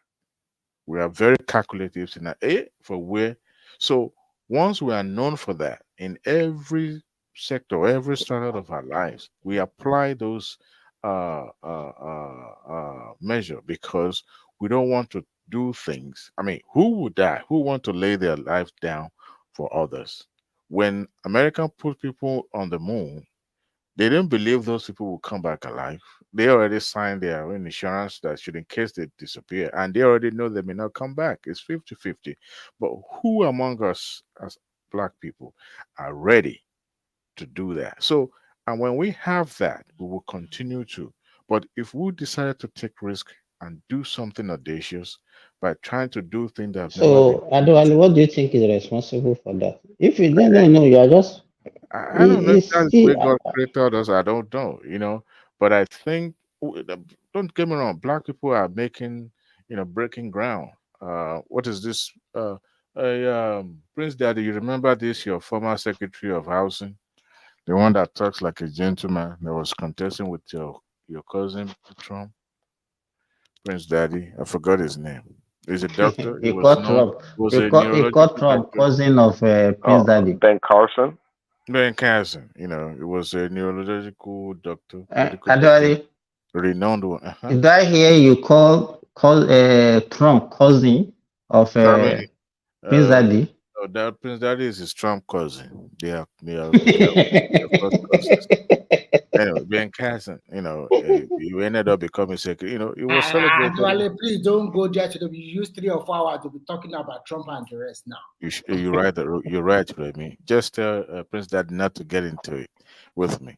Anyway, Trump is going to jail. So, by the way, so we've had black people that were doing exploit and doing great things, but how many of them?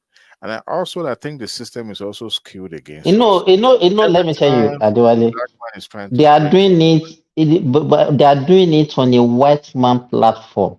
yeah, because the white man dictates how it's going to be. Do you know how many scientific exploration have been suppressed? Look, this thing is calculative. If you are trying to do something that will distort my market and makes me, becoming poor, I will make sure I do everything to discredit whatever you are trying to bring up. It's as simple as ABC. Look at what happened during the That's why I COVID say we can leverage, China, Mr. Dewale. China Leverage. was exchanging information with United States and also with Europe. And at the point they stopped sharing those information because they're trying to find a solution, care to this menace.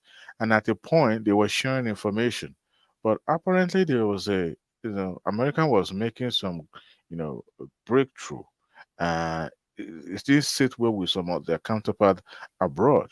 All right, and there was a break, there was a gap in the extent of those information. I think at that time the news media in America was hammering on it, and also the Prince Daddy's family, student Republican, was saying that they need to account and how come where did the COVID come from?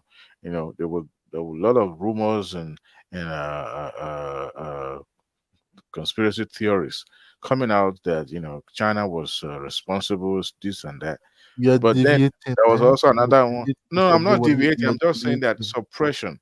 suppression, because is the order of the day. The white people. Let me tell you. Let me tell you, Adewale. I have a friend. This guy, I think he attended technical school, went to Polytechnic, and this guy was very good in technology. In fact, this guy used to manufacture his own inverter, and then a stabilizer in Nigeria. Back now. Thomas has gone to play. I don't know what that's how he behave every time Mr. Thomas is here. Mr. Thomas is here. in charge. I can see his face, his hand. He can put a jelly coconut down now. Mr. Jelly coconut back. So what I'm saying, that guy, he was developing all this thing and he was improving on it. At a time, the guy just abandoned everything, and he started making importation from China, and that's what he does up to today. He abandoned, so he's not even making use of his knowledge again. The only thing that he's doing now, just doing importation. That's all. We like comfort in Nigeria. We like comfort. It will also be a threat to his life as well. If they're trying to. No, it's not saying nobody is threatening him. Forget about that. He was doing it in Nigeria. It was not in China. It was in Nigeria. Maybe he ran out of funding. Somebody that can have money to go and be do importation, billions of naira. Which funding does he run? He made the money from the one he was doing. He started by doing his own local manufacturing this thing. He was my friend. I used some of his products when he started. Local inverter, local stabilizer. You remember this phone? Oh, what is this phone from Korea? What is his name again? That they arrested their director, the CEO. Weibo. Is it Weibo? Weibo. Yeah. How Huawei or something like that. Huawei. You remember that phone? Huawei. Right? It's Huawei. Okay. That pronunciation is kind of hard. But you see, you know what happens in that case? Sorry, guys. It's called Huawei, not Huawei. Merci beaucoup. Thank you very much. I'm not used to the language. But you know that story behind that one, right? Because of the Apple and Samsung, they were playing politics and they wanted to make sure that no other person comes in as a third party to play to get into that big platform with them. That's why they were witch hunting every single one, including the CEO that was placed on house arrest. You guys remember that story, right? Today, who hears about Huawei again? Yeah, I know about that story. So anytime a black man, the daughter of that Huawei was detained in Canada for almost 2.5 years. Yes. But you know what happened? You know what that company did? Now the Chinese can make their own chip, and now as from today. So don't be surprised. You are going to see that Huawei phone back. That phone is very good, even better than iPhone. Because anytime somebody is trying to make a groundbreaking or breakthrough, but Adewale, okay, what if you want to let us go back even before they came to Africa to come and colonize us? At what level are we that time? Go back now. Adewale, do you understand? Are you listening to me? Maybe it's not listening. Thomas is not there. He has gone to. He has gone for one thing or the other. I see him. I can see his hand now. His hand is moving. Look at his hand. He's even showing us his finger. You should bring Ajale Koko in now. He can hear you. No, it looks like it. Can we just if I have the opportunity in Nigeria Mr. Triumph, I have a good news to share. I don't know. I just read it now. Dangote is going to save 6 million barrels of crude in December. Leave Dangote alone. Leave Dangote alone. No. This is good news for Nigeria, and it's not good news. He's not going to sell it cheaper for Nigeria. Let us be frank. Yeah? Let's say the truth. I think we are Look at producing. Algeria. It's like Is it Algeria or Algeria? I'm using French. I don't know which language am I speaking. Algeria. Do you know that their diesel and their petrol is even compete with water they drink the same price? Is it not the same thing? Is it not one thing? There's that they're extracting with the people. I don't want to say anything too much about Dangote. I don't trust him. I just want to tell you that. Sorry. He's there for his own pocket and for his own. As a businessman, at least you build a refinery. You don't want him to make profit, or what are you trying to say? No, if they give me the opportunity, I will spoil many things in Nigeria. I will. You guys break their remember a system. man called Dr. Abalaka? Your cousin, Simba. Abalaka that claim that he has the HIV cure. Yeah, cure cure. to HIV that time. I deliberately called him your cousin because this man, when he came out, people said he was trying to hog the limelight, right? And it was condemned. In fact, none of the research or whatever that even came, nobody wanted to hear it because it seems everything was like a hogwash, right? But what if the man actually had a cure? And because HIV medications, cancer, and all that has become a commercial stuff now, and they decided, you know what, this man has to be silenced. What if? But when he came forward, he was shouted and he was only ridiculed by his own people in Nigeria. That's right? true. I don't I know if heard the man about is it. still alive now. He's still So alive. He's when still alive. somebody said, "Oh, I could do this," then show us, because Africa is another thing. Africa doesn't show. Black people doesn't show others. They're not. They don't trust others to show what they've done. We are not united, Mr. Dewade. We are not united. Even here in Europe, we are I not mean, united. it's experience, because if you get your hand burnt one time, you wouldn't want to put yourself out there vulnerable. I Vulnerable. So understand. you, I understand. you Look at the want to Jews, whatever. the Jews and the Arabs. They are united, but we the blacks were not united Is the man at still all. alive, Simba? Yeah, he's still alive. He's still alive. Yes, he's still alive now. I used to follow him on the internet just to know whether he has a new cut. Look at Babati. Babati believes in leaves and herbs and all that, alternative medicines and all that, right? I don't know if you Simba does, but you guys are medically trained, well trained, right? But somebody else still believe that this thing has, some potency in the root and the leaves. Now, if a white man asks you that and you say, well, you believe in this, you first took a second look at you like you must be out of your mind, correct? If you guys know what Thomas Lata, when they do attack that will enter your body and you won't find it on the X-ray or anything or scan or whatever. You guys remember Simba? Yes, I know that one. I know. How can a Yes, medical I'm aware. doctor explain, or somebody that's on to Solata? How can a medical doctor explain that? And yet, It's the not. victim is You can only explain it based on scientific this thing. We always have explanation for anything scientifically when it comes to medicine. yeah. Because And all, I think I mentioned there was a time I was in the hospital. I was on night duty in Ijebu-Ode, and they brought this man. This man developed stroke suddenly.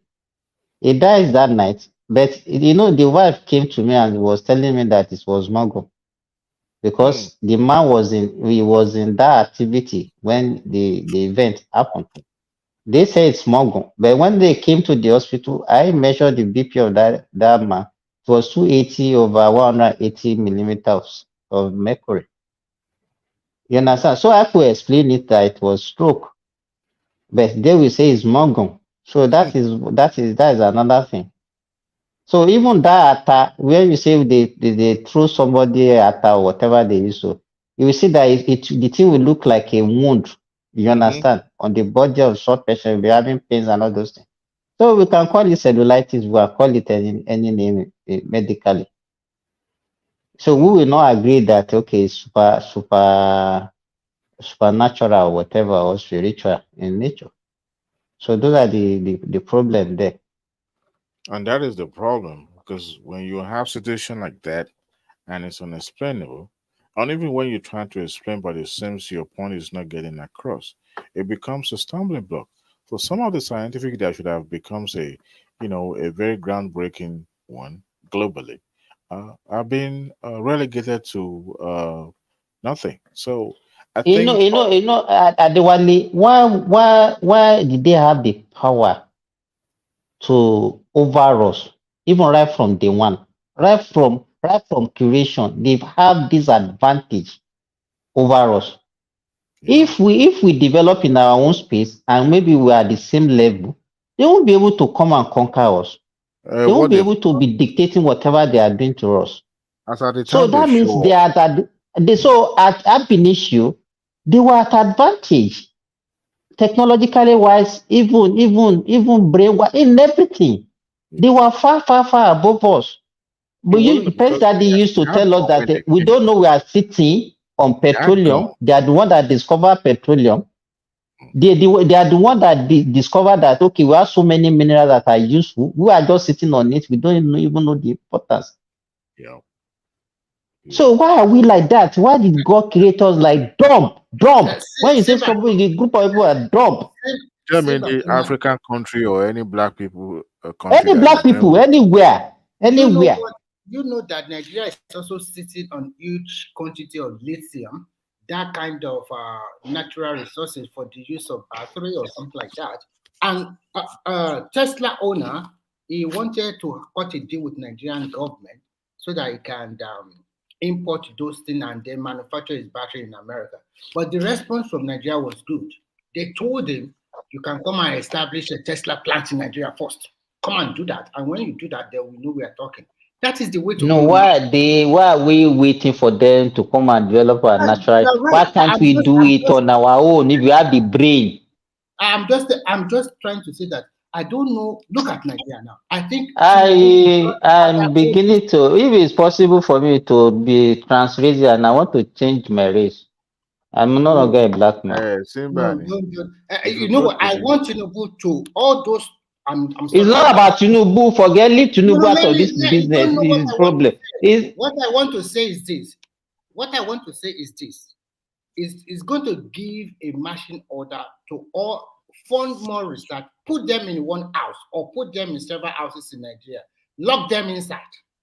Go and think out of the box. I think you call yourself a professor in the university. You are becoming on your head. Remy, have you seen people calling themselves engineer up and down? Tell me what one. No, don't talk about an engineer. They just want to work in the office. I've never seen an engineer that think he's only going to work in the office. You're engineer, you're supposed to be a technical person. Go out on the field and work. Not in the in fact, the roadside mechanic are more qualified than their own professor in engineering. You are right. You know, when I want to build a structure in Nigeria, they introduced one engineer to me. And when he gave me all the analysis and his own pay per day, I quickly tell myself, I'm just a struggling man. How come I pay you this kind of money? Immediately they get me a local man. The local man is collecting probably 10% of what this engineer wants to, and his own money is per month. So, and at the end of the day, this local man did a wonderful job, more than this engineer. You can see our people, ego, pride. You never even have the experience. You are quoting money like you want just to make me to death. I think it's high time that we should lock all our professors, lock them inside, especially all those ask who don't know what is strike. Are they really professors? Are they really professors? Think out of the box and find solution to our problem. Yeah, so many of them, they were in the universities for 30, 40 years, nothing. And if they want to go for their sabbatical, they will see them all over the world. Remy, go to India, go and look at the black population in India. They are the most backward. Go to all these Asian countries, in Indonesia, every other place you go. Go to Australia, go even South Africa where they have a mixed population. Look at, it's just, to me, I don't know. It's just, I think we are creating. There's no hope. No hope, you said. We can't hear you anymore. Simba. One thing Thomas, let Ajale Koko in now. Oh, Simbi, Ajale Koko, Simbi. It's not here. No.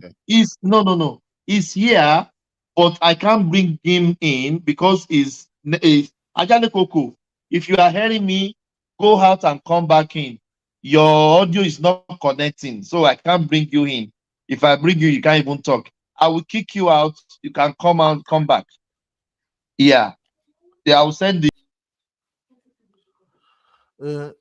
Like now, one thing that's for me, I just we should just advance. I understand what Remy was saying earlier, Mr. Simba also. Is the I don't know why, but we Africans we do one thing, we only know how to dance in the public. Just dance, TikTok and dancing and do party. But that's not life. We have to go higher, further. We are doing That's what even content creator. content creator. And what is it? And the children they say, what do you do for living? Content creator. I say, kilele you. I just sometimes I just shake my head. Influencer. Bobrisky. Adewale, I don't know if you have seen this video. They put the video side by side. You will see Nigeria praying and they show China producing. Have you saw that video before? I've seen something like that before. Yes. Nigeria is praying. Africans are praying in Jesus' name. Then the China are producing. They will put the video side by side. I always laugh. These people. They're making fun of. Oh my God! But Africa, we are always praying, but the rest of the world they are working. Why won't we We'll be backward now. Why won't we be backward? Mr. Triumph, when I was in Nigeria, I thought I was hardworking. My brother, that's true. I thought I was hardworking when I was in Nigeria. I'm a strong man. I'm hardworking. When I get to Obodo Ibo, now I know, say, I'm hardworking now. All the one we are doing in Nigeria, we are just joking. We can't move anywhere. My brother, we cannot move anywhere. Do you think we are working in Nigeria? Is that work we are doing in Nigeria? We have to work on their mindset, Mr. Thomas. We have to Let me tell you, Thomas, an average Nigeria work for like maybe 2 or 3 hours in a day. That's all. That is it. The one that work most, we work 8 hours. 8 hours, be 9 hours. They are Which done. 8 hours? Which 8 hours? They will use more than 2/3 of that hour to play, to gist. I work if you're in a government. No, if you are working with private sector, especially banking, you work in a banking, they will not allow you to rest. But mostly government worker in Nigeria, they do nothing. We are not productive, my brother. We are not going anywhere. Forget. We have women capacity, we have intelligence capacity, all this nonsense we always say we have. It's a lie. We don't have any capacity. We lack every capacity. We lack it. Even if you see how Oyibo they work, I say we just say Oyibo they are lazy people. Oyibo they work. I don't know that when you guys are living, Oyibo here they work. They work. They are very hard working. But Africa, we don't do 5 hours shift. Our 5 hours work. We don't go home, put our leg on the table, take newspaper, watch AIT. Now, oh God, you want manna to fall from heaven. Manna no they fall from heaven anymore. You have to work. I used to say, I said, Nigerians, with the money, you say the money is so small. That's what you work for. That's what you work for. You work for, is that, yes. You can't work 2 hours and be expecting it to end for 8 hours now. No. When you look, what is the productivity? What is the productivity? Somebody will have a file, just one file on his table. I will not even treat that file for 1 week. So people come and work African magic. African magic, Yoruba. They work part 1 and 2. In fact, there was a time in my hospital, what they used to do is that because the doctors, they hand call duty and all those things, the other administrative staff now, they will now say they are doing overtime. So some of them, they will just stay in the office, and then be working after African magic. They didn't do anything, no. How can you say you do overtime when it's not as if there's any work that you are doing? And they will sign, say they have done overtime. We are deceiving ourselves, let me tell you. And all this useless form of democracy that Babajide will come and talk of freedom of this freedom. We don't need freedom. If we don't cancel all those useless freedom, we are not going anywhere. Did they have freedom in Singapore? Would they have that in Thailand? Did they have that freedom in China? We claiming freedom in the midst of poverty. Nice, now daunting on everybody. Obasanjo was saying that Western democracy was not good for Nigeria. Remy, can we let us hear what Prince Daddy want to say, Jerry? Okay. Well, actually, to start with Remy's point, if we have constant electricity, 24-hour electricity, we can easily double our production in that country. We just double its production without even doing much. Okay. Yeah, we can double our production. Okay, let me tell you this. Prince Daddy. I will give you an example. Forget about Nigeria, because you can always give 1,001 reason why we say okay, because this thing you are just making it to look like a Nigerian thing. I know of Ghana. For the past maybe almost 10 years now, Ghana have been having constant supply of electricity. What do they produce? Look at the economy of of Ghana. South Africa, you can't tell me that they have problem with electricity.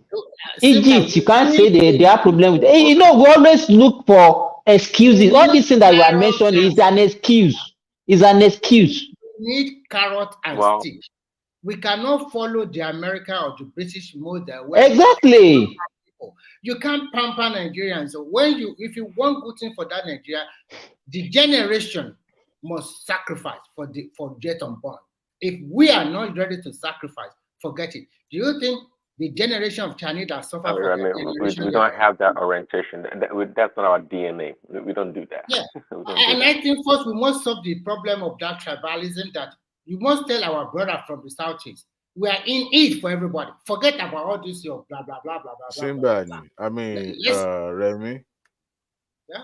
During the last election, did you hear Abubakar contesting in Bayelsa or Imo State, or Adetunji or Oluremi in Imo State? It's not possible because they are not from that place. Exactly. So when somebody says, "Well, Lagos is no man's land," and he begins to wonder, you not even try it. You will not even try it. I think the reason why that one pans out is because the Lagos State presidential election went to, and they thought that we have arrived, so we can take over Lagos, without knowing that most Yoruba people did not go out that day because of one factor or the other factor, and because of Yoruba liberalism. I think it's now that if we really want that country to work, I think that president we must change most of our law too. Yeah, it's carrot and stick. All those pampering, I don't want to do this. You will be forced to do it by force. But we have arable of land, thousands of land uncultivated, and we have Remy Adewale. Sorry for cutting you. I've been listening all the way because I just finished work. I've been listening all the way. The demolition of houses in Lagos. Can you imagine some people are still relating it to if they want Igbo out of Lagos? When are we going to get out of this tribal? The mindset of most of these traders, they are majority traders. They thought they are the richest in Nigeria. They're just deceiving themselves. I can name one person in Yoruba land who is the chairman of a lot of companies in Nigeria, about Judeco. I've walked beside his house before in the government reserve area in Ibadan. That man is very, very wealthy, and he does not show off. So many Yorubas like that, and so many Hausa people like that. Me and you selling things what the total package of water is not up to 100 million. And these people are billionaires 20 years, 15 years ago. And their children continue to attain good position. They don't boast. And they thought the whole Nigeria. They always think that most things in Lagos belong to them. I was a one guy. find There was a guy who put a like that. video on a Twitter today. That guy showed, the reason why those buildings were demolished. He actually flown a drone on those areas. No, that guy is an evil guy. Oh. Yeah, they were able to say as an insult that they are He's an estate. He also they also is one of these estate. I even sent it to one man. I was like, yes, I watched it also. Is it possible? And it was showing how those canals were just being narrowed in some places and all those things. Doesn't make any sense, but one thing is that Prince Daddy said something that day when we had this heated argument. But when one man's son, one man's son on this platform is Ekene. By the time he started crying, I don't know. He will come with his cry and every time. And he said that the Igbo should move. Let me say it Yoruba. One man nǹkan tó ń ṣe ó kàn ṣùgbọ́n yóò ti yẹ náà ká ṣàpèwé lọ́kọ ìyàwó. I accused one prince, one man one time that he liked to hear Prince Daddy talk. He would rather let Prince Daddy talk for Prince Daddy. What are you talking about? I know, but you stay on this show for 8 hours. One man would not call you, but Prince Daddy, man, let's hear it. What is he usually use all this adjective to call people? It's like, Prince Daddy, the Herod Daddy. You guys, if you talk about my boss, I will kick you out now. Anybody that talk bad thing about one man, I'm going to put you at the background. We are not saying it behind him now. We are not saying it behind him now. No. He's listening to us. There's something. He's listening. And I like the way when there's a trouble, he will call Ajali Koko. Ajali Koko. Ajali Koko. So Ajali Koko is the one that will solve the problem. And every time he's trying to read something, he always say, he says, sir, who is the sir? Even if a woman wrote something, he says, sir, who is the sir now? All right. I also want to ask, is there any sir? I've read this news you are talking about. And that is why, and that is why sometimes Bishop will raise his voice because he knows that one man most of the time. I think one man and Bishop are like cat and mouse. It's like Bishop is already on that fire to fight with one man because Bishop we always side Ajale Koko. And when Ajale Koko says something, we should rest assured that when Bishop comes, he's going to counter him immediately. He's so interesting, right? There is no how Bishop and one man will talk, they will not argue. They will almost fight each other. Because if you tell a woman, sometimes I'll be texting one man on WhatsApp. One man, calm down, calm down. The woman said, Bishop. Remy, I've been listening to Ajale Koko. Mo fẹ́ bá Ajale Koko jà gidi gan. Ajale Koko, I know you are hearing me. Why are you talking about Peter Obi saying they gave him an award? And then is the Kinekon. I was listening to you guys when Simba was arguing with you. He brought out 10 million votes of Buhari that he has conceded for 3 consecutive times. Then you say nobody has never asked that thing before. Ajale Koko, come on. I know you always like to study some Peter Obi sometime, but no. Peter Obi is just an opportunity. Opportunist. I mean, it's just an opportunist. Ajale Koko was given a because of this. Let me tell you the vote Peter Obi got. That's 6 million. The Emilocons of the Southeast that think this is the time for Southeast. Yorubas that think this is the time for Southeast. and some anti-establishment of Buhari, that they hate Buhari and PDP and APC.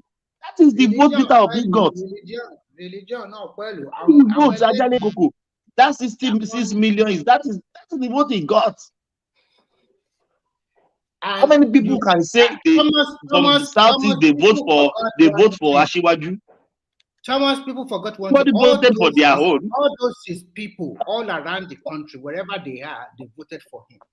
They voted for Peter Obi. They voted for Peter Obi, whether in the north, in the west, in the Yoruba land, in the south, in the east, in the west. Anywhere they find themselves, they voted for him. Our own people, some of what they are calling themselves NSAS, influenza, like all this. we always present ourselves as if we are Libra. Don't let us do this. They will be as if they are the best in the world. They are nice, good people. Why did they change their style in the governorship in Lagos? Why did they change their style at the governorship in Lagos? Thomas, you are from Osun. I'm from Oyo. No, Thomas is from Oyo now. I'm from Oyo. That the people of Osun, because of hatred, though, they voted against Tinubu. Just because of I'm from Osun. Let me tell you, I asked my people because I have even in my family. That's what I asked them. I said, "Why did you people voted for PDP?" They said because they don't want Oyetola. Because Oyetola's case, it was still in court that time. So the way they were thinking in Osun is that if Tinubu should win, he can use his influence to actually make the thing was still in the Supreme Court then. Dancing governor one thing, 6 billion bàbá yẹn kó jẹ láàrin ọdún láti fi ramala àti gbẹ̀gìrì àti gbogbo ẹ̀ fáwọn ará ẹ̀ oníṣẹ́ ó sọ pé òun lọ sí Europe àti Asia òun lọ fún vacation ó ti kówó wọn àwọn tó gbowó lọ́wọ́ ẹ̀ ní ilé mọ̀mọ́dù àwọn náà Délé Mọ̀mọ́dù lọ́jọ́ náà wọ̀ sí state. Owó wọ̀ ṣé tó tán wọ́n sìn ojú wọn ti wálẹ̀. Alágbe ni Délé Mọ̀mọ́dù alágbe. Ojú wọn ti wálẹ̀ lọ́sùn. Ó ti ń jẹ wọ́n sálárì kò tún sanwó oṣù. Ojú wọn ti ń wálẹ̀. But what's wrong with that Délé Mọ̀mọ́dù? Gbogbo ibi tówó bá ti wà báyìí ló ti máa rí Délé Mọ̀mọ́dù. Oh my God. Ó lè yẹn kọ opportunity náà ó kàn fi yẹn bá àwọn èèyàn mọ́lẹ̀ náà tó ṣe kù wá. Everyone na 419. Àwọn alátẹnujẹ gidi ni máa ń gbà. Wàá rí pẹ̀lú kílò lẹ́yìn. Wàá rí pẹ̀lú Sàrà. I know somebody who they've worked together. They work in Classic together. That knows him very well. He was actually, this man was a cartoonist. We work here together here in America. It was a very good. Anyway, so he talks about the the day I mentioned himself, but I'm not dying alone. You have to shoot. I've known him from the day of Sunday Concord and all that. He's always about praising people and all that. That's all he knows how to do. I said, as a journalist, we should can journalists. So you serious journalists will be doing photojournalism. You're not been trained as a photographer. Photo àríyá, photo àwọn àríyá káàkiri náà ló fi bẹ̀rẹ̀ ńgbà elevation. As a PR, that's what it's good at. Ovation is already down now. Who get money to buy it again? When you have social media, where you can check all those things now. My brother, the picture I snapped on my S23 Ultra is even better than the picture on Ovation page. Smartphone, don't you who is going to Ovation anymore now? The guy any style you want to check, you can check it online. You don't need anything. You need person to. That's why photographers. You are hearing me. I want you to answer me. You unmute before you mute yourself back. I want you to explain. Simba, I nearly throw my phone out of the window. What is Ajale talking about? Peter Obi is the influencer. He was just praising him. Blah, blah, blah, blah. So I hear you argue with him that no. That is the vote Peter Obi got. If it's not for Southeast, remove Southeast out of Peter Obi. And you are talking of Party Ajale Koko. If Peter Obi went to Kowa party, the Southeast will follow him. If Peter Obi didn't have any party, they will still vote for him. You know this now. Even as an independent candidate, they'll vote for him. They will still vote for him because they've been shouting our local, our local. ọgbọ́n Yorùbá àgbàlagbà fi tú wa jẹ́ ńgbà míì.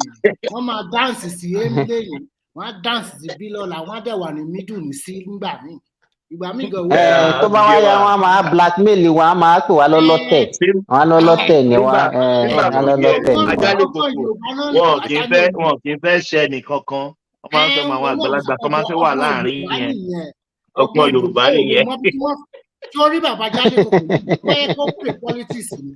Kí ló dé ẹ kúrò lórí one man bá Jálé Kòkó ló kàn báyẹn torí Ọlọ́run ẹ̀yìn guys yìí. Bàbá Jálé Kòkó bá pè politics á bú Jádé Lábú lọ because No, Jálé Kòkó once a politician.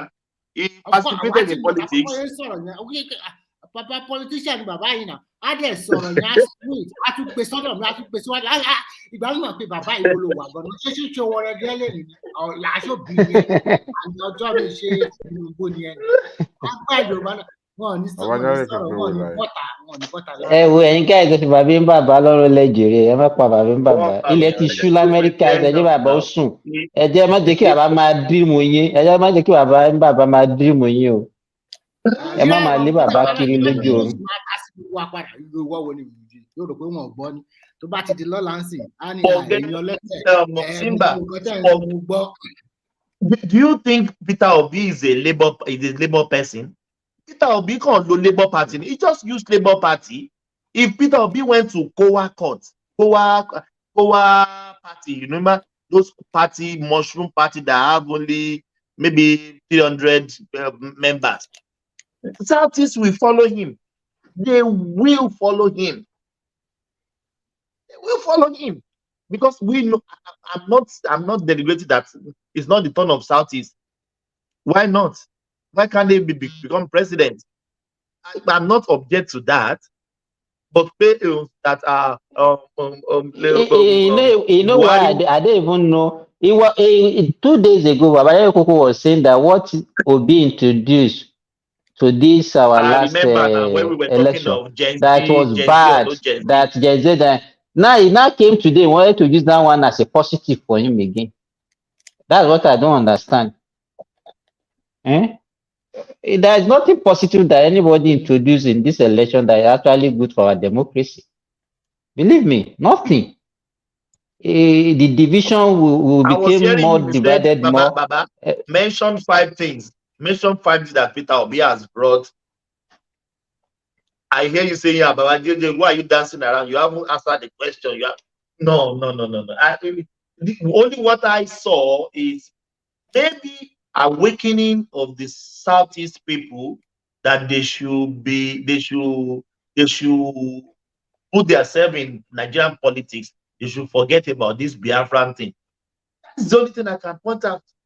That it gingers some Southeasterner to come and vote. That's what I can see. Nothing else. Nothing else. Because I can't find anything else. What did he do? He got 6 million votes. Did he win the election?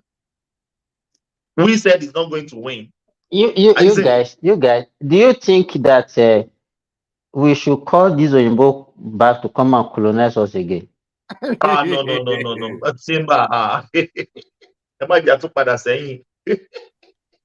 because when they left us, we didn't move an inch.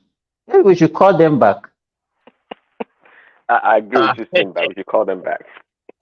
I was watching Dr. Damage's show yesterday, and thank God the Kulata too was watching. Somebody was praising Abacha, and I said, "Are these people serious? Like Abacha did not steal money; that he was doing okay. He was the best president. Economy was doing fine during his tenure." And I was like, "I must be." He said that I was dead and resurrected. And you just come back to life. Possibly, you know, like what the heck? I said, Oh, you went, Adewale, maybe you went into hibernation during that period. oh, the Hibernation, speaker yes, was yeah. 2 years Uda old Buda, yeah. then, you know. Maybe the No, speaker was 2 years, and it doesn't look. but all is why they are saying that. You remember, obedient, they were shouting that the military should take over. So that's you know them Oh, now. could Simba be echoing the same obedient? Mr. Pansat Onigbololo. Hello, Nije. Let me tell He's you around, something. though. He's always, Let he's me tell you always on something. the comment section. You know what I did in comment section? I banned him for 1,000 seconds or something. I don't No, even no, know no. why. Do you know what he said in the morning? He said Tinubu didn't win the election, and he make all the Yoruba look stupid. Can you imagine Pansat? But need that to lọ sí psychiatrist hospital. Even Dr. Damages, I don't want Ṣé ń gbà it. tí wọ́n ti tí àti Tinubu win ní court of appeal àti gbẹ̀yìn rational mind kan sá fọ́jọ́ méjì ọjọ́ mẹ́ta tí ó bá ti Tinubu máa sá fọ́jọ́ méjì ọjọ́ mẹ́ta kò ní wá. And I don't know. I laughed tired this evening. I was reading how come appeal call sack virtually every lawmaker in Plateau State. Ọmọ kìnìyàn jẹ́ kó jẹ́ surprise fún ẹ. Zamfara state torí pé wọ́n ní problem ní pre-election wọ́n put house wọn together wọ́n lose the governorship wọ́n lose gbogbo senator wọ́n lose gbogbo rep wọ́n lose gbogbo national state àwọn èèyàn sọ̀rọ̀ nípa ìgbà yẹn 4 years ago Zamfara state it happened to APC also so nǹkan tó ṣẹlẹ̀ sí Plateau náà nìyẹn. I was rolling on the floor. I was, what is going on? Nǹkan tó máa jẹ́ kí Kano governor yẹn náà kó náà lose nìyẹn because he's not a member of NNPP before INEC closed down Portal so nǹkan tó máa fi lose nìyẹn. So Plateau náà the same problem tó ṣẹlẹ̀ ní Zamfara 4 or 5 years ago òun náà ló ṣẹlẹ̀ ní Plateau so nǹkan tó ṣẹlẹ̀ ní ẹ kí pé àwọn judiciary yẹn ń ṣòjòrò ìyẹn kí ń kó àwọn party yẹn lọ́gbọ́n put your house in order ẹ máa bára yín jà ẹ gbéra yín lọ court ẹ ṣe gbogbo ẹ wàá ṣe màgòmágó at the end of the day result ẹ lè rí yẹn sí so ti Kano yẹn is gone Plateau náà is gone má wọlé dààmú rẹ. But some people will think maybe Tinubu is using his veto power. Tí ò bá ní wọ́n ṣe president wà lóríṣiríṣi ṣe báwọn èèyàn tí ò wò objectively nìyẹn tó ń wò from one political side no side bọ́yìí wọ́n máa sọ nìyẹn tó bá wo ti Zamfara the same problem náà ló ṣẹlẹ̀ pẹ̀lú English jọ Remi please sorry. Okay, sorry. The Zamfara own 2019 was like that also. I agree with Remi. Yes, it was like that. APC lost everything. They lost everything. Senator and rep. How do you want that to feel? You know, let me tell you, the problem we have in Nigeria is that if it is opposition that wins this thing now, like this, they will praise the judiciary. There won't be any high on judiciary. But once it is the ruling party, everybody will be suspecting foul play. That's the way we behave. Simba, if it's opposition that won, it will not even make news. It will not make news. No. It won't make news, exactly. It will make news now. It won't make news. It will make news. Did you hear anything about Bayelsa election? Did you hear anything about the Bayelsa election? I don't even know that. Exactly. But you only hear about Imo and Kogi because it was the ruling party that won. The contestant in Bayelsa already having dinner together, having good time. What's Diri and what's his name? And Dixon. Temi Pray or something. They already having Silva. Temi Pray Silva. Yeah. Yeah. They already are having handshake, visiting each other and all that. And somebody's. It was only a former president that wanted to create some kind of. He said if Diri didn't win the election, would have relocated his mother from Bayelsa to Abuja. I don't think sometimes sorry for. I was just wondering why they don't have in Imo and Bayelsa. You know, Sadiq and Abubakar and Olatunji contesting for governorship election. I would have loved to have such people contest, just like the way it was during the presidential election in February, so that at least we now understand that we are integrating and we are one. But no, it won't happen. Lagos is no man's land. It's not happen. They You showed that know, guy at Sleep TV on day before yesterday, saying Lagos State paid for Sanwo-Olu's A election court petition, whatever. bring the paper that shows that the Lagos State paid for his legal fees. Bring it forward. No, let me tell you, Adewale, just say anything against the government, it will fly. Just say anything, as ridiculous as it may sound, it will fly. That is the situation we are now.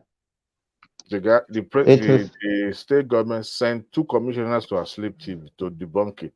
And yet, this sleepy guy that looks like a druggist is saying, no, they paid for the 200 million legal fees. That someone should but resign. Adewale, if you are talking like that, bring evidence. Don't mind it now. Adewale, the award that we are talking about that they gave Obi, they also gave your friend. Also, he also won award though. Cool. Your Labi. No, Rufai now. No, Labi. And so it shows you the organizer, where the organizer. You know, when you look at certain things, you know that when they now gather. I will look at name first. The names will tells me that this person is having a no. Simba, you forget. I don't know, maybe you were there now. When some stupid polls coming out before the election, they were saying Peter Obi is going to win. At the long run, we go and check the organizer of the poll. Chinere, Chingozi, Chinaza. Everybody, the organizers, they are Igbos. So why would they say Peter Obi is going to win? I'm now putting to people then that imagine somebody, there's an organization, they did the same thing for Tinubu. They said Tinubu is going to win the election. And you go and check all the names. They are Sunday, Kayode, Ope, Adewale. So when we even started doing opinion poll in Nigeria, is it all these things are just when do we start doing opinion poll? Does it really matter?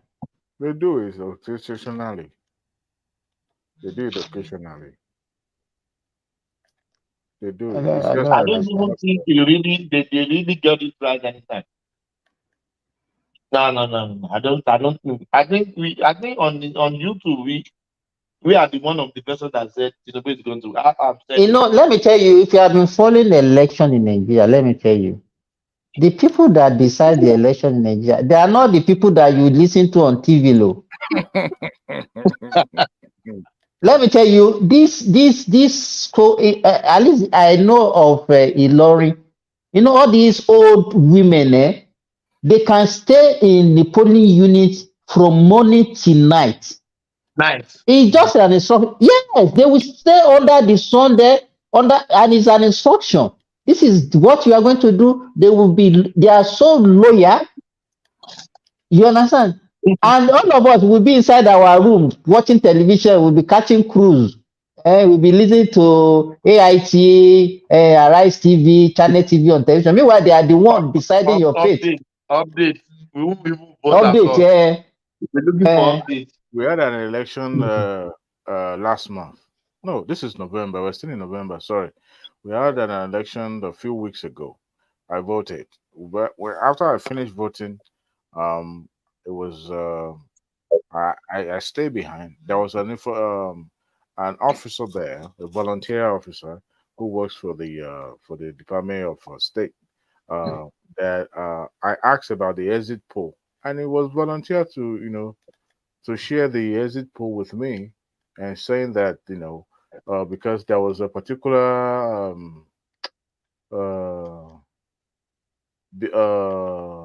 referendum that was put on the poll, and with that, and it passed. So during during Trump election 15, I believe, the poll were wrong. Poll that says It's what's Hillary Clinton. yeah, Hillary. that we should win the election. They were all Yeah, wrong. I remember. We Yeah. had to find out that Trump, win the election. No, but she won. Hillary Clinton won that election No, the poll. by majority vote. No, there's a way election is done in No, I know college. It's college that they use. I don't know what I'm saying. But poll doesn't take college into consideration. It does. It does. They Are you do sure? state by state. Is it not raw vote, raw opinion that they take during opinion poll? No, It those is not states based it on the electoral college. It does. It does. The pollsters know how to do their tallies, just like they know which states to ask questions. So eventually, that's how they know if the candidate will win. So it's not as if they are just doing a general. Sinbad is right in a lot of ways. It is right. Yeah, Hillary Clinton won the popular votes, but you see, that first Trump election, a lot of people did not answer the poll. They didn't answer the poll truthfully. Daddy, they or don't. The pollsters don't do poll talking Hello? about Yeah. the pollsters don't do Yes, which apartment, please? popular votes. They consider a lot of factors when to determine the No worries. if a candidate will win or not. Sorry. Who is the nurse in charge, please? Who is the nurse in charge? Who is the Hey, can you meet yourself? agency? That's right. Thomas. Thank you so much. Yeah. You are disturbing us. So I will send you to backstage. Oh. Please do that. Oh, okay, you can go ahead. Sorry, sorry. I'm very sorry. Sorry. So the pollsters don't do one line polling. They consider a lot of factors. No. Adewale, bí mo ṣe ṣiṣẹ́ ni mò ń pawó ń bí náà. I'm doing the both together. Sorry for the interruption. Yeah, go on. So the pollster conduct, just like when you are doing a research, you have your questionnaires already been formulated, and you are asking questions, and those questions are not in linear form. It's broad. So they do that, knowing that it's a possibility of omission if it's possible. So the transmission is supposed to capture those states that are very, very crucial to be able to ascertain their figure right. And some of those states swing, at the dire minute, and it has been proven time to time that polling in America is no longer the only thing that they look at. Before the politician will spend money on pollsters and keep them busy and milk them. Now they realize that when you mention it's like, but they still need it. They still need it to be able to know, which state to pump money in and which state to buy advert and all that. So, but Adewale, does that not look fraudulent? No, it's not fraudulent. Sometimes it does happen. You look at the margin of error, then you're able to pinpoint where you make a mistake. Yeah. So you. But sometimes this is your US. It doesn't. I don't understand it sometimes. Somebody won a story can change the outcome of election in a day. One single story. It's about. Could you remember when between Obama and Romney? I think it was 2000. So there was an incident. Everybody thought the second time, because second time is always hard. They will measure and judge your performance of your first time. So for every president in America, it will always be hard. So it was almost like 50-50 for Obama to Romney. And then something happens. Towards on the eve of election, let me put it maybe a few days or a week to the election, an audio was released, And I believe it was deliberate. Deliberate in the sense that they wanted to control the narrative towards the election because they have the campaign timetable that they have to adhere to strictly. So the audio was released. And what was in the other audio? The audio depicts that Romney was telling a donor, because this was like an organized dinner for a donor or something to raise money for campaign, that he does not care about a certain percentage of those people contributing to Social Security. It's more or less like he would do away with it. So something that can finish him. Yeah, it was a bombshell. So in the for those who understand American No, actually, it's not only in America, it's everywhere. 48 hours is a long time to change anything in an election. But just 48 hours. So you can imagine a pollster already. If you remember what happened in 2003, Saraki, not this Saraki or the father, it was in PDP. No, it was in it's Saraki, the father of this Bukola, Baba Saraki. Is it not the one for the question? Okay, it was in ANPP. It's not called Shariba, it's called Oloye. Oloye. Shariba one is Isiaka Adeleke that died. No, Shariba one is Isiaka Adeleke. It's Isiaka Adeleke of Osun State. Yes. So Baba Saraki was in ANPP. In fact, it was one that brought Lawa that time, former military governor of Ogun State. He was the governor then. But that 2003, that was when he brought his son, Bukola. And Bukola was in PDP. It was in PDP. Presidential election. A day before the election, that was when Baba said, "Oh no, that they should vote for PDP and not NPP." And everybody in Kwara and Kogi, that was how everybody voted for PDP. Just less than for 24 hours to an election. 24 hours and in Taba. Believe me. Wow. All those Baba, they are just like, it's just like Baba did the Ibadan too. Those ones, oh my God. With rigging, with influential, with money, with Baba will say, hey, that's all Kiri. And you can't blame him. He won't go to anywhere. Have you listened to his interview on how they removed Ladoja at that time? My brother, I'm a bad guy now. Why are you talking like this? And when we are talking about this 2023 election as one of the best, people like Baba Jaleko or some other people will be casting. No. Remy, the two best elections we have organized in that country was that of 1982 election and this 2023. Let me give you the reason. Yes, if you go back to 1979, not 1979, 1983, Shagari won by 12 million votes. Imagine 1983, and Awolowo got around 7 million votes. Then the other ones, they shared their own. Look at the number of votes. Then 1983, Shagari won that election by 12 million plus. Now, look at what happened in 1982. I think what's his name? Abiola. He won by just around 10 million votes.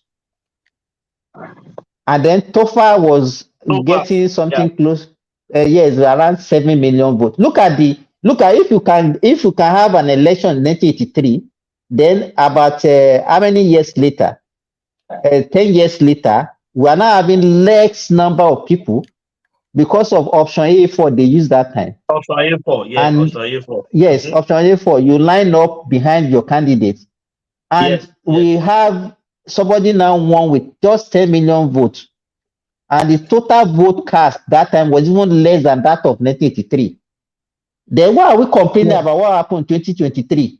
And besides, Simba, people already not feeling, they didn't want to vote because they be canceling the date for the election. So those things, those factors contributed to the fair. How many votes did Obasanjo also won in 1999? Around 24 million now. Around 24 million. Go and take That it is now. when About 24 million. That is when that Ojoro really started. That 24, almost 24 million votes. And when you look at Remy, oh my God. Remy, they just write number then. Which votes? They just write number for Obasanjo. They just write number for him. If you listen to Obasanjo talk and you remember all those years, that guy will remove anybody he does not like, he does not care. Go shout to death. They will write figure, they will write everything. Is it not the same? That's why Obasanjo even claiming saints. Obasanjo is not a saint. Obasanjo is not a saint. He said our democracy, the Western democracy, is not for Africa. It's not for Africa. It's not. Yeah. No. Obasanjo is not the saint. Yeah. It's just, but you know, we Yoruba respect the amount. Just knowing that. Oh, I knew that. Is it just knowing that today? When you govern for 8 years, they didn't know that Western. No. He just woke up from his dream. Baba just woke up from his dream. That's it. Can you imagine 1999? Obafemi, Olusegun Obasanjo scored 18 million votes 1999, and Falaye that came second had 11 million. If you had that, it's almost 40 million. Almost, yeah. I mean, 29 million. 29 million. It's even more than the total vote cast in. Close to 30 million, yeah, approximately 30 million. It's all those ones, they are handwritten results now. And the same Obasanjo now that I've now been saying one election is not credible. No. You know when it's our turn, is our when it is turn, there's nothing wrong. You know, that contested the worst election in Nigeria is this same Baba Obasanjo. It's the same Obasanjo. Is this the same Obasanjo? That election, the worst. It is the same this Baba, and this Baba will now. Some people will be. Oh my God! Don't talk about. You come and see now. You see, in 2003, Obasanjo got 24 million votes. Can you imagine? 24 million votes. As if, at that time, goat, sheep, cow, all of them voted. Everybody voted. And Buhari got 12 million votes. So if you add 12 plus 24, that's about 36 million. But why did all those numbers disappear now? Why did all those numbers just disappear now? PVC. It will be disappearing. Goat and Ewure cannot be counted anymore. Underage cannot be counted. That was the reason why they postponed census, because it seems technology is catching up on those lives. The Buhari had to cancel the day that was picked for census, so it's now left for Tinubu now to pick any date to conduct the census, and they must do it if they are really serious about economic planning, whatever it is. They still have to. They don't have a choice. They must. They must. And that issue, they should just forget it. Okay? Do you know what happens in 2000? And I think the last census was 2007, if I'm not mistaken, or 2003. Between 2003 and 2007, that was when the last census was conducted. Lagos State conducted a parallel census alongside the national census. Everywhere the national census goes, and the Lagos State officials also go with them.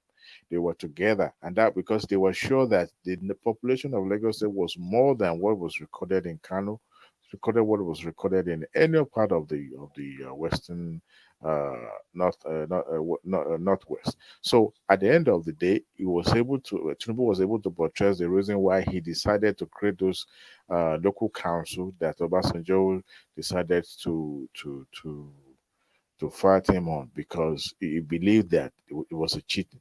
You can't have that humongous population in Lagos and now creating a local government closer to these people. So it was a good idea to have conducted that parallel census with the Well, national talking census. about census, Dwale, how come we can't use Google Maps to conduct our census? No, you can't do that. Even here in America, you can't do that. You still have to do the point by point in which you visit people and count. You know, Well, I know. I'm saying, how come we say you're going to save us a lot of money, a lot of time and resources? How come no, we you can't can't use use Google Maps? Google. Not Why everybody not? subscribes. No. Even here in No, America, people don't Oh, use. no, okay. Let me explain. I didn't explain. What I mean is that an area shot of the people from outside, from space.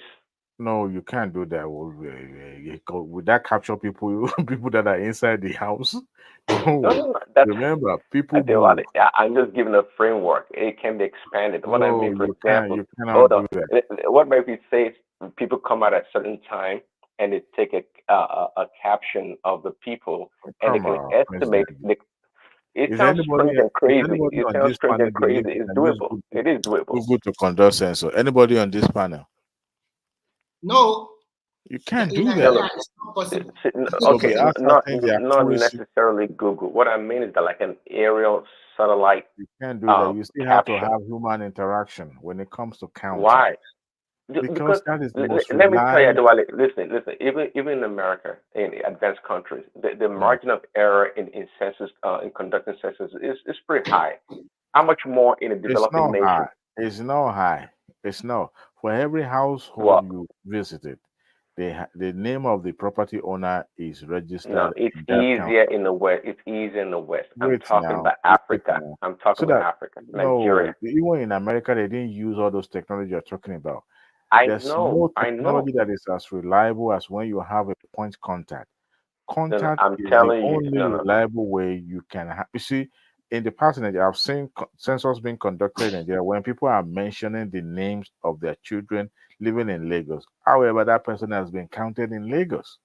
But here we are in America, they'll send you a form, or when they visit you, you have a form that you fill because of the people That's well. migrating. It just presented one of the problems or one of the challenges that we have or we may have. What I'm saying Yeah, though, we but can't.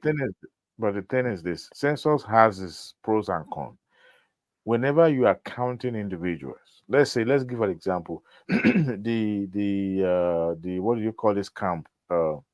Refugee camp, or all those displaced IDPs or whatever. IDPs. When you are doing counting, or want to ascertain the number of those people seeking refugees in those camps, you can't do area shot. You can't even put drone up there to capture because you won't get accuracy. It's all about guessing. Now, when you count, I've worked in the prison before. In some counties, Listen, hold that on, technology has improved. That technology has hold on. improved You greatly. see, no matter how, but I tell you this: any country that want to do that will be, spend, and the way the system here when it comes to the law that give authority to the state. Each state conduct their own census or their own all that in their own ways. But you see, to reduce the cost,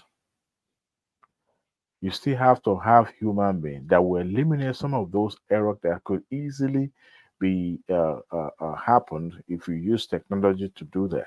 So the point contact is mandatory by law when you're conducting census. I'm not questioning any of that. I agree with you, but I'm telling you, based on everything that all the challenges that we face in Nigeria, I'm telling you that an aerial view satellite caption is a better estimate of our population. I'm telling you, because they do pretty good.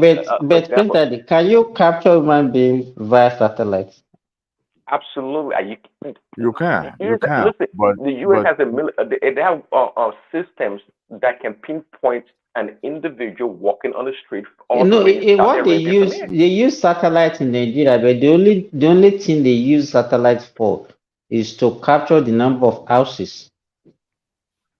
You understand? And what they used can to we go to the human level? I don't think, because in Nigeria you see people traveling for census. Most people living in Lagos, they will go to their village for them to and go and be counted in their village. yeah, that's for other things. They Because don't. we attributed so many things to census that, okay, if you are living in Lagos, meanwhile, you are benefiting from the resources in Lagos, you are using the infrastructure in Lagos. Meanwhile, you go to your village where you are not even benefiting anything to go and register there so that the population will be for your state or for your your village. If it is possible to capture human being by satellite and to be accurate, I think most countries will be doing that. But I've never seen any country that relies solely on that. But I'm telling you, I think that technology is a better estimate for us. No, that there is that actually a paperwork we do technology to do that we that, do. Simba, but you can only deploy it to a limited space where the numbers that you are going to capture are not going to be that in a multitude form. For example, at the airport, there's a system that has been introduced to do facial profiling that can capture faces, identify them based on information on their international passport. No. And Adewale, what I'm talking no, about here is I'm really just saying that statistics. Sorry? You just capture an area and you can estimate how many people are there. It's very easy. It's not that complicated.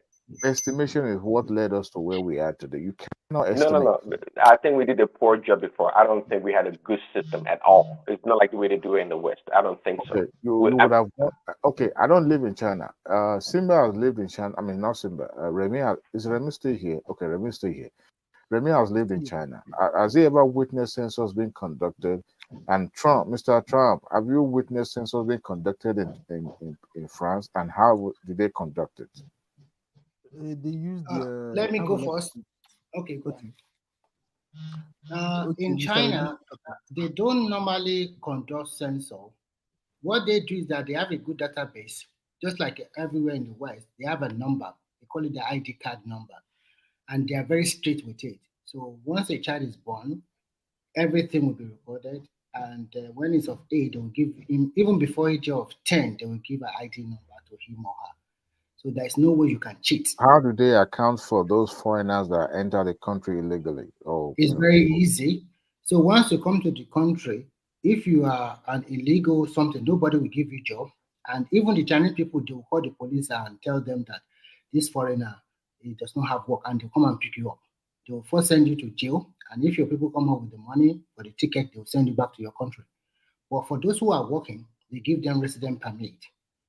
And your employer must come with the right document so that they give you a resident permit. With your resident permit, you have a number. So you can be traced, and you cannot use resident permit of Lagos to go and work in Oyo. It's not acceptable. It's the same here, Saja. In fact, even before you enter Saja, they've already captured you.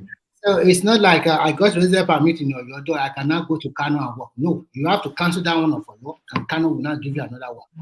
Got you. Mr. Trump, how do they do census in France? It's very easy.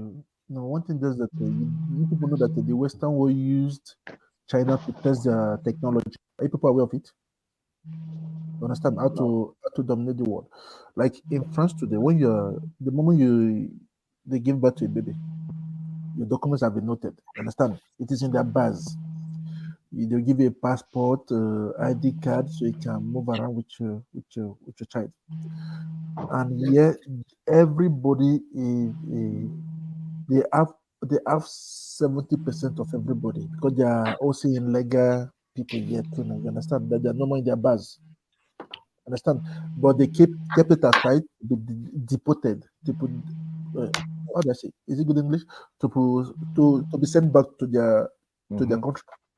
So that's it. They have a base. Because I remember when I was going to UK, I saw that they were just bringing people out of they don't contact you guys to say we want to find out, count you and the numbers of your household and all that. You know that they don't do that just for security purpose. You understand? But they can take the estimate because of they use the number just to show that they have puissance. Puissance is what they have power. Understand? Like Nigeria today, we're talking about Nigeria mostly. I don't believe that we are up to 200 million. Understand? But they use it just to scare the other African countries. Understand? Just the plus you have, the more people you are, the more stronger you are. You understand? So Well, the havoc that they will cause them is more than what they are trying to project. When you don't have uh, a factual number that actually at least close imagine to the number of people that you are going to provide services for, that is a requisite for disaster. And I'm kind of shocked that you guys talked about, your host country, not really conducting census, but relied on the database that already been in existence. And the reason why census is conducted is not just to account for the citizen, but to also count those who are either illegal or staying in the short term in that country, then be able to provide, those infrastructure to that would cater for them, in the long run, and for them to be able to have a good proper planning, benchmarking, so that they can build on that. But it seems the host country are doing it the way that suits them. If it works out for them, that's great. But a proper census counting involves, the law of America or Nigerian law also stipulate how this is going to work. It must be, followed to the T. And the last time there was an issue where Trump was trying to inject or put in the questionnaire for the people, trying to, establish their nationalism. So that they will be able to identify which country you come from, which country you don't come from. And that contravened the law that established the census process in America. And it was kicked against, and it didn't even pass any reading in the House. It was kicked out because it's completely against the law. So also in Nigeria, the federal government have the authority to postpone, to pick a date to conduct it, but to completely not conducting it is they will be running foul of the law. So in that case, they try as much as possible to do the mago that they could do as groundwork, so that they will be able to come up with number. It seems IRF has really exposed some of these things that we used to do in the past. So whatever it is now, they have no option than to embrace new technology in terms of counting. Yes, they're still going to use human being to count, but there will be a second reliable data collation that will enable federal government to be able to establish the accuracy of the numbers. But Adwale, Yes. I have a solution. don't you Mr. think? Adewale. Don't I you have a think? Don't you think that we need some form of identification for people to be counted? If you don't have any form of identity, then you should not be counted as in Nigeria. Well, the reason why identification would not, the law actually says that count every human being that is living in that country, whether legal or not legal. So the But you issue know of, that census involve more than ordinary number. I don't know. I know a lot of other information but the information Yes, is limited. It's not that broad. It's because you limited. want to know the proper Nigerian, want to know the number of non-Nigerians and But the so thing many is, and so forth. I'm not so sure about the law that established that in Nigeria, but I know that for a fact here in America, it was a bone of contention sometimes ago, and they kicked against it when You know Trump why I'm wanted to. saying this? Because we would not want a situation whereby people will be counted in so many places. Yeah,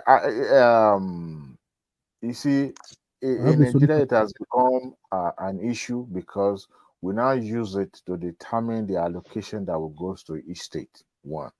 Two, we now use it to determine how the distribution of infrastructure and projects will be established. And three, politicians trying to use it to their advantage to be able to rig election, knowing fully there are certain numbers of people in that geographical area. So it has become a tool or a weapon in the hands of people that are not supposed to even have anything to do with it in the first place. But like you said, if identification number would be the best way to ascertain who we're counting, what about those nationals that are in Nigeria that are not doesn't have any form of identification that we can actually establish, but the law says we must count them. We must account for them. Okay, you mean non-Nigerians? Those who are illegal, for example, the Republic of Benin, the Malians, the Cameroonians. They don't have international passports. I mean, those people that share borders with Nigeria that easily comes to Nigeria. They are not part of us now. So you can't the aliens also. But they live in Nigeria. Alien care, Mr. Simba. Alien. It's not good to call you like us alien. Enter their country and comes in anytime they want. Nobody asks them questions. What if they also, I mean, they needed to be counted. If they're working here, they needed to be counted. So in that situation, what would you say about that? Must we force them to go get their ID number? Yes, that's the problem. It's not an immigration issue. So if it is not immigration, but all those people that are living illegally, would they even make themselves available for counting in the first place? Because they know that there will be no repercussion if they make themselves available. So and they must be counted. Well, so where are they going to claim? Where are they going to? So they would they will not be able to disclose the questionnaire. I don't know about the Nigerian law, like I said, but I also believe that the questionnaire that will be used, right, is limited in scope of what they wanted to capture, and identifying them. I have an idea what is there. They will ask you is your name, which will include your family name, where your origin, your name of your town, where you are from, your state, and everything. Sex is also, religion is also captured. Those basic. Do you understand? Nationality is also captured. Oh, in the Nigerian census questionnaire. Yes. Oh, okay. That is good then. But then, okay, finish what you want to say, Mr. Whether you establish them or not, you still have to provide for them. You still have to treat them if they are sick. You still have to provide food for them. Because me, I'm thinking that okay, there are certain things that they have to put in place before they conduct that census. Very easy. You can go to Nigeria and in the Nigerian what is it called now? NIMSI, Identity Card Management Agency. They also is not only national identity card that they do. They also register birth and death. Do you understand what I'm saying? You can have a form of, because that one also comes with a number, so that you have something authentic, so that people will not, if you have duplication of number, you know that, okay, this person has been registered twice. But in the situation whereby you don't have any form of either thumb printing or something like that to actually sanitize the census, so that if I'm living in Lagos, if I go to my village, I can go and do census in my village, as well as also contribute to Lagos population. And nobody will know whether I've double register or something like that. To me, it will make a nonsense of the whole thing. There's a point. You have a point there. But because if you look at what happened during this last election, I'm very sure that most people will travel back to their region to go and have the census done. Yeah, I agree with you, Mr. Simon, but there is a solution. There is a solution. There is a solution. For me, I spoke to my friends in Nigeria, but they chased me out that I'm too strict. Understand? I said that if for us to know the real number of Nigerians living in Nigeria, I'm not talking about the diaspora. Understand? Even the Nigerian embassy did not even have all the total number. Understand? It's just for us to chip everybody. Chip everybody. So you cannot have double chip now. You cannot cheat with it. You chip everybody in Nigeria, and you get the real number. And and even reduce this kidnapping. Everything's connected to the satellite. You chipped everybody.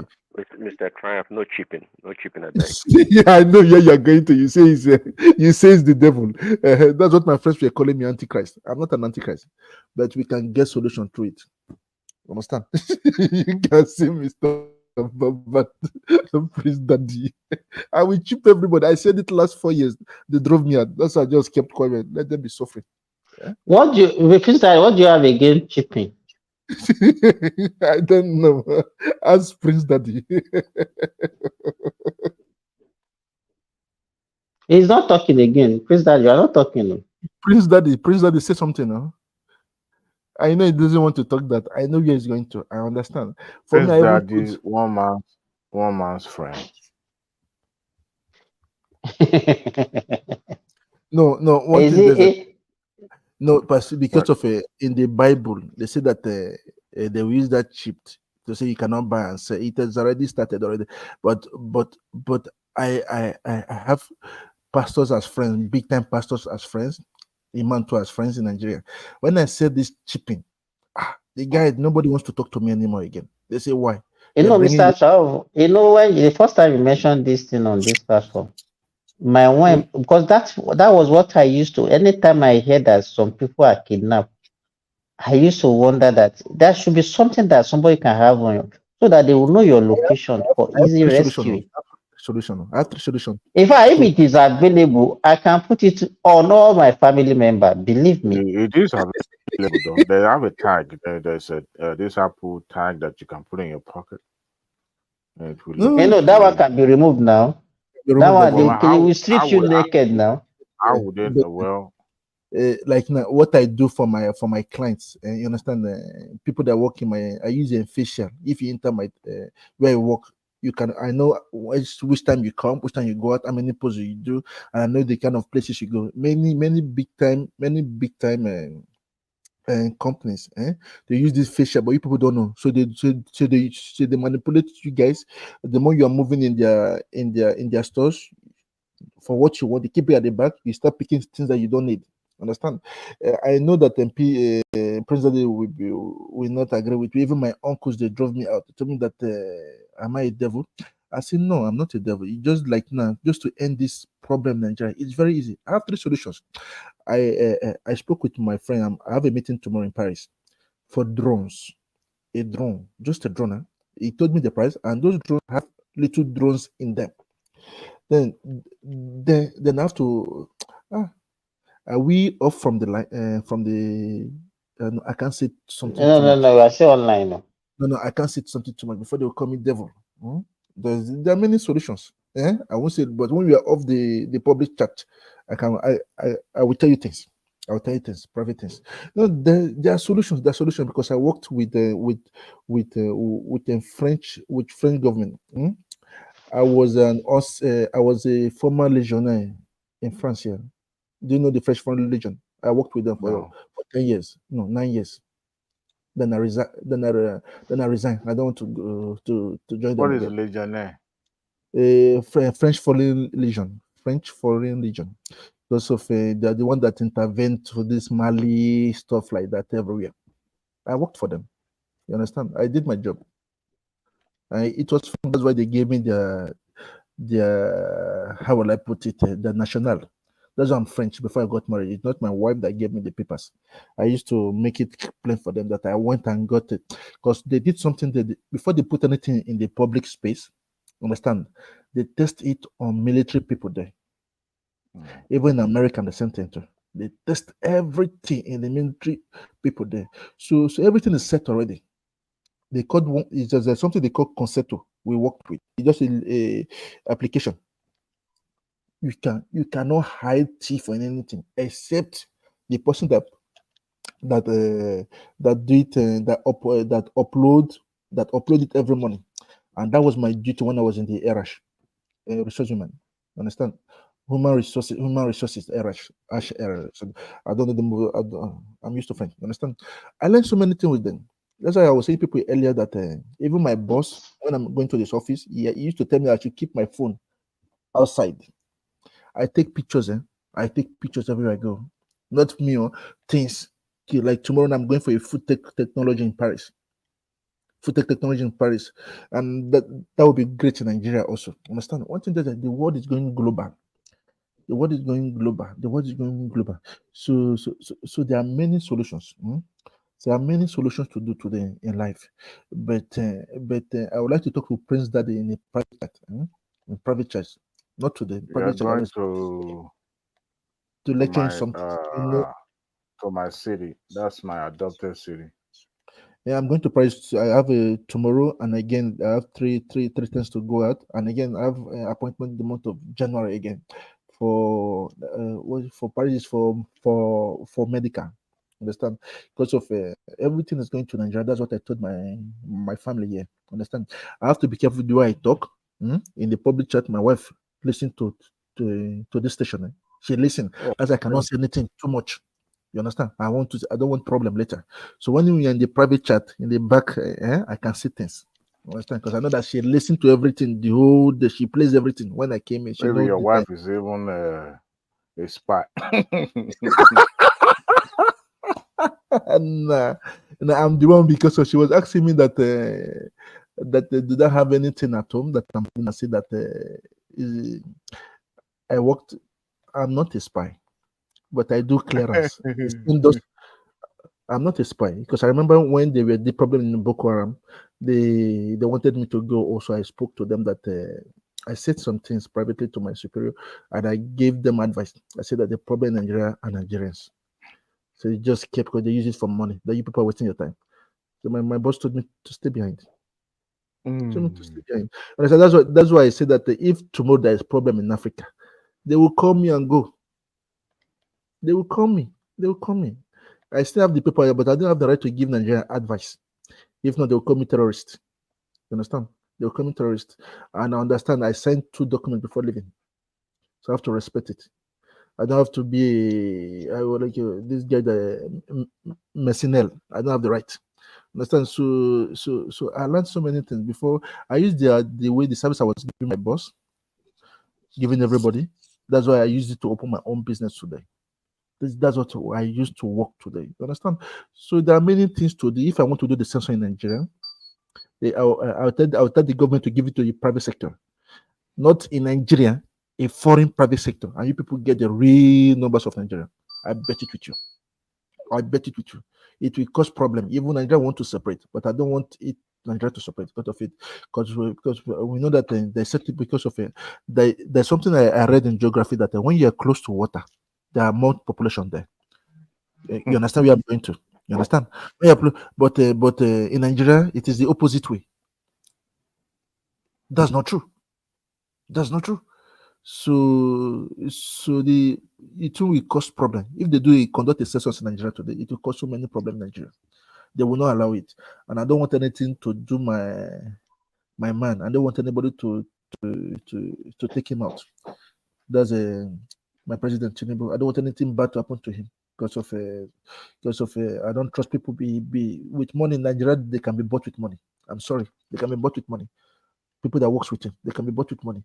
So instead of that, to think about everybody's interest, because I know that today Tinubu is thinking of everybody's interest. He is trying to do his best. One thing there's a rules and regulation he has to obey also. Contract is contract. So we on that, but he's doing the job. That's the most important thing for me. To remove those how will I put it? All those kidnap bandits. I bet you within 3 months everything is calm. But there's no more bandits. It is less now. You don't hear it in the public sector now, in the media, not like before now. We have every state. Why? Won't you ask this question? Why?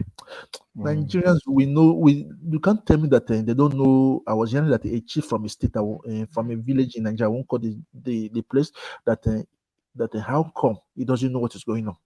He knows. You understand? One day you cut off their supply. I did many tests. I remember what the French they did to me now. When I open my mouth, because I have a few money in my account, they block my account. They block it 3 times. Mr. Simba, Mr. Dubole, I started begging. I beg. I kept quiet. They knew my will. Wow. I learned many things from them. That's why this digitalization. We help Nigeria very well. We help them, but there's a positive and a negative side of it. The negative side of it that if you're not with the government, they can understand. So that's it. This is a kidnapping. We end with me 1 year. I'm not doing campaign here. 1 year, everything will end. I know the people to you know the pin guys. You go and meet them. You block them. And I heard that some organization in Nigeria today that that they do money laundering. Politicians pass through them to take money out of the country, and sometimes they keep it there. Oh my God! But I believe Nigeria will be great. No, we start from the basics. We catch all of them one by one, and anybody involved, I'll give you 6 months to come and repent. If you don't want to change, you come, you say it, then we documented them. You are not going to jail. I will take a Prince Daddy system, put prison everywhere, create prison in every state, private on state, and you will see. And the moment you want to get a post, one thing is that they come, they swear with they don't do anything. Understand? We are here in the diaspora. I know that we the diaspora we can make Nigeria great, man. I saw the plan of the drone. I will tell my associate to give me this plan. I will put it on the private chat for you guys to see. I will beg him tomorrow just to give me a copy, just to give you. You see the way it is programmed. But the problem is a bit greedy. They want to work with the petroleum people. I say work with Nigerian government is better now. You want to work with the petrol just to protect only the petroleum space. It's not good now. Petroleum company. It's not good. It's not good. It's not good. And it's bringing this facial something that when you come, you cannot go to the premises. They will shoot you down. But those drones, there's something, there's a bullet there. They call it sleeping bullet. When they shoot at you, you will doze off. You will sleep. The police will come and pick you up there because the guy showed me the plan. You will work with the federal government. You work with the police. But the person controlling it is not from Nigeria. The guy told me that he doesn't want them to be compromised in the services. I said, it's to create job for Nigeria. He said, no, there's one because there's the one they can go to work with the police. So there's solution. Prince Daddy, there are many solutions in Nigeria. There are many. But the Christians and the Muslims will not allow it. I'm sorry, religion will not allow it in Nigeria. In religion, in the way I worked, no religion there. If you're a Christian or Muslim, you do it in your room. Oh my God. You can see no religion there. Everybody has his own. You do it in your own room, your space, and your office. But everybody is atheist in that place. Everybody is atheist. And you are loyal to the flag. I learned it now. That means that in Nigeria, people in Nigeria don't. That means when we are not up to 8 Nigerian there. I'm the second to the head of Nigerian. That was when I was working there. Because the guy I was working was because I'm a right man to the big boss over there now. So the guy used to tell me that they fight for our people, fight for our people. When Nigeria come, I'll make space for them to get recruited. But the moment they get recruited, they start misbehaving. The moment they got the documents, they run away. They desert. Desertion. So you can see there's problem everywhere. For me, if I can bring like hundreds Nigeria a year to Europe, by the grace of God, can just bring them. I train them, then they go back to Nigeria to develop the country. Will be great, but who wants to do it? Nobody wants to sacrifice for the country, and everybody's thinking of their pocket and their family. What do you think about that, Mr. Simba? Well, hello. Yeah, I'm here. What do you think? Because of all Nigerians are thinking of their own personal interest, not for the national interest. That's why we've been emphasizing that for long. And that's why we lack collective intelligence. That's why individually, when we do things individually, we succeed. But when it comes to collective this thing, you can't say anything. You can't work together. And it's not only in our country, even we demonstrated outside the country. You see the Indians, you see the Chinese, everybody come together to promote business. But you see Nigerians only so, and that's why we applaud individual achievements, success. And collectively, we are still languishing in poverty. So, and if you cannot do things collectively, there's no way you can move forward. So, it's one of those things that encourage corruption in our country. Selfish interest. You always look at you and your own family alone. What belongs to millions of people, you alone will take it, so that you know that okay, you are out of poverty and you leave millions languishing in that poverty. So it's a major problem, and it's one of those things that is actually affecting our development. So I don't know what we can do to actually solve it. So it's a major problem. We'll be fine. I believe Nigeria will be. I believe Nigeria will be great. I believe Nigeria will be great. Understand? I just believe that Nigeria will be great. But I know it will take time. It will take time. Just some people. Which year? Which year? Oh, Mr. Tomo, you've come again. You've come again. Starting from this year now. Baba is there now. Of course, now. Baba is there now. My man. For that, in my generation, I just connote it to my generation. In my generation, I don't even have stipulated time. But that's because since I was born, they've been telling us Nigeria will be great. Nigeria will be great. I'm in my 40s now. This is the time, Mr. J. You know, let me tell you, Nigeria has never been good. No, that's it, Adewale. If you remember that time, even when we were growing up, if you ask your parents, what did they used to say that time? Adewale, if you want to be sincere with yourself, what did they used to say? They will say, yeah? They usually say that things were bad. They will say the things were bad. Yeah. Yes. So, and the same thing, and that's why we always look back and say, Jonathan time was better than Buhari time. when you understand? So, it's a relative thing. It has never been good. That's just it. So, if somebody comes on this platform and say, in the 60s and the 70s, it's a retrospective thing. We are just comparing.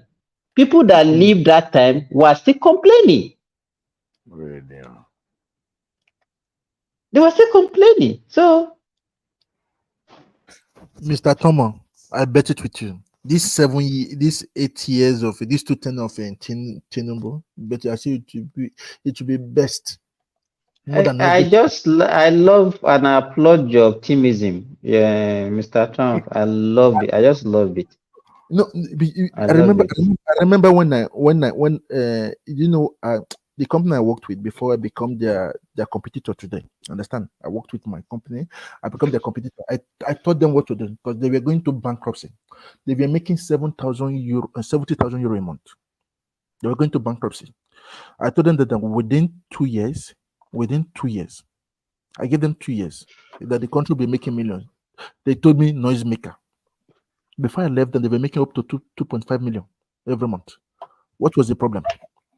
It was somebody that pushed, and they were all complaining that they work too much. I say, but you people, your salary has been doubled. They say yes. Even the customers, I spoke with everybody. I went to the client. I told them, let us work together. They were looking at me. I was the only black person there. The other blacks were doing security and cleaner. They said that I leave this. What am I saying? But before I left, they gave me a package. But they wasn't happy because I want to be I'm their competitor now. Understand? Because of Nigeria, we don't carry less. That's what I told them. And again, they are other African, not Nigerian, because of even the lady black African lady that we put, the person wanted to toast me now. I said, rest in your place. Rest in your place. You can see they started finding interest, even though she's beautiful. I said, no, we put you here to work. You work when you and that is it. You understand? For me, I have a way of working. It's just that when you find the right people around you, you just right people, and that's what Tinubu is doing. And putting the right people, delegating. When you don't perform, you are fired. He said it openly. One thing that when I just only choose people around me, that was it. Mr. Simba, you remember early this month I told you that to make Nigeria great, we need almost 15,000 people. Square root of 2 billion is almost 15,000. That Nigeria will be great. That's what we need. I just I'm president. I bet it with you, just to get the right people around you. One thing is that they will sacrifice. I did it. I learned it when I was working for the government here. Now I saw it. When they saw that I worked with them fine. They brought me to the Arash. They seized me there. They kept me there for 8 years. Then I resigned. I was the big shot I was telling my boss what to do. And everybody comes to my room every night. Started begging. You, my boss in the office was asking me because they were paying me more than my boss in the office because I rendered most of sometimes I wait in the office till 3 o'clock in the morning. 3 o'clock in the morning. When I got married, they called me back. I was going for my honeymoon. They called me back after 1 week, 3 weeks honeymoon. They called me back. I went back. Do you know what was my certificate then? Integrity and the moral. In Nigeria, we have to start working on their moral. I know that they are listening. I know that the government listening to this station a lot. They are listening to us, and that's why I don't want to start giving them solutions. They have to pay for my service now. If I give you solution, you pay, you pay, you pay, you pay. So that is it. So that is the way to do things in Nigeria. I bet you Nigeria will be number one in Africa, number one in the world. What Nigeria need today is just we have 5 trillion. We do the $5 trillion. We make Nigeria the same level with America. But what I did actually, I double it, $10 trillion. Everybody will go back home. We go back home. All these guys, do you know that many Nigerians that are sleeping on the street? They are begging, crying. Do you know that anytime I'm driving, my wife noticed it. I was just strolling. Moment I just pass a certain place, there are only blacks. I hide. I'm in my car. I hide. My wife, why are you hiding now? I said, no. That they'll be looking at me strange. I just hide. I have to my wife. I know what I do. Sometimes, not that I'm doing. My friend, one of my advisors, told me I should stop doing that. That he doesn't want me to self-sabotage my belief. Understand? Then I understand it. He told me that everything is choice in life. I choose to be what I want to be today. We work in their minds in Nigeria. Work in their minds from the schools. My children ask me a lot of questions. So sometimes I look at them and see that my father, if I ask question, he will hit me. Who born you? You can see. You can Hey see. guys, I want to sign out. Okay. It's So almost okay. it's almost 11 in your time. Okay. It's almost 12 now. 12, sir. Okay. You have 2 hours ahead of us. Mm. Okay. No problem. I believe Nigeria will be Okay, great. bye-bye. Yeah, don't worry. Inshallah, the Arab people will say Inshallah. Nigeria will be great. In Thomas' time, Thomas will see it in this generation before he goes now. We are going to our promised land. Okay, later now. Bye bye. Okay, All you're right, welcome. me too. I need to sign out. Okay, Mr. Dewale. Okay, take care. Bye bye. Okay, Nice talking to Mr. you Thomas. guys. Bye-bye. Mr. Thomas, I'm signing out too, Mr. Thomas. Mr. Thomas. Hello, Mr. Thomas. Baba Tiosi, I think he's in his clinic. Okay, take care, everybody. Thank you. I had a very good time today. Bye.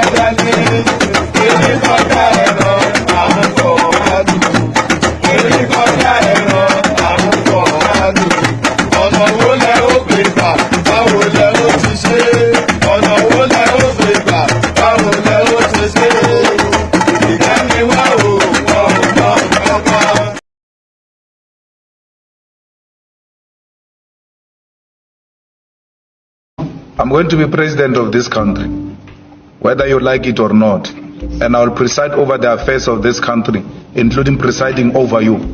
I think you must start adjusting to that reality. The sooner you do that, the less chest pains you'll have when that reality comes.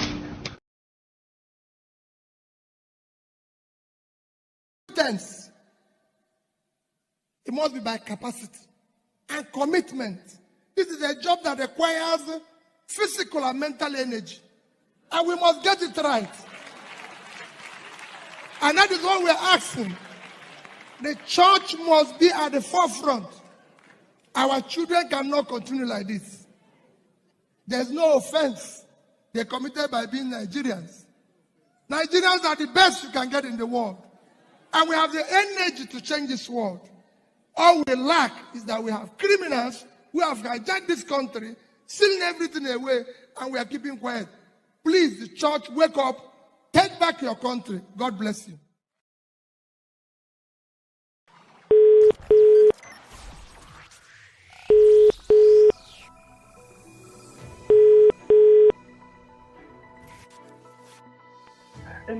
Good morning, Daddy. Praise the Lord. How are you, sir? Fine, Daddy. Good morning, Daddy. Amen. In Jesus' name, we are going to get a bright result. Thank you, Daddy. When I hear this your call and prayers, Daddy is very dear to me. And like I keep saying, if this works, you people will never regret this support.